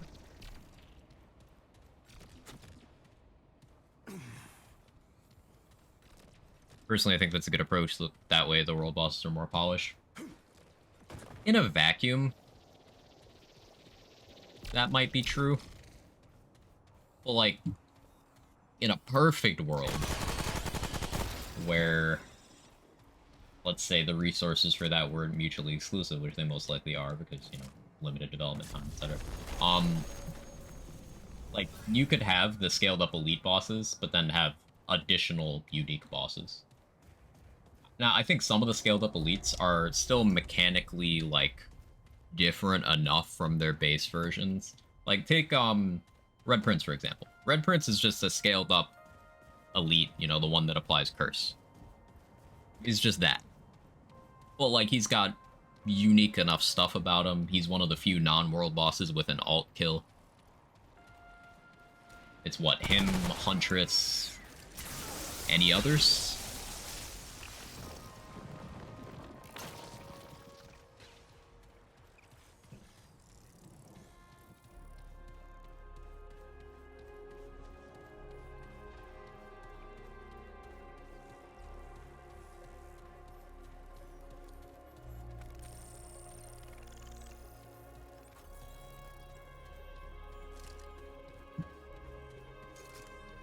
He also forces that close quarters fight, which is somewhat unique. Yeah. There's not a lot of total area denial bosses in this game. You have Corruptor doing it 1 lane at a time in a 3-lane arena, which is not a particularly imaginative concept. Anyone who's played WoW or a WoW clone has fought that dozens of times. If you've done progression rating.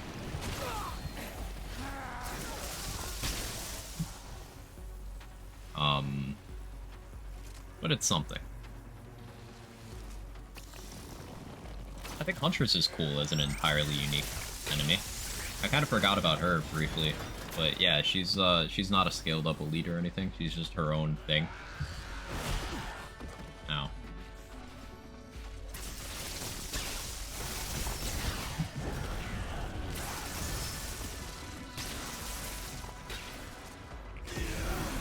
Legion was unique, uniquely annoying. Yeah, Legion sucks. Forgot that one's unique too. Like, Legion is not the levels of Bloat King, this fight sucks. It's just like, oh, Legion again, nah.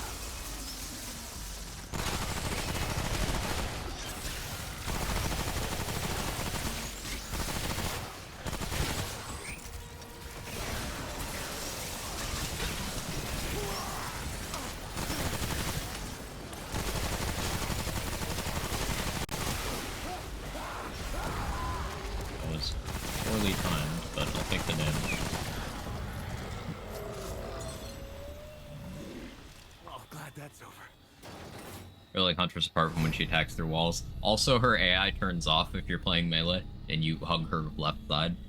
She just starts turning in circles and doesn't do anything else. Pretty funny, but...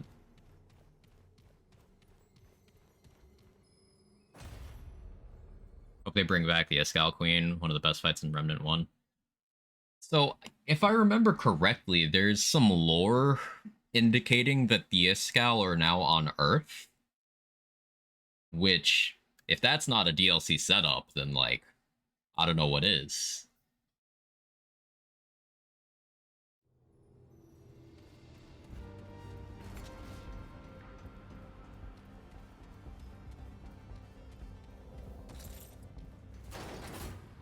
Will the special dungeon always be attached to the map the pods are on? Yes.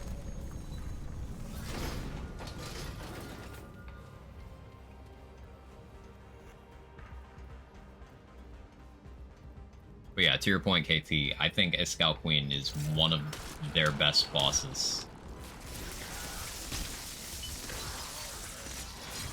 Wonderfully designed fight.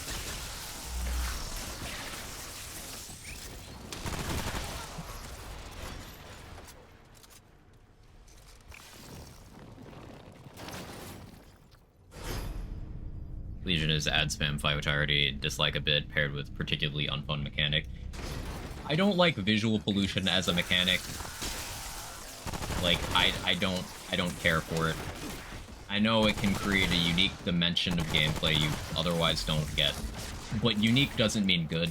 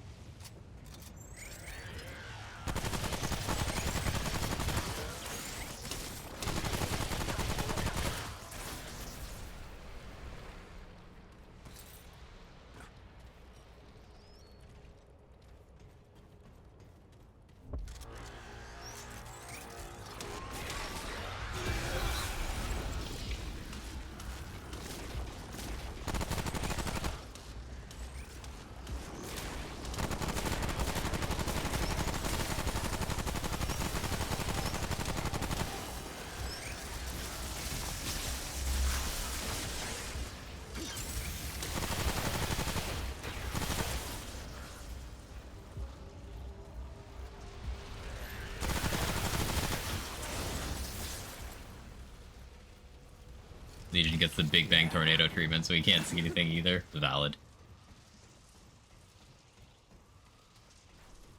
I'm doing an Alchemist Gunslinger with Provisioners, and it's fun. That sounds like a good time. Prime Alchemist, I assume?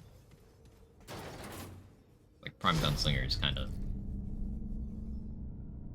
eh. Just using it here to use it.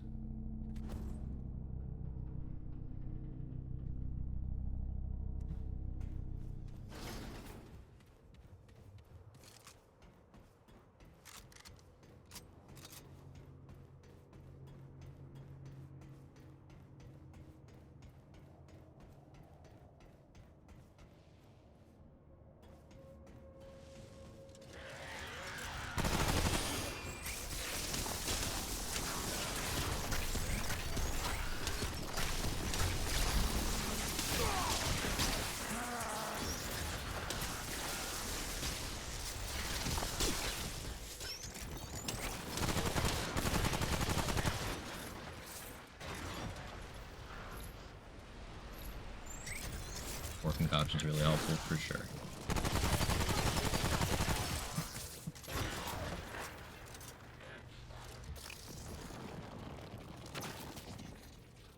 Wish I could turn down the aggressive red effects. That's one of my biggest complaints. They really like the color red in this game, like a lot. Like, look, our red room. When Berserk turns on, red.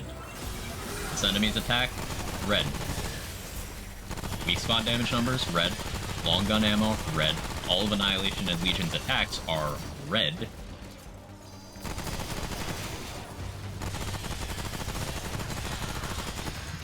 Visual indicator on Answer's attacks is red. Bane's attacks... Or, not... Why did I say Bane? Venom's attacks are red.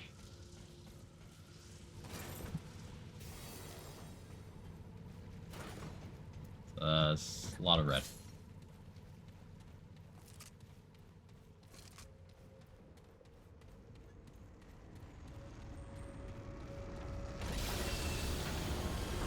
Rat DLC should return, we get blue again. As long as we don't get Cryo back, yes. We'll send. Remember, Rat DLC brought Cryo last time.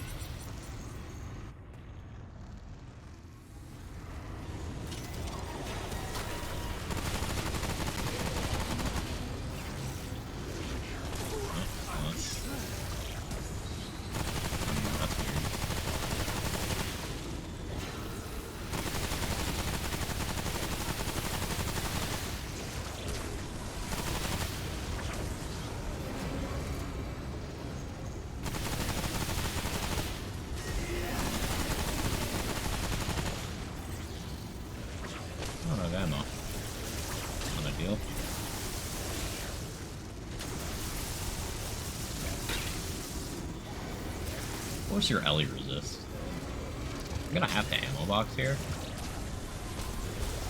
I don't love that. I don't love that for me.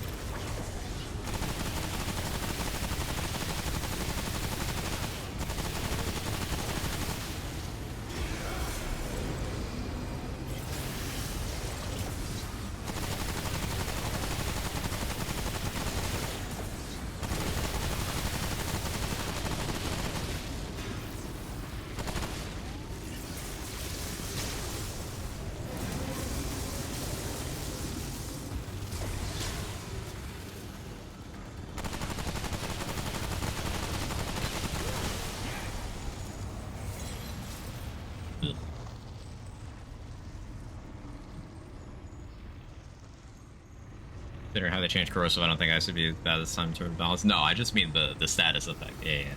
Yeah, they properly nerfed corrosive down, which shows, you know, a desire to balance in a less silly overall way when it comes to giving certain statuses fucking everything.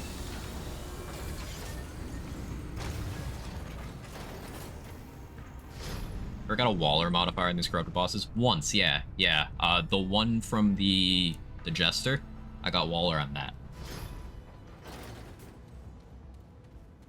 Hey, Known Chemical. How you doing? Good to see you.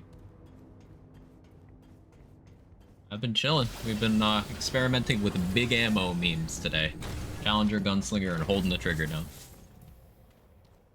From the Ashes had more double bosses compared to 2. Hope they do more of those. Yeah, that'd be cool to see. Like, we had double Ixalis. We had Riphide in a way. Although, you know, not quite. Singe and Seer. The one in Rysum that I always forget about.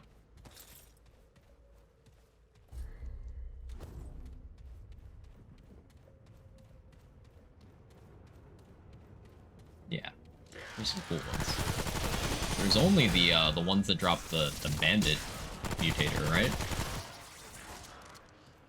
Can't think of any others. I guess technically Corruptor, but like not really.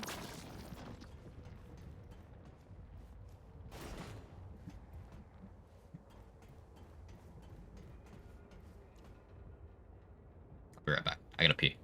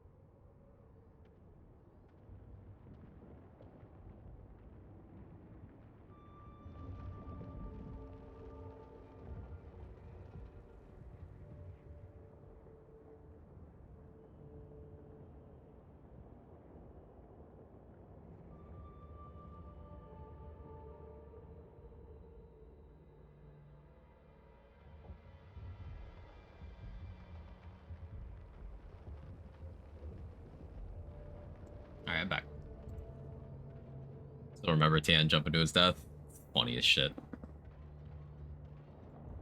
Fought a Waller spaceship Darude thing on the dorm facility on hardcore. It spawned all the walls tied around me immediately with no animation. I was stuck face tanking and stuff until I broke them. Yikes. Is that another Enigma W since it can hit all the walls?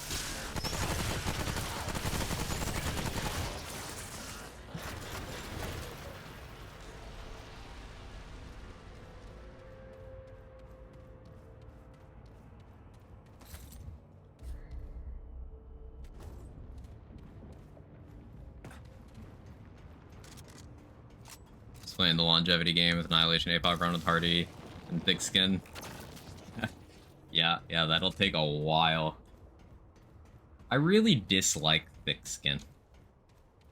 It's not as impactful as Hardy, it's just I dislike it because it punishes certain things arbitrarily. Like, it doesn't nerf Enigma, but it nerfs lots of other things. Do not say this lightly. It was the worst experience I've had in this game, even though I survived. I believe it. Got 1500 scrap. What's better power increase? Getting medic, upgrading the coach gun, or anything else? Do you have 2 classes already, Viper?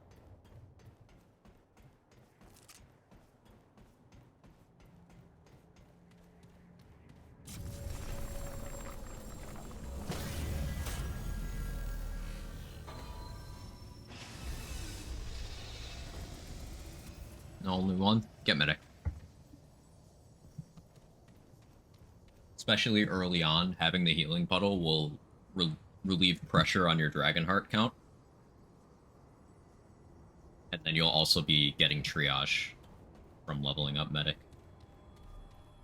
That is ominous.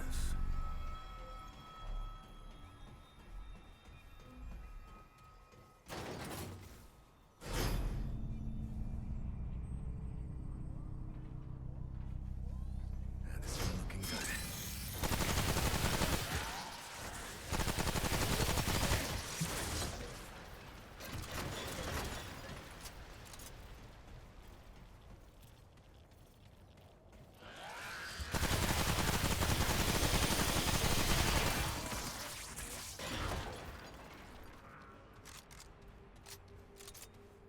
Now I've got the rusted navigators back. The custodian sealed our doom. Yeah. Its ineffable Rusted is 15 health, 15 stam, minus 15 encumbrance. And then navigators is 20, 20, 10. Alepsis Tora might bring to bear. Those who wish to see their creator face to metaphysical face have taken this as a blessing and acted accordingly. Nerude's course is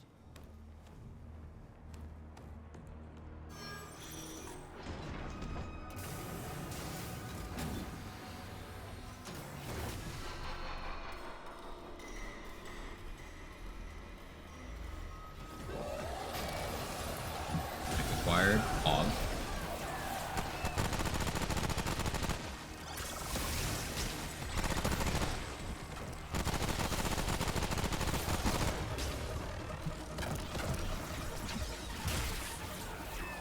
Please give me my frames back. Need them.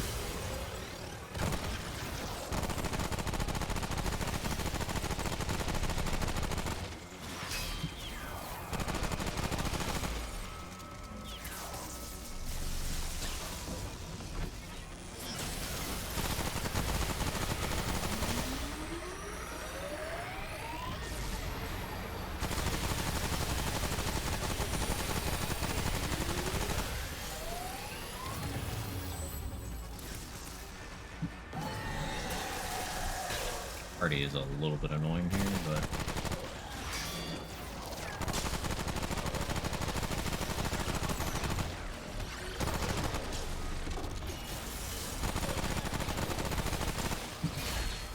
dashed early.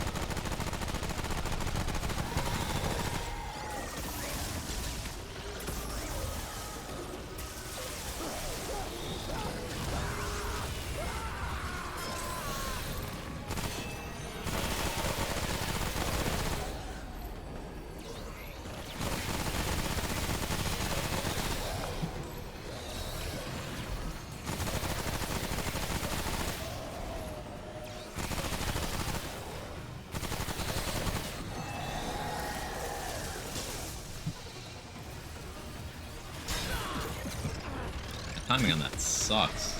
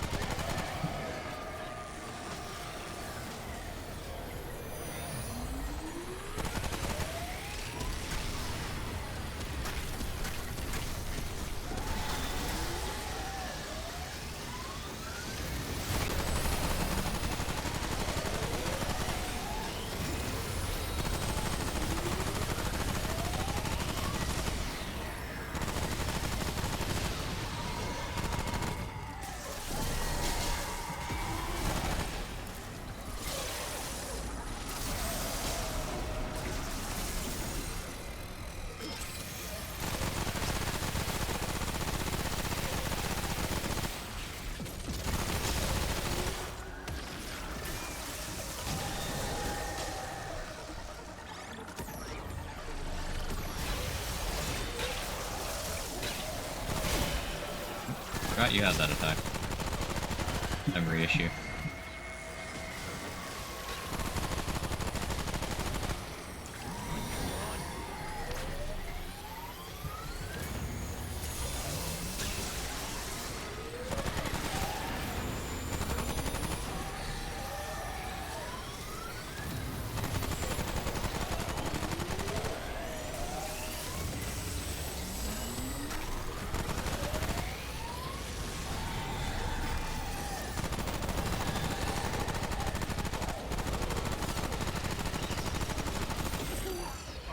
See that?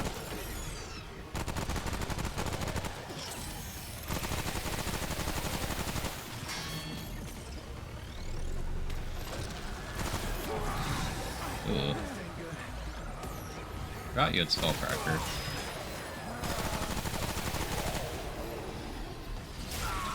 Deserved that. Can't complain. It's worse than fighting a boss with Displacer while playing Firestorm build. Oh, yeah, that's death. Hey, Coffee. How you doing? Quaggarchy! Darksider could be a nice concoction. It scales from base health stand for some reason. Wonder if that's intentional. I don't think it is. Or maybe it is, because it's percentage based and then it goes off of your base. There's a couple things that do that. Right? Like Ring of Omens calculates off of your base HP as well. So stacking HP on top of that means it takes a lower percentage of your overall. I don't know if that and Darksider doing that is intentional. It's a buff in the case of Omens, but it's a nerf in the case of Darksider.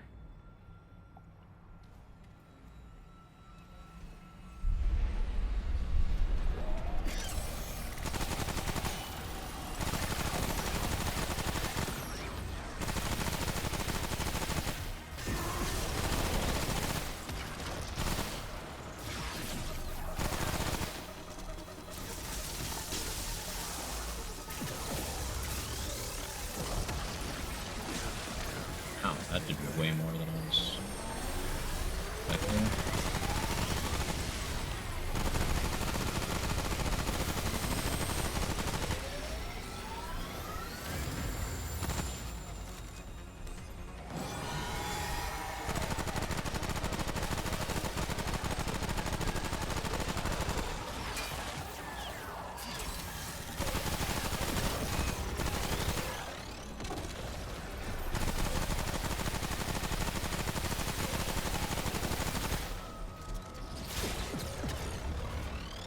So awkward.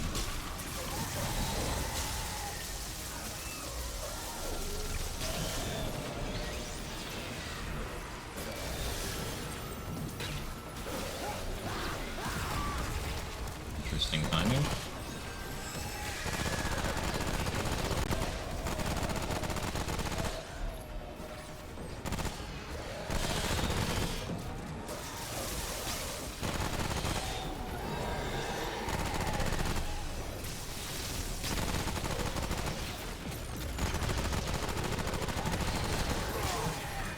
Skullcracker. To cleanly dodge that, or else I just die. Fuel issue. I'm gonna run into that one some pretty severe ammo issues. With this boss? Yeah, I'm gonna have to ammo box most likely. Found the thing? Let's go. Did you get all the rewards? Okay, this is it.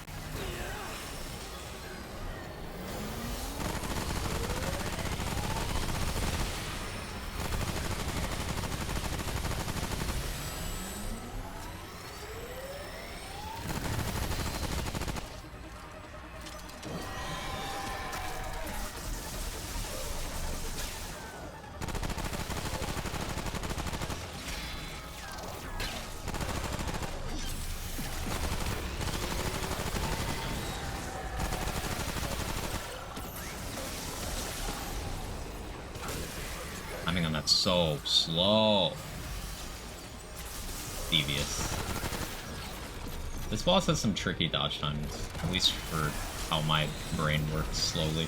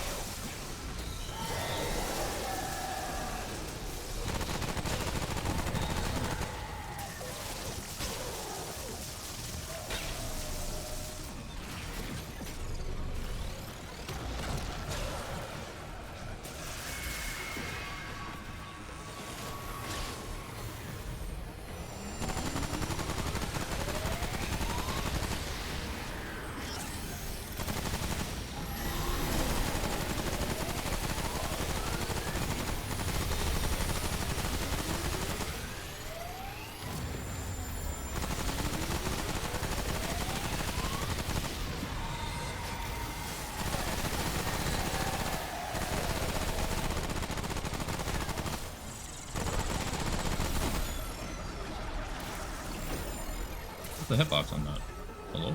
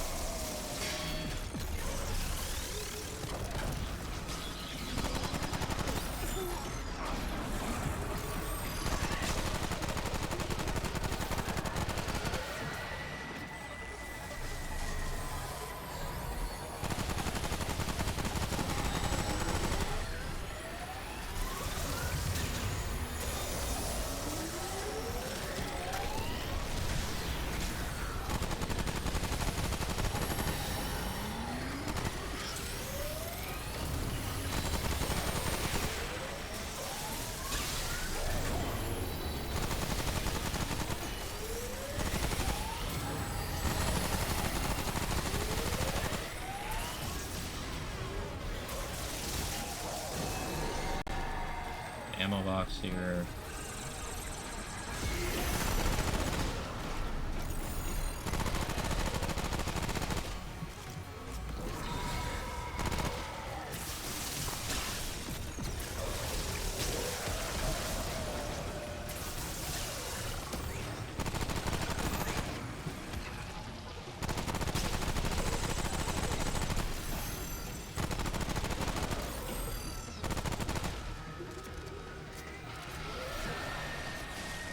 Again.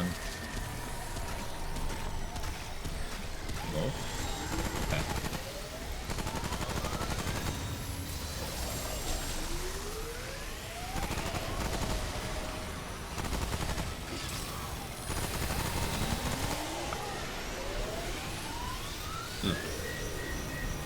Airpiece sounds good. That's kind of found in the big ammo setup's the Bulldog. I believe it. Bulldog's just good in general.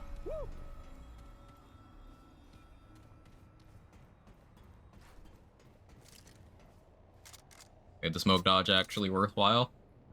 You mean you minimized the downsides and accepted that Bright Steel is still better? That's awesome. How you doing, Honey Bunny?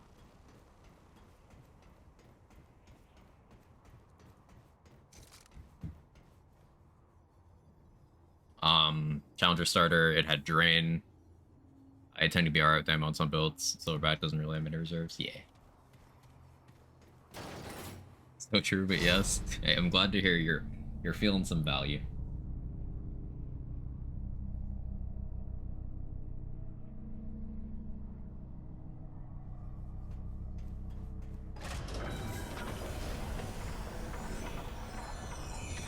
Still need to try the AR on this, but I still gotta upgrade the AR. I wonder how it'll compare to the typewriter. Probably not as good as typewriter, I would imagine. I guess the better question is how the AR compares to the LMG. Because it doesn't have the heat mechanic. But it doesn't have the additional upside the typewriter does. I wonder how that damages. I've not used it at all, ever. And like in Pulse Rifle, I've heard nothing but good things about Pulse Rifle. It seems to have really good accuracy and handling in general.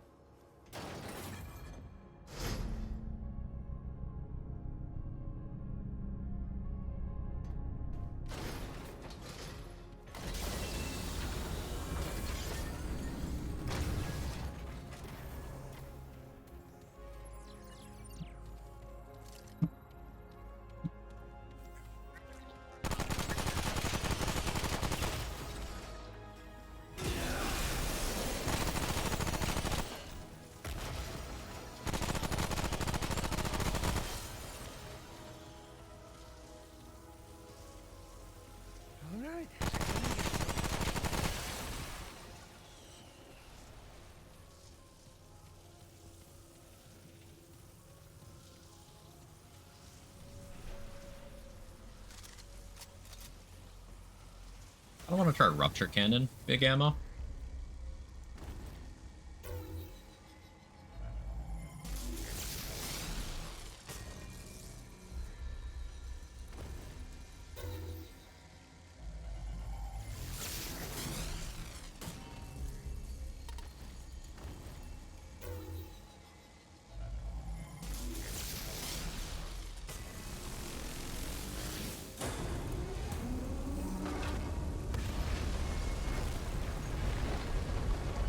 I've seen some fan theories that Nerud is ROM. Of interesting. Like, there's some similarities between how the ROM dudes look and the Drazier. And, you know, this method of opening the way to the world boss.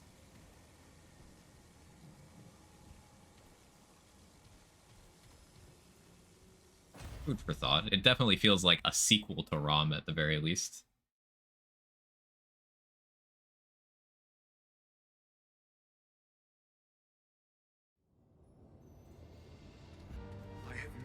Skill set and proximity. Use the nearby elevator, and I will provide further instructions. Whatever your intentions in coming here, the fate of this world now depends on your actions.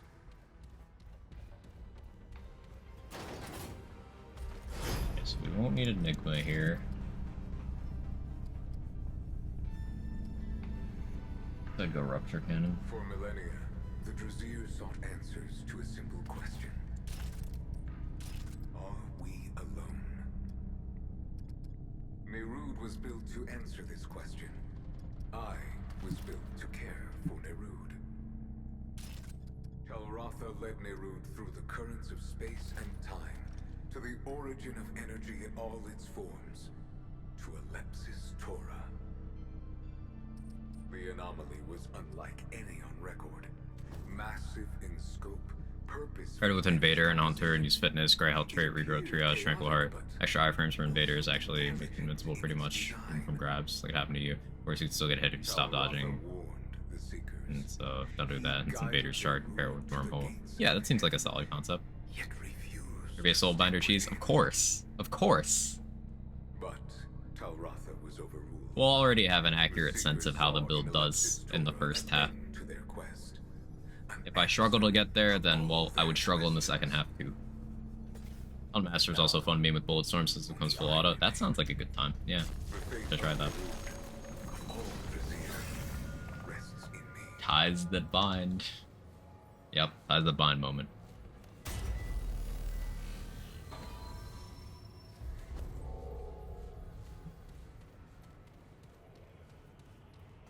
It is unfortunate we could not meet face to face, but your locality and trajectory are fortuitous.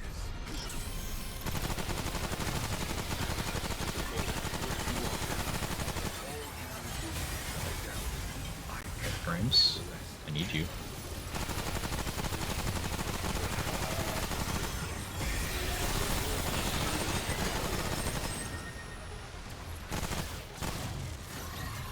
Always fucking Ellie resist, dude. Like, without fail.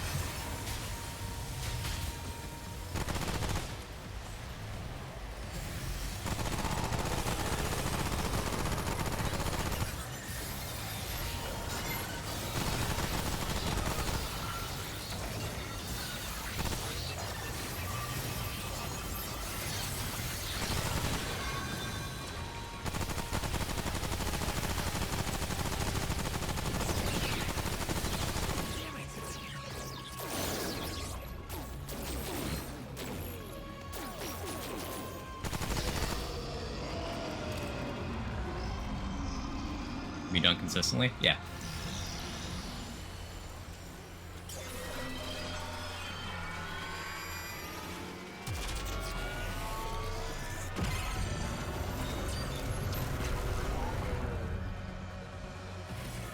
Did it too late. Yeah, it is consistent. It's just you need to do it before. Oh, no, no. There we go. There it goes. It worked. I did it on time.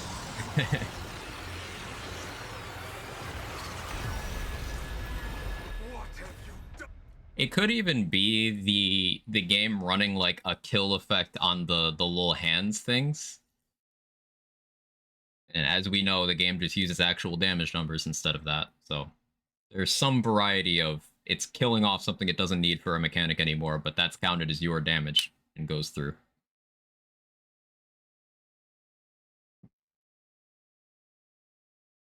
Hope I went to London and some teleporting maniacs with a chainsaw attempted to disembowel me outside of a psych ward.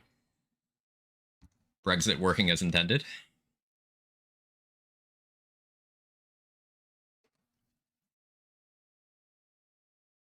Alpha Omega paired this build because gun damage from Shark, Normal Shroud Hunter. I mean, guns get gun damage, Honey Bunny. So I don't know if Alpha Omega has particular synergy because of that. Because like guns get gun damage, but Xanias makes sense if you're, you know, shooting weak spots. Although I'd say with that much rolling, maybe just some sort of status angle would work, but that's just my conjecture. Destroyer, I wish I had it. Cass hates me. Yeah, you just brand shoot. Yeah, makes sense. Hey, Snow, thanks for taking care of Nightbot. I appreciate that. Greetings. Replace Omen with Bright Seal, reload ring for 30% crit, and brace of stone, twist rounds, get some Omega, good damage numbers, Gunslinger instead of Invader. Yes, this is fun. Yes, that's what matters. That's what matters. Nightbot now subbot. No one make the joke. Don't do it. I know it's right there. Resist. Resist. I believe in you.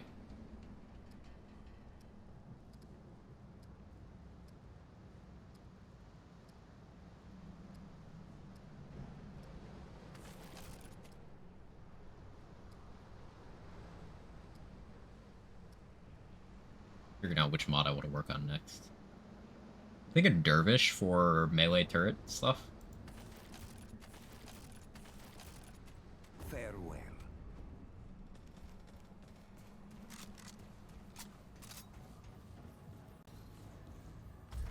You guys ready for a magic trick?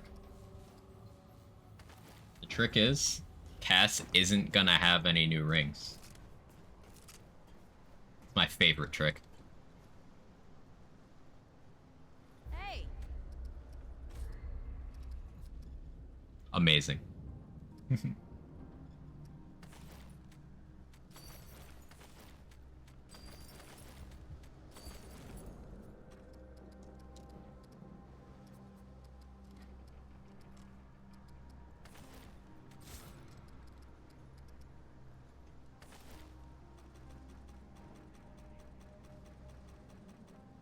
Like Plasma Cutter, it feels so punishing to try and build up the damage and while not being able to tank. It seems like the kind of thing you get heavy armor and you use it on a tank setup, yeah. It's almost 3:30 a.m. Gonna head off now. Take care. Thanks for hanging out, Lupa. I appreciate you. Hope you have a good one. See you next time. Take care of yourself, you hear me?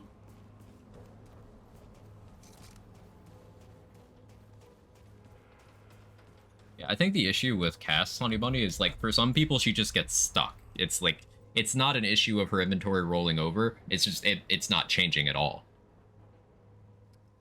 And I don't know how that is working exactly, but it's just not changing.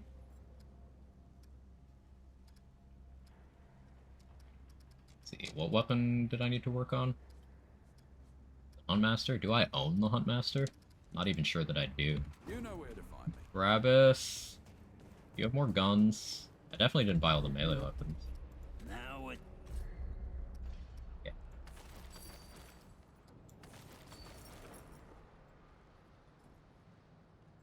I'm gonna try the Wrangler too.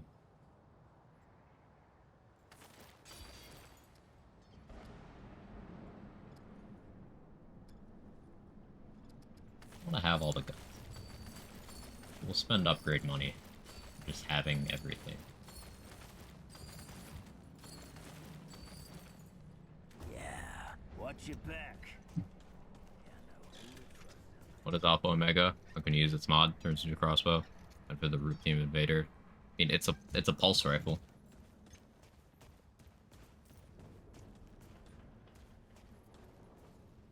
Game classifies it as one with the charge speed. So, guess that's what it is. Yeah, the mod being silent when you apply it is really cool. Like, it not pulling aggro, you can just kind of stack up your 3 brands and then detonate. I like that a lot. If you're like 3 times, you're just always coming around like, come on, Cass, just need that range. Come on, go find it. Jesus fucking Christ. Yeah.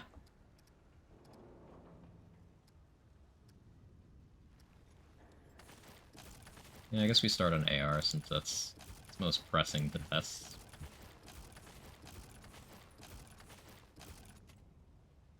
So long. Need more scrap though. Any other weapons I could try here? I could do a run with Bulldog. Bulldog big ammo.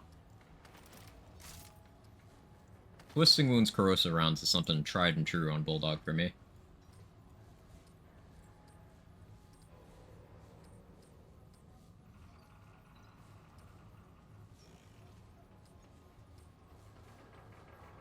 Lower crit chance, but that's okay.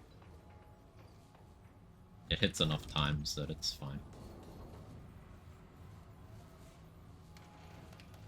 Do we do a Yesha and get annoyed at immediately getting Legion? We're gonna get Legion and Mothermind. I'm prepared.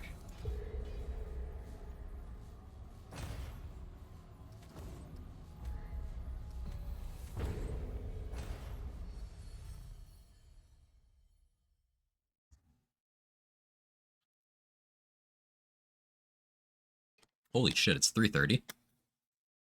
I like Mothermind, don't judge me. I don't dislike Mothermind. It's just I dislike when she chooses to sometimes destroy the ramp before destroying the platform, so you get stranded and just die because of that. Because her breaking platforms is an immune phase, so you can't even blitz her if you wanted to.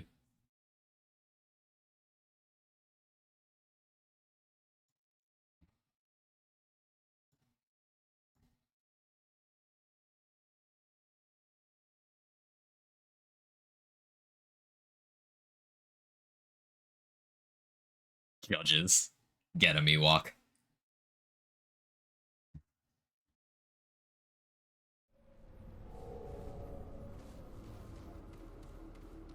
Wow. What is this place?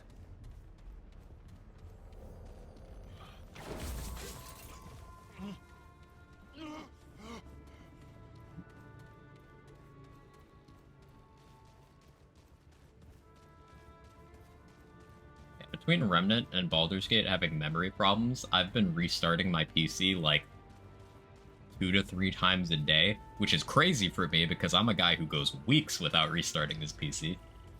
Here they come.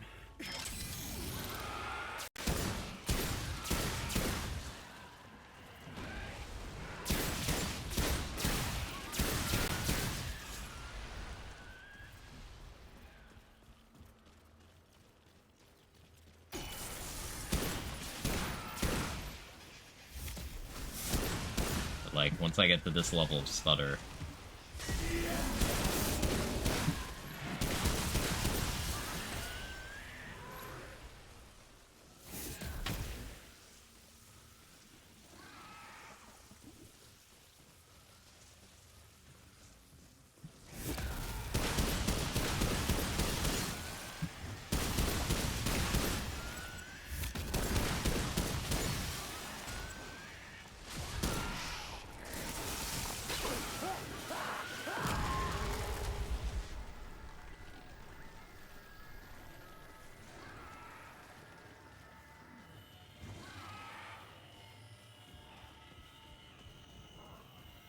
I'll do Root Nexus, I suppose.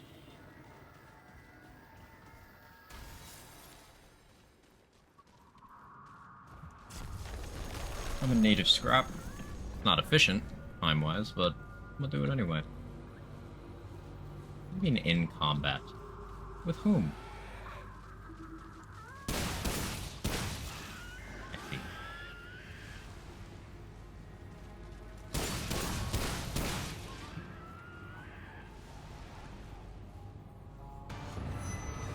Oh, that's some game stutter. Okay.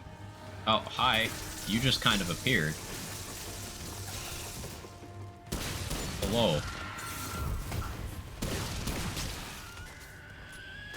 Can I sit? Still no?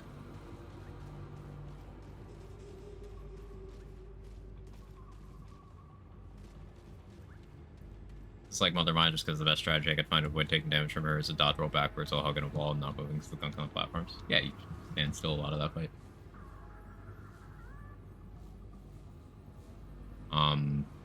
Counter build check, engine build check, Archon Lightning build check, Archon Mods check. A lot of saying check.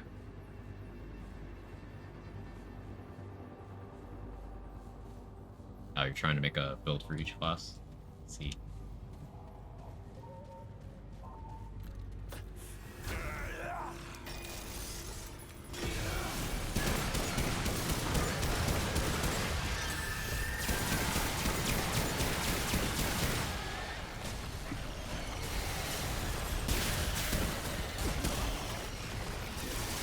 Roly polies on this frame rate is L.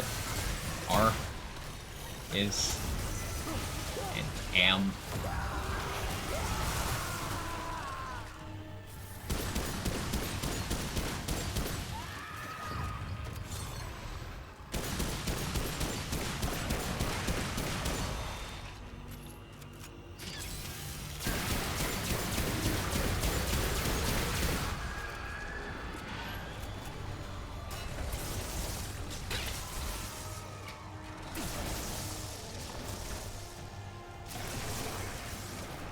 Infinite ammo? No, it's a gunslinger skill. There's a couple of ways gunslinger gets temporary infinite reserves.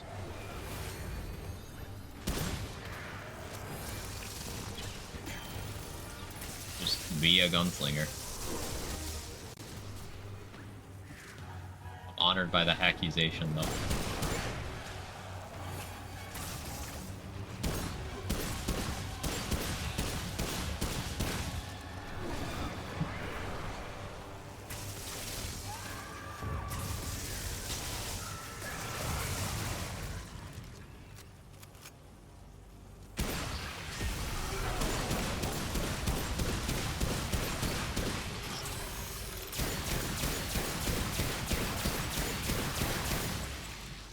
so not worth the time, but ask some question and get hostile. Who's getting hostile? You can relax, homie. Didn't know Gunslinger could do that because I didn't unlock it. Yeah, that's what I figured. That's why I answered that way. It's all good. Asking questions is encouraged. Not gonna go, how dare you not know this thing that isn't told to you anywhere outside of the class itself. It ain't that deep. You're good.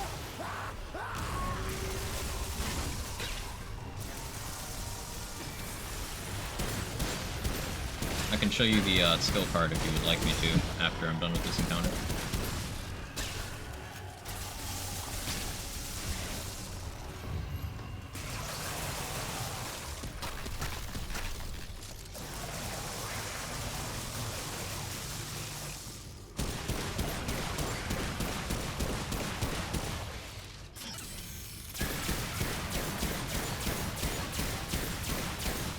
Trying to figure out start point to get said gunslinger, main gunslinger and summoner. Would you like me to just tell you?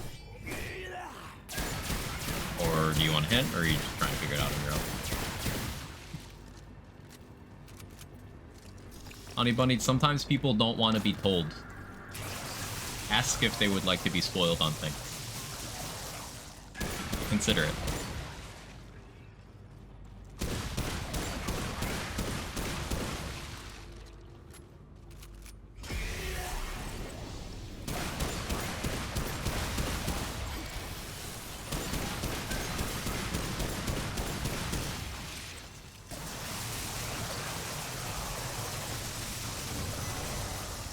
I wish this Root Nexus encounter was as eventful as the other one.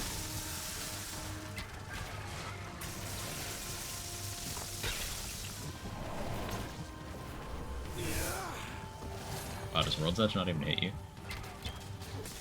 Rare World's Edge L? That's funny.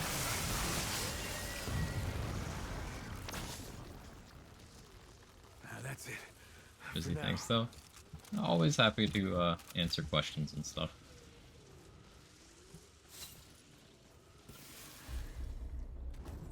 Go this way. Maybe sorry. No, you're good. I'm just enthusiastic about helping. It's understandable. Wait, so most people giving up on puzzles and secrets? I feel like legit by bad. Ah, you're good.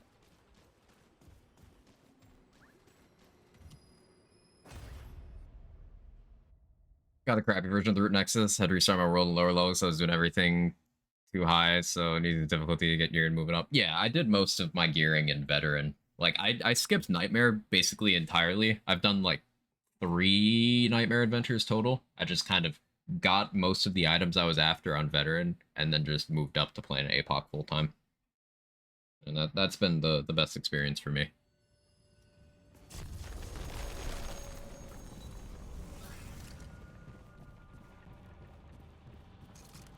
I've never seen anything like this before. The other Root Nexus. Yeah, that encounter, the key to that one is, like, slowing down. Because the adds are spawned at HP thresholds. So as long as you, like, slow down and space them out, you don't have to fight more than one group at a time.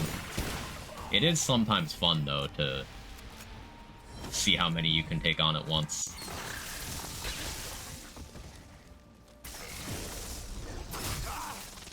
Excuse me, you're supposed to stagger. Fine, don't.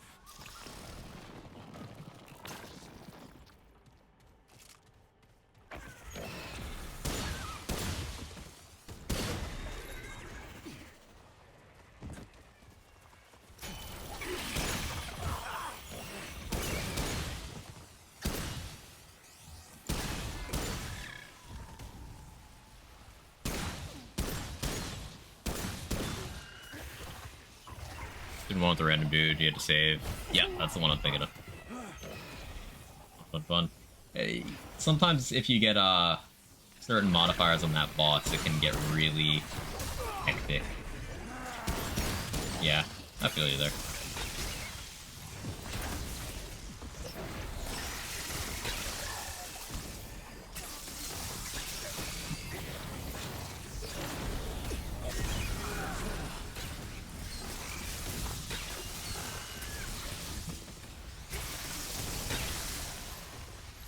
Trying to have Berserk for the next area in case I get more weak spawn. That's why I waited on popping it.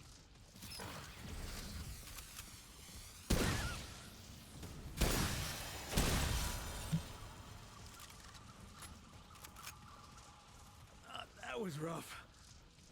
I killed myself twice as the boss TP'd underground. Ugh. And Doggo couldn't attack it. Doggo having targeting issues is one of the many reasons I think Handler's the worst class in this game.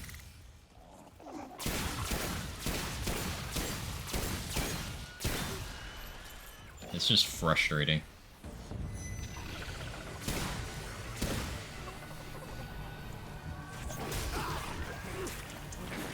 Thank you for the heal.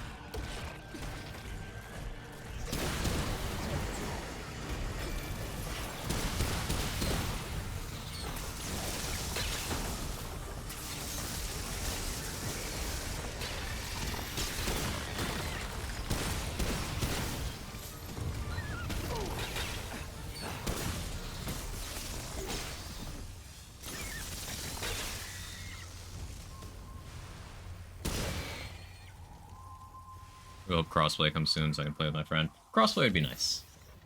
I haven't really been keeping an eye on the situation, but PlayStation version was like missing some features at launch, something like that, some kind of multiplayer. Is that still the case? I haven't really been paying close attention, but it rang a bell as something that I heard.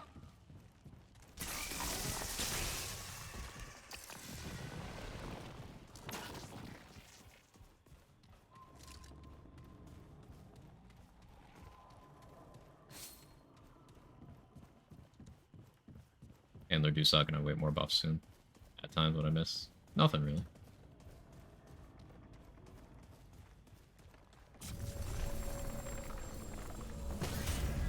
I don't expect Bulldog to have the performance that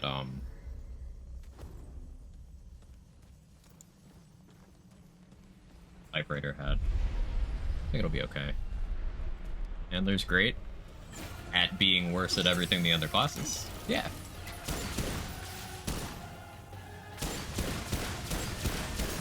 He is great at that.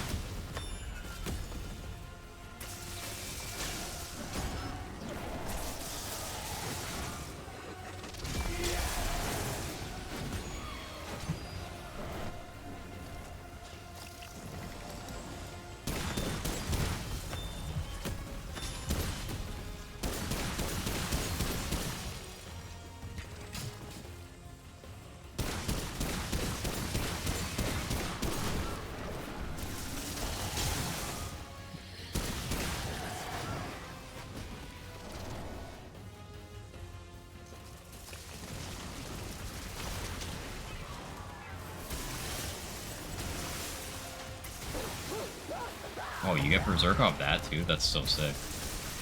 I didn't even think of that being a possibility.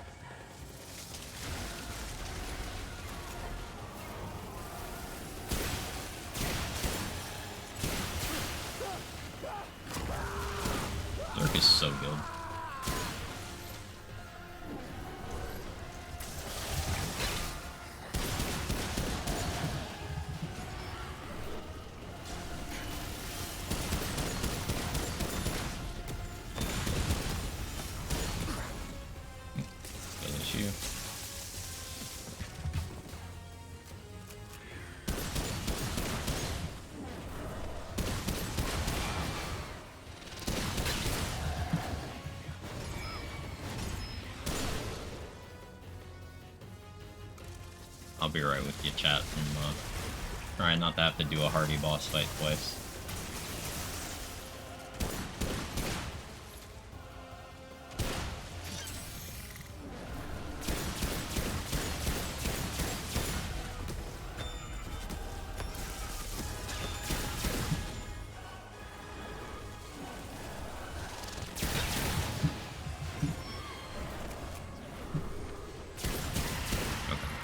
Sorry about that. Handler's all got all heals you after a certain amount of time is great. The thing with Handler's healing is it's worse than Summoner's healing, it's worse than Medic's healing. Handler's damage buffs are worse than everyone else's. Handler's uptime on his damage buffs worse than Summoner and Engie, the other pet classes. Handler's movement speed is technically more available than the movement speed of all the others except for Explorer, but the other classes almost all have ways to turn on movement speed that goes above that, and some of them at greater values. Handler has a cheat death, sure, but that's not unique. All the other classes except for Hunter and Gunslinger have some flavor of that. And Dog is a grounded pet with bad AI. It applies bleed, and that's great, but good luck getting it to hit things and then survive to reapply bleed. At least on Apoc.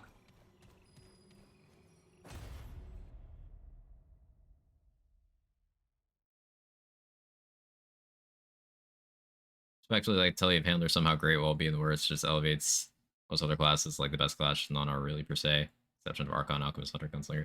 Even with that, like, there's perfectly valid arguments for Engineer is like really impactful for speedrunning, for safety strats. There's no like best class for every scenario, which is good. There's classes that have like higher percentage of situations where they're oppressively good, sure. Hunter Gunslinger being the community favorite for just being good at everything. But I wouldn't say any of the classes are actively detrimental until you like come to Handler in the conversation. At that point, it's like, okay, what do you do that makes you worth taking? And the answer is nothing, assuming you have other classes available. Handler's best feature is maxing it to get the trait so you can use it and not be a handler anymore.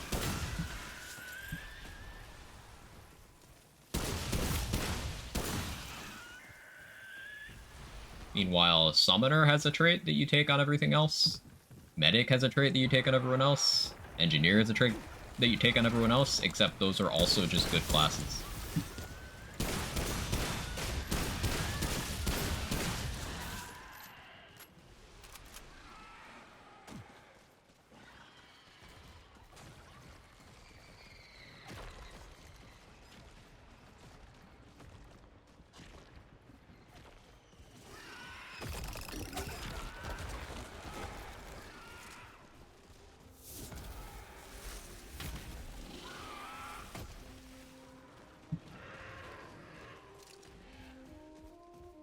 I kind of wish I had a little more stam, but...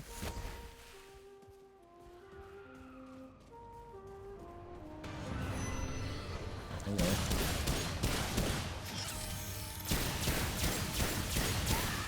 Wow. Damn, is it over? I am here.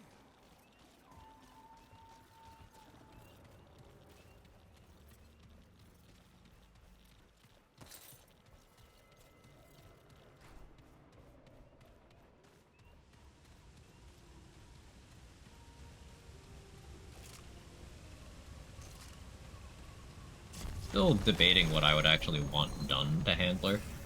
I'd say increasing the dog's base health again might be worthwhile. If not, then change the damage bonus to just be completely unconditional. Because you having to be both in range of your pet and have it alive means that it's just not on without relic spam in some fights.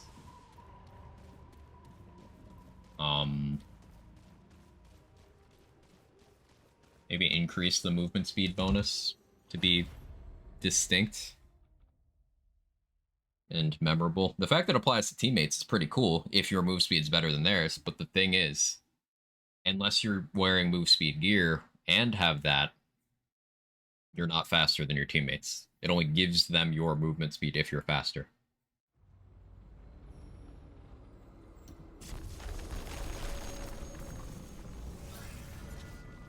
Here we go.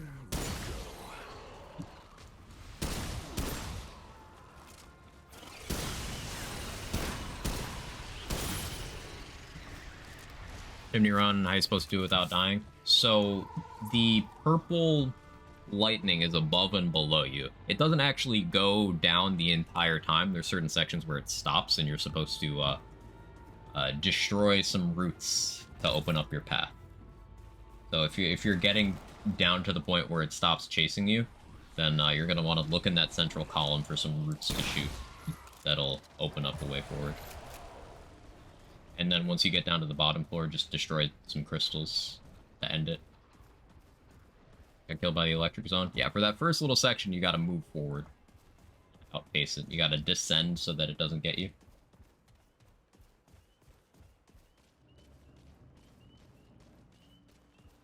So by within the electric zones, what Honey Bunny means is there's two of them, right? There's one below you that's going down and one above you that's going down. Yeah, right. Can't go too fast, can't go too slow. If you go too fast, then you touch the bottom one and die. If you go too slow, then the top one catches up to you and you die.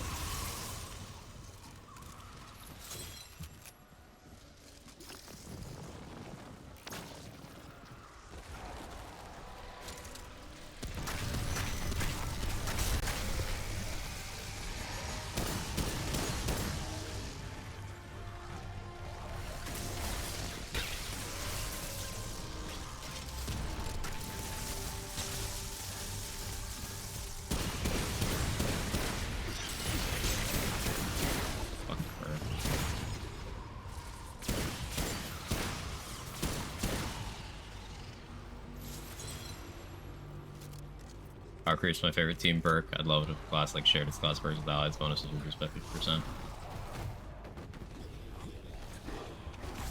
Some of the classes have, like, perk sharing. Like, Invader's lifesteal to enemies that aren't targeting you. That's team-wide. Handler's movement speed is team-wide, as long as your movement speed is faster than theirs. Medic shares their relic use. There's a lot of sharing like that. Hunter's Mark works for all allies. Explorer's move speed skill works for everyone. There's already a lot of shared benefits. Then, yeah, of course, with Archon, you're sharing mod gen.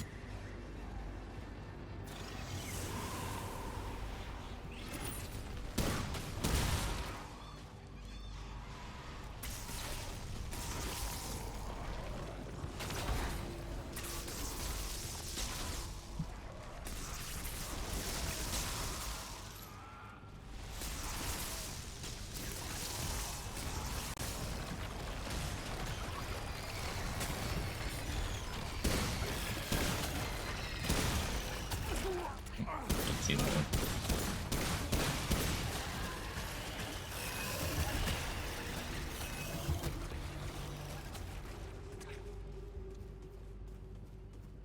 Power creep, actually. I think they're just having fun with the name, yeah.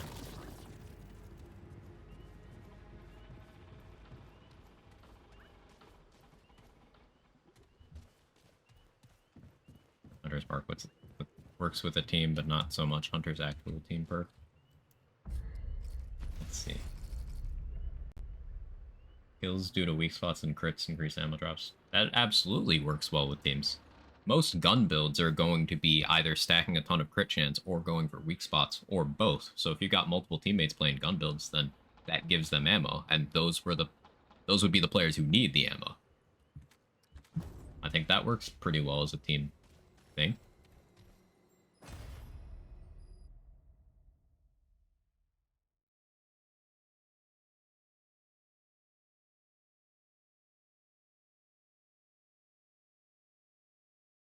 Sure, it's not going to be very relevant if your teammates are running mod builds, but not all team perks are going to be. Most people tend to be greedy and take most of the ammo for themselves. Oh, well, that's to be expected. There's still an ammo cap. If they're capped on ammo, like literally capped, then they physically can't take it. So it still has the possibility of working.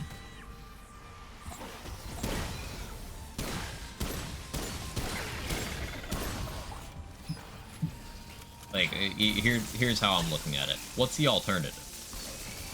Are you saying Hunter needs to have more power?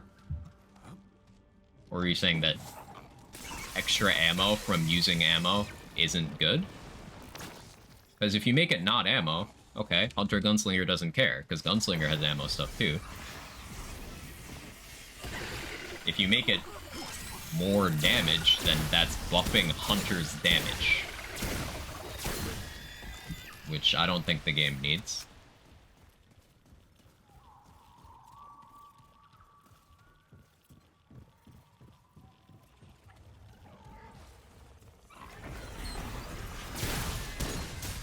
Oh.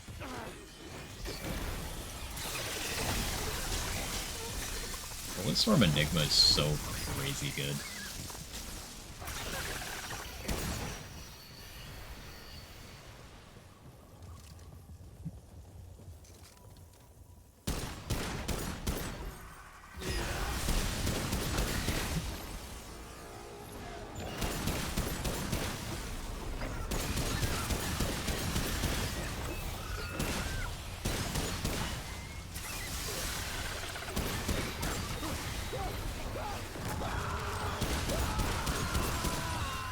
I've come to really appreciate the knockback when you go berserk.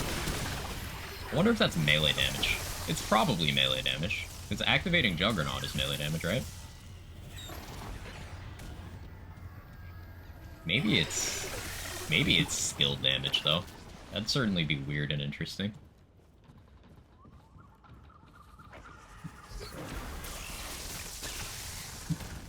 Not really useful, but weird and interesting.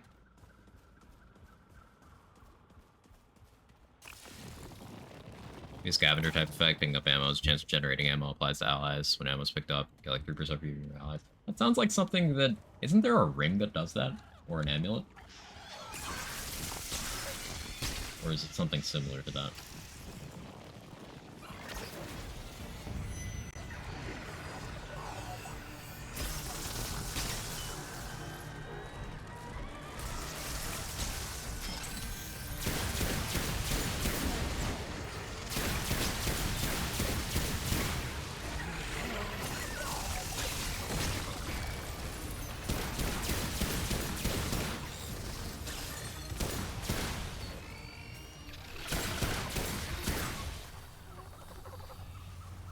And gives shields on pickup, scrap ammo, so forth.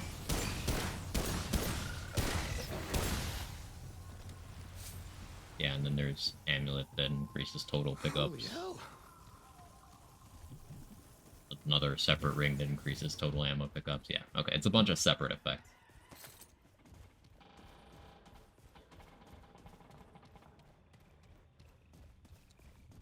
Gives damage on picking up ammo. That one is interesting. I need to see what kind of damage that gives. Because I can't think of another source of, like, long gun ammo or handgun damage. Like, it's boosting the slot, which is cool. It's like weapon type damage, which makes me think it could be separate. Excuse me, allergies. Ugh. Just don't be hardy. Light full skull tracker.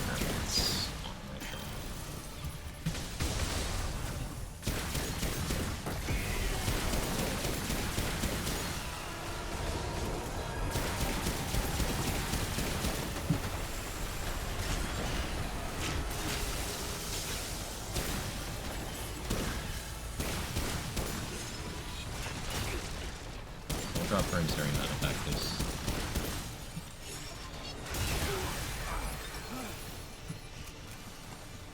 hitting my dodge button.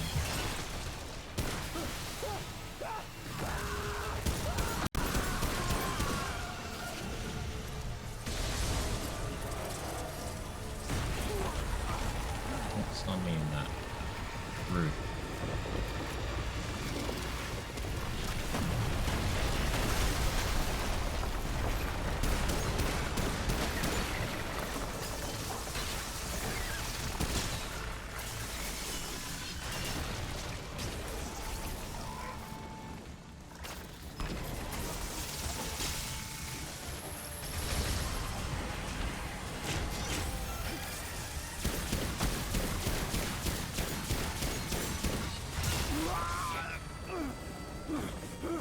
It's not difficult to avoid that. I'm hitting the button, it's just my input is being delayed by some poorly timed performance drops.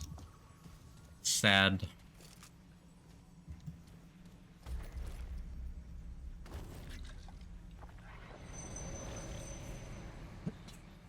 Ugh. Bless you. Got this.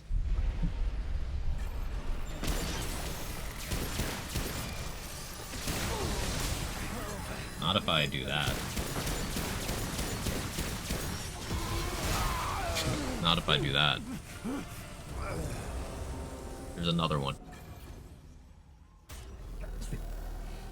There we go. You're good now.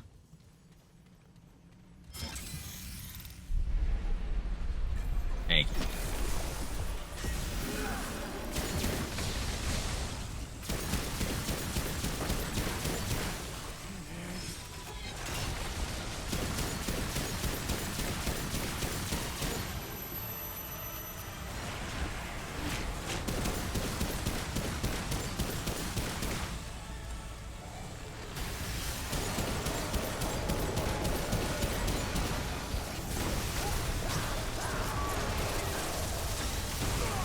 A time to go berserk.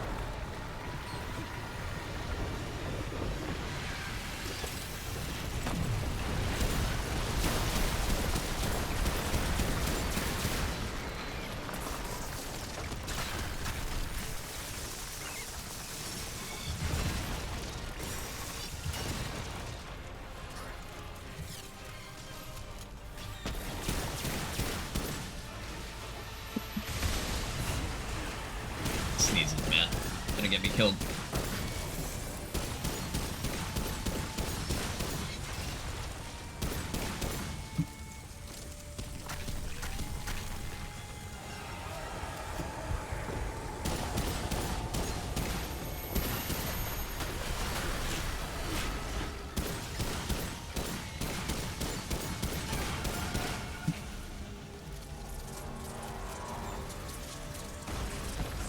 Popodon. Get that blood moon finally? Yeah, I did. I did. Took a while. I got the blood moon and then it bugged out, so I had to get it again. I hated every second of that farm, but it's done.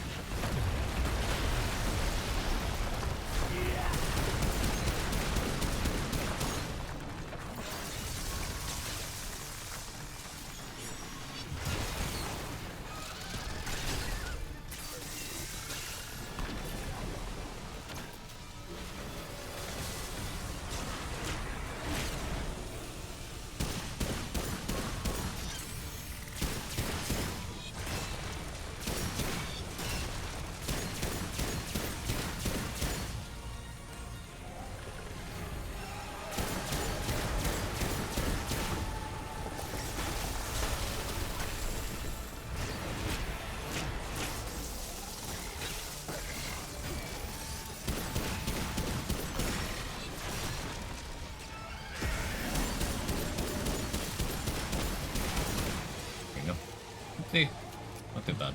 Bag's full. Congrats on that. Thank you.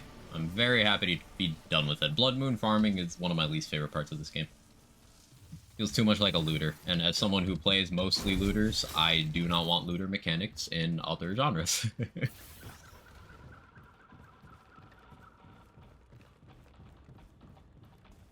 You know, between 1 to 5, depending on answer, I'm a cry. Let's go with 4. Let's go with 4. 4 is death, so is it death?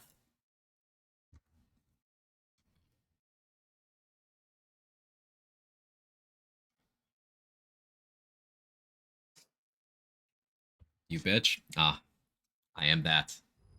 It's handler. Oh, oh, oh no. My cat is not happy with me either. Kevin, come here.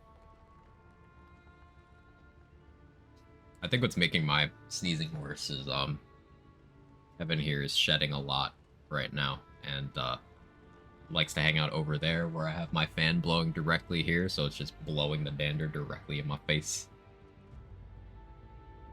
Look at him. He's so cute. I can't be mad.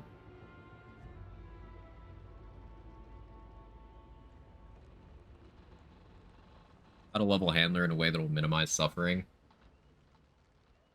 Run as mindlessly overpowered of a setup in every other place in your kit as you can. Blood Moons just to be more common, then they wouldn't be so bad. That would definitely help. Chunky Nugget. It's just the lockouts on it are very... Like, there's a cooldown to when it checks to see if you can get a Blood Moon again. There's a cooldown after you've successfully gotten a Blood Moon. There's a lot of stopgaps in place, and I don't feel like any of them are necessary. Like, it should be individually chance-based on every single map. This is your % chance to get a Blood Moon when you enter the map. You know, it clears when you leave that zone, or, yeah, fuck it, have it stay up. Like, what is the problem if people have easy access to Blood Moons? What does it hurt? And I can't think of anything. Like, you still have to go through a process to get everything a Blood Moon requires you to do, so, like...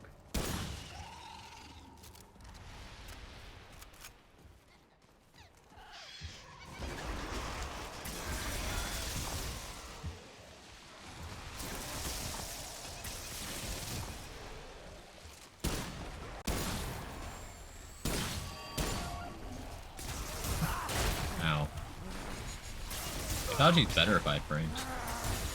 Not well, but, like, better.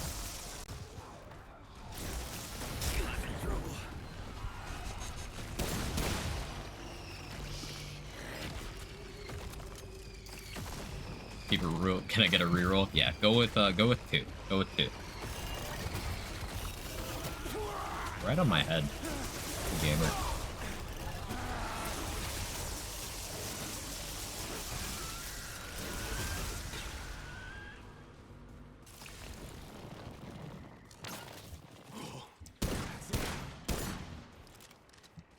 Explorer, nice. It's because they can treat it as a scrap farm. They don't. But again, what's the problem with people having scrap? People are already bottlenecked scrap-wise in lots of other ways. Like, what's the problem? I have everything I need from Blood Moons, and I still wouldn't consider getting Wisps to be a good farm. And, like, even if it was, why is people being able to afford upgrades so they can experiment? Why is that bad?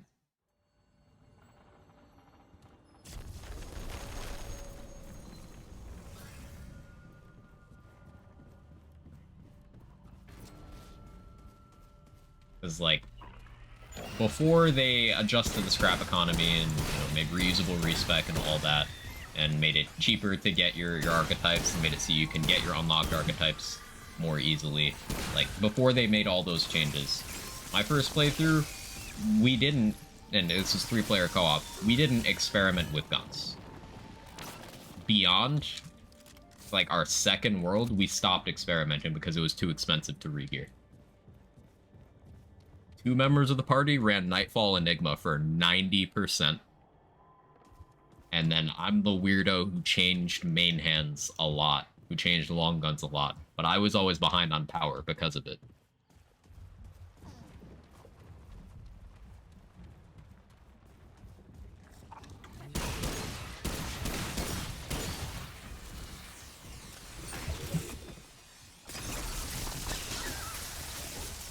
Like, giving players more scrap means they can just find what they like.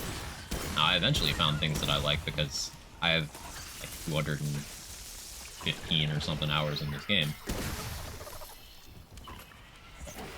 But as we know with new game releases, a majority of people who purchase a game play through the story once and then never pick it up again. This applies to any game with a story mode.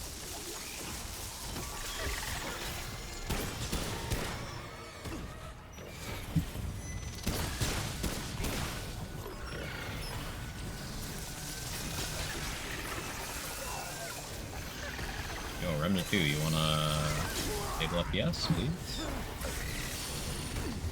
What is happening? What is happening? I can't...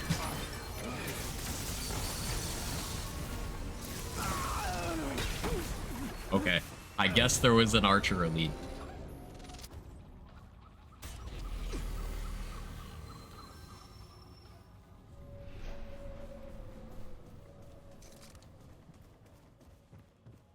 So I hate the really polies. One of them bumps me and focuses on a second kill, and the other one bumps me and that cycle continues till I'm dead. They are,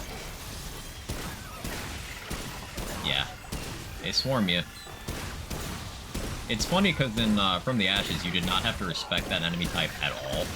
They were just a meme all the way up through Apoc. Like, you just kind of didn't have to pay attention. You were moderately prepared, build-wise. But in this game, unironically, the roly-polies are more dangerous than a good chunk of the bosses. Because their hitboxes are so big. Great, more bad news.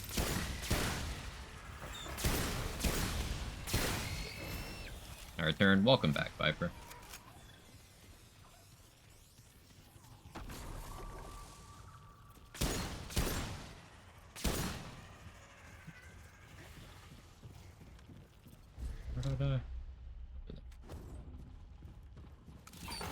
Really satisfying to pop them one by one with the gas cowboy gun.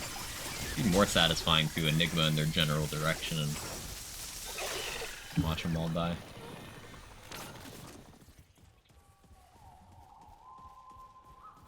Right, quite frankly, absurd amount of spaghetti bolognese. Are you gonna send me some? I would love to have some. 6 portions? Cool. 6 for me, and what are you gonna eat?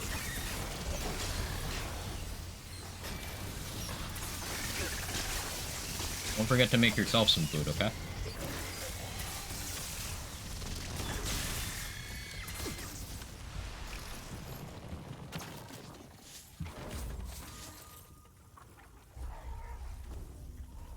I could share with you, I'm just not going to.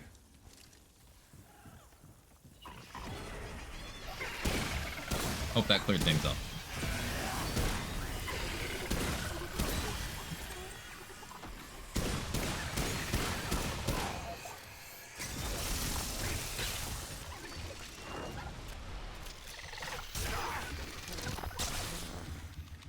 How are you not dead from those dots? Your health bar is empty.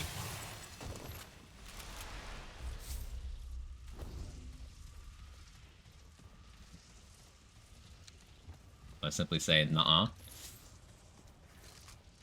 Can't argue with that.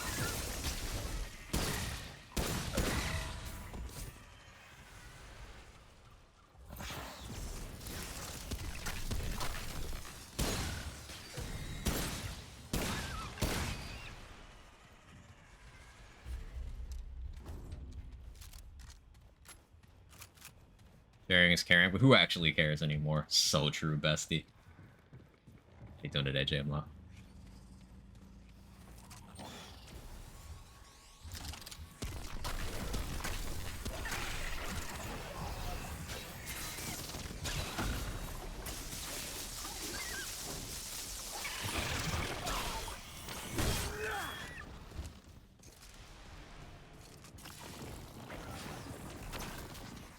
good. Glad to hear.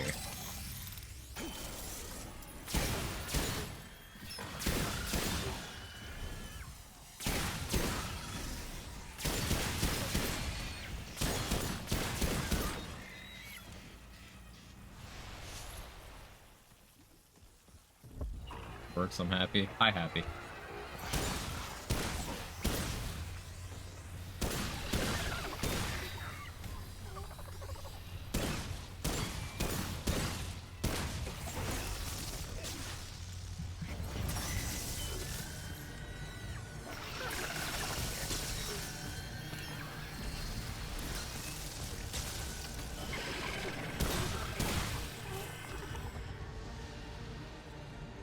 Where's the not you?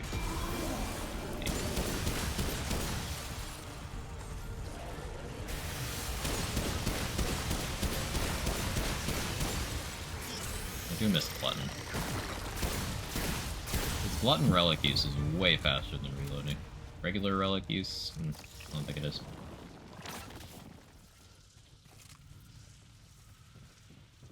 Job. Thanks, Viper. I learned it from you.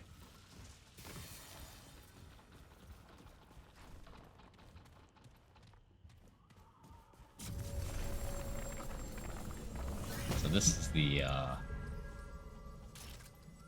Root Nexus. I don't want to try something spicy here.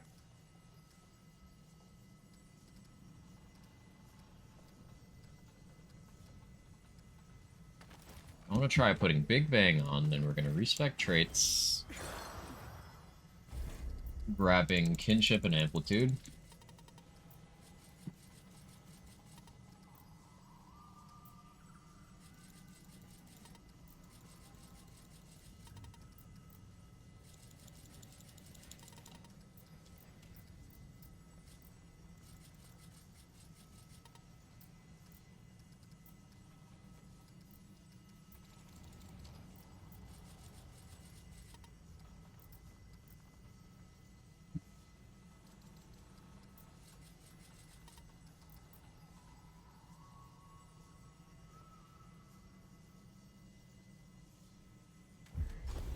Try this. Something else I was gonna change. I already forgot. Oh yeah. Go with overflow here.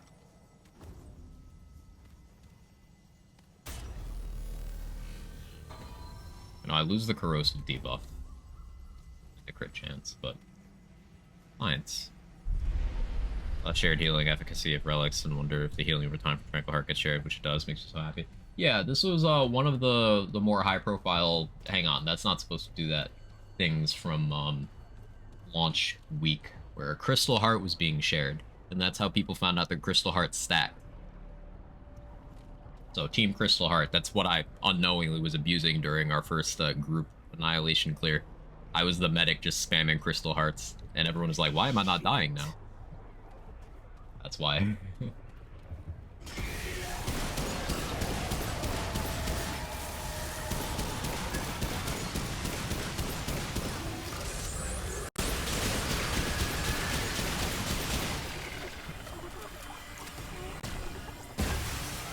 Game's not quite happy with me.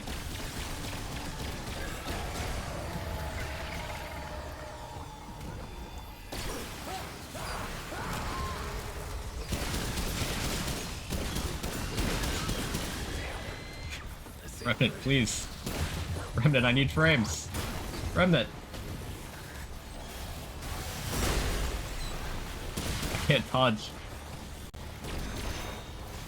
Not like this. Fizzle, thank you so much for the raid. Let stream go. What'd you get up to?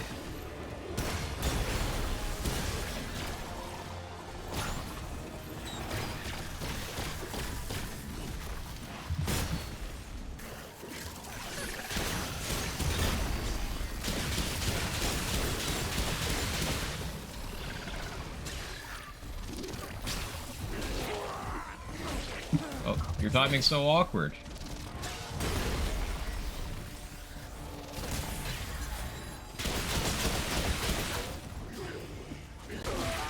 Oh, same frame. I killed him. It counts. Oh, we go again. We go again. This game becomes very unhappy with me sometimes. And should not kill everyone in Darkest Dungeon. Might really enjoy this game. Let's go.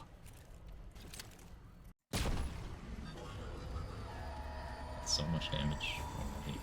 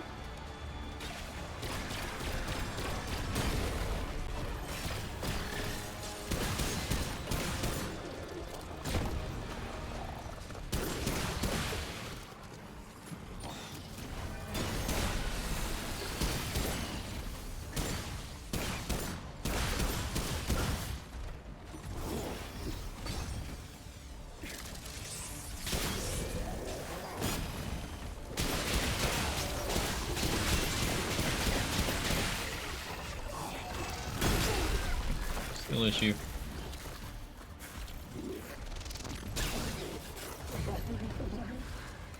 Yeah. Performance improved since launch, still an issue. It improved for a couple days and then it started getting worse again. It's still not great. Another wave yet? No.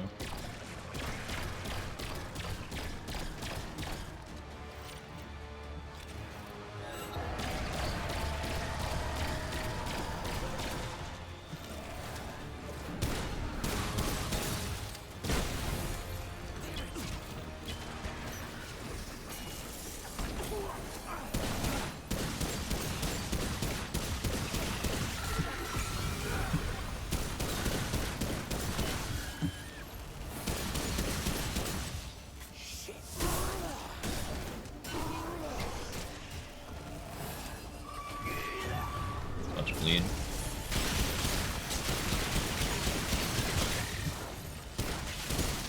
Oh, not now, Prince. Need you.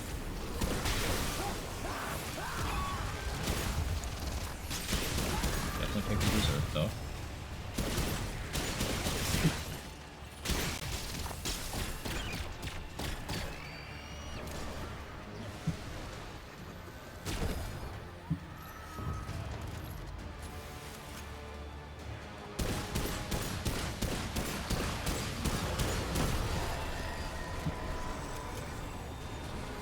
Shocking. Alright, game's really just telling me to go fuck myself. You do reloads do grenade damage and get your grenade bonuses, correct. One of the reasons they're so good. A lot of extra formula you can squeeze in there.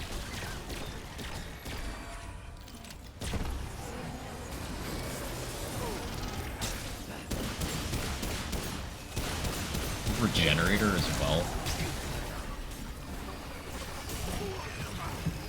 Something hates me.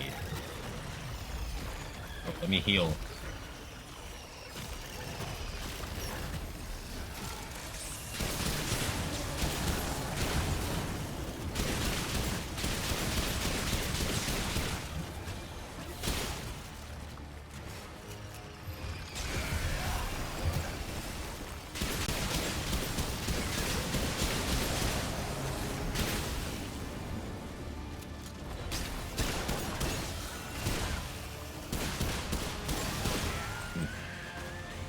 That was way more complicated than it needed to be. Well, at least that's over.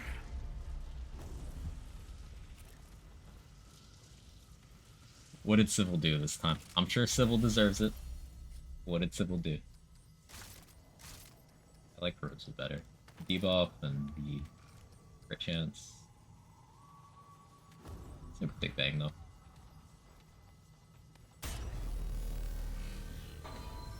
I hope they might have put out a fix by now. So they've certainly attempted to adjust performance. And after the first patch, I seemingly noticed for a couple days that it was better, but like ever since, it's just been getting worse for me. I'm not super thrilled about, but whatever. Doesn't seem to be everyone in the player base is having an issue. Hey Rexy, Slurkin didn't take me. The raids really don't like picking up Rexy. I'm gonna have to speak to the manager. Your Gengar with Genji's mask. I see no problems with this.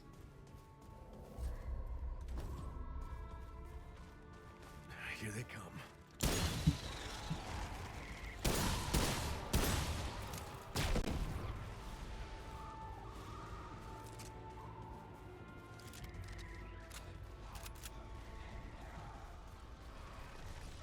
Best mutators depends on what you're using. Remember, games with build crafting, it's not just like you can say, hey, this thing is best, and then not specify at all.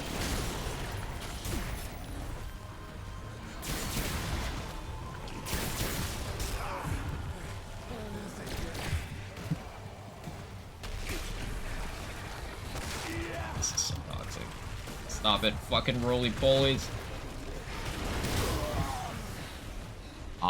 But yeah, to elaborate on that, so like it depends on what you're doing. If you're building around mods, then like mod damage ones are pretty good. If you're using, say, Enigma, a weapon which its only downside, Hunter Gunslinger, that doesn't tell me anything. It's Ghost. Like, what are you doing?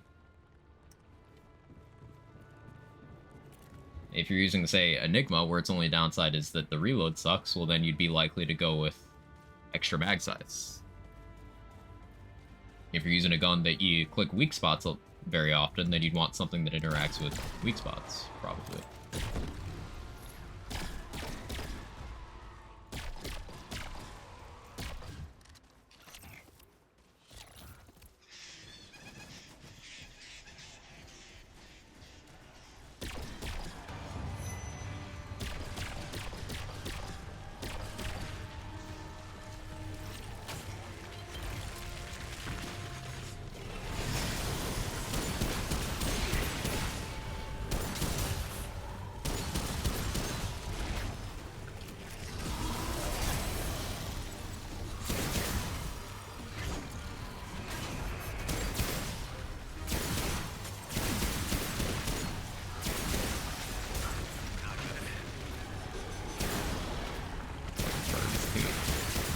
Such a toxic encounter.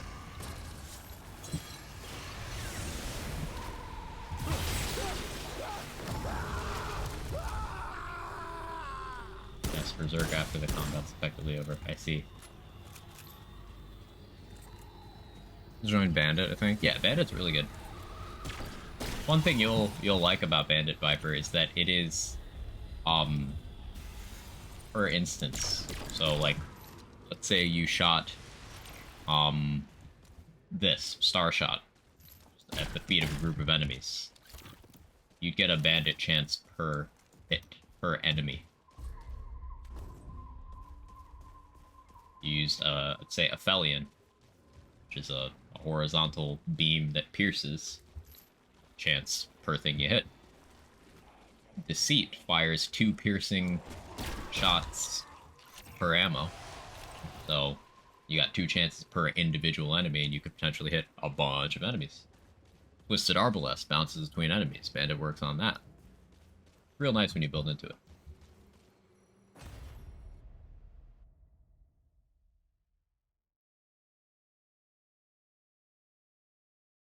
And yeah, Scattergun's got multi-projectiles, so cool there. Bandit Spore Bloom is something that I happen to quite enjoy.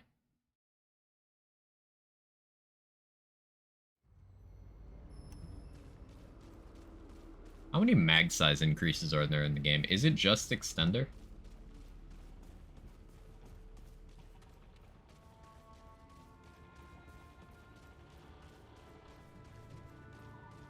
This is the build you're using right now? I'm building around just doing big ammo stuff. So I'm doing Challenger, Gunslinger. Gunslinger is one of the 2 sort of specialist make gun better classes. Couple infinite ammo mechanics and some extra reload mechanics. Just be good at gun. And then Challenger is the close range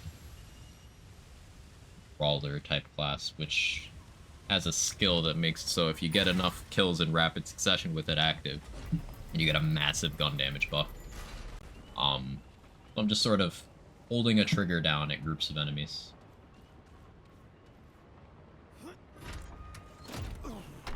Even the Dark Hound got this purple orb following me. Calm down, honey bunny. It's just, you don't do anything with it. It's just a hazard.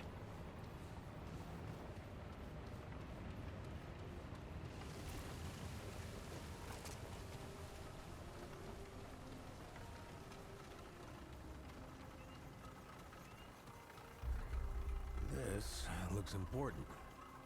Pull up the group chat where I've got the solution to this pinned.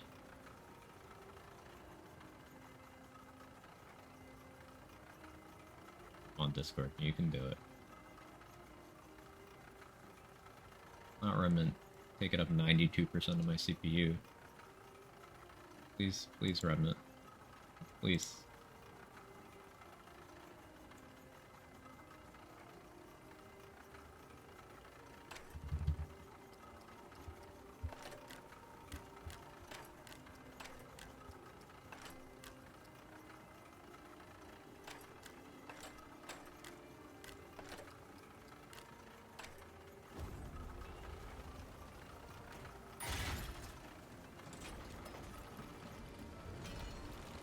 Thought floating purple ball that flies to you, like Mach 10 would be so scary. I mean, Mach 10 would be very, very fast, wouldn't it? Kind of very slow.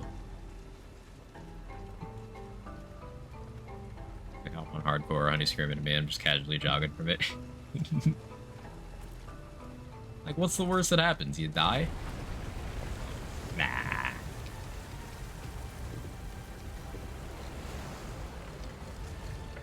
So I could fight Ravager. Or...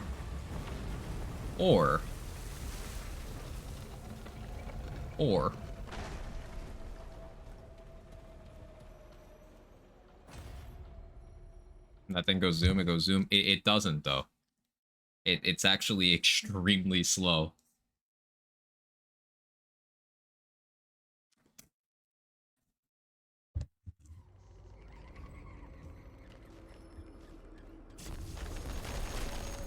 No. Yeah, chunky.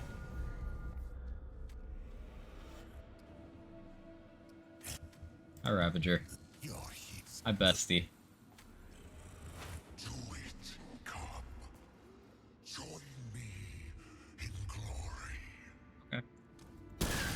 Let's do this. Only the mastery of death lives on. But indefinitely.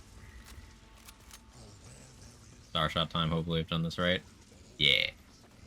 Starshot's great. I fucking love Starshot. You're gonna be addicted to it too.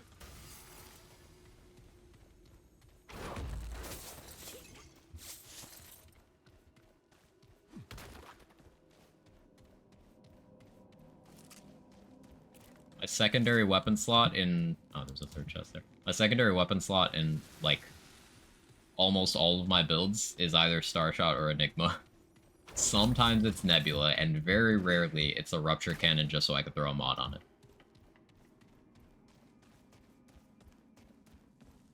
Maybe it zoomed because I ran from it. Ran through like a bunch of halls and then zooming to catch up with me. Maybe. Or I'm not a crazy old lady. No, not at all.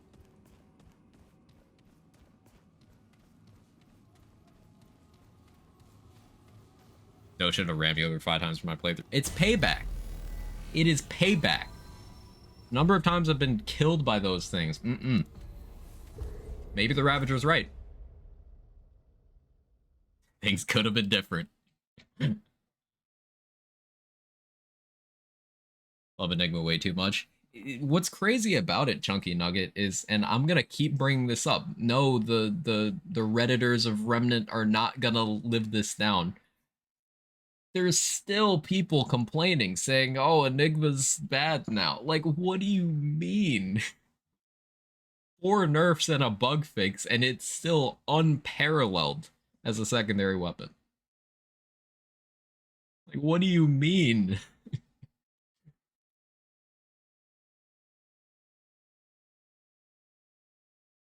They're never living that down. I'm never forgiving those people for that.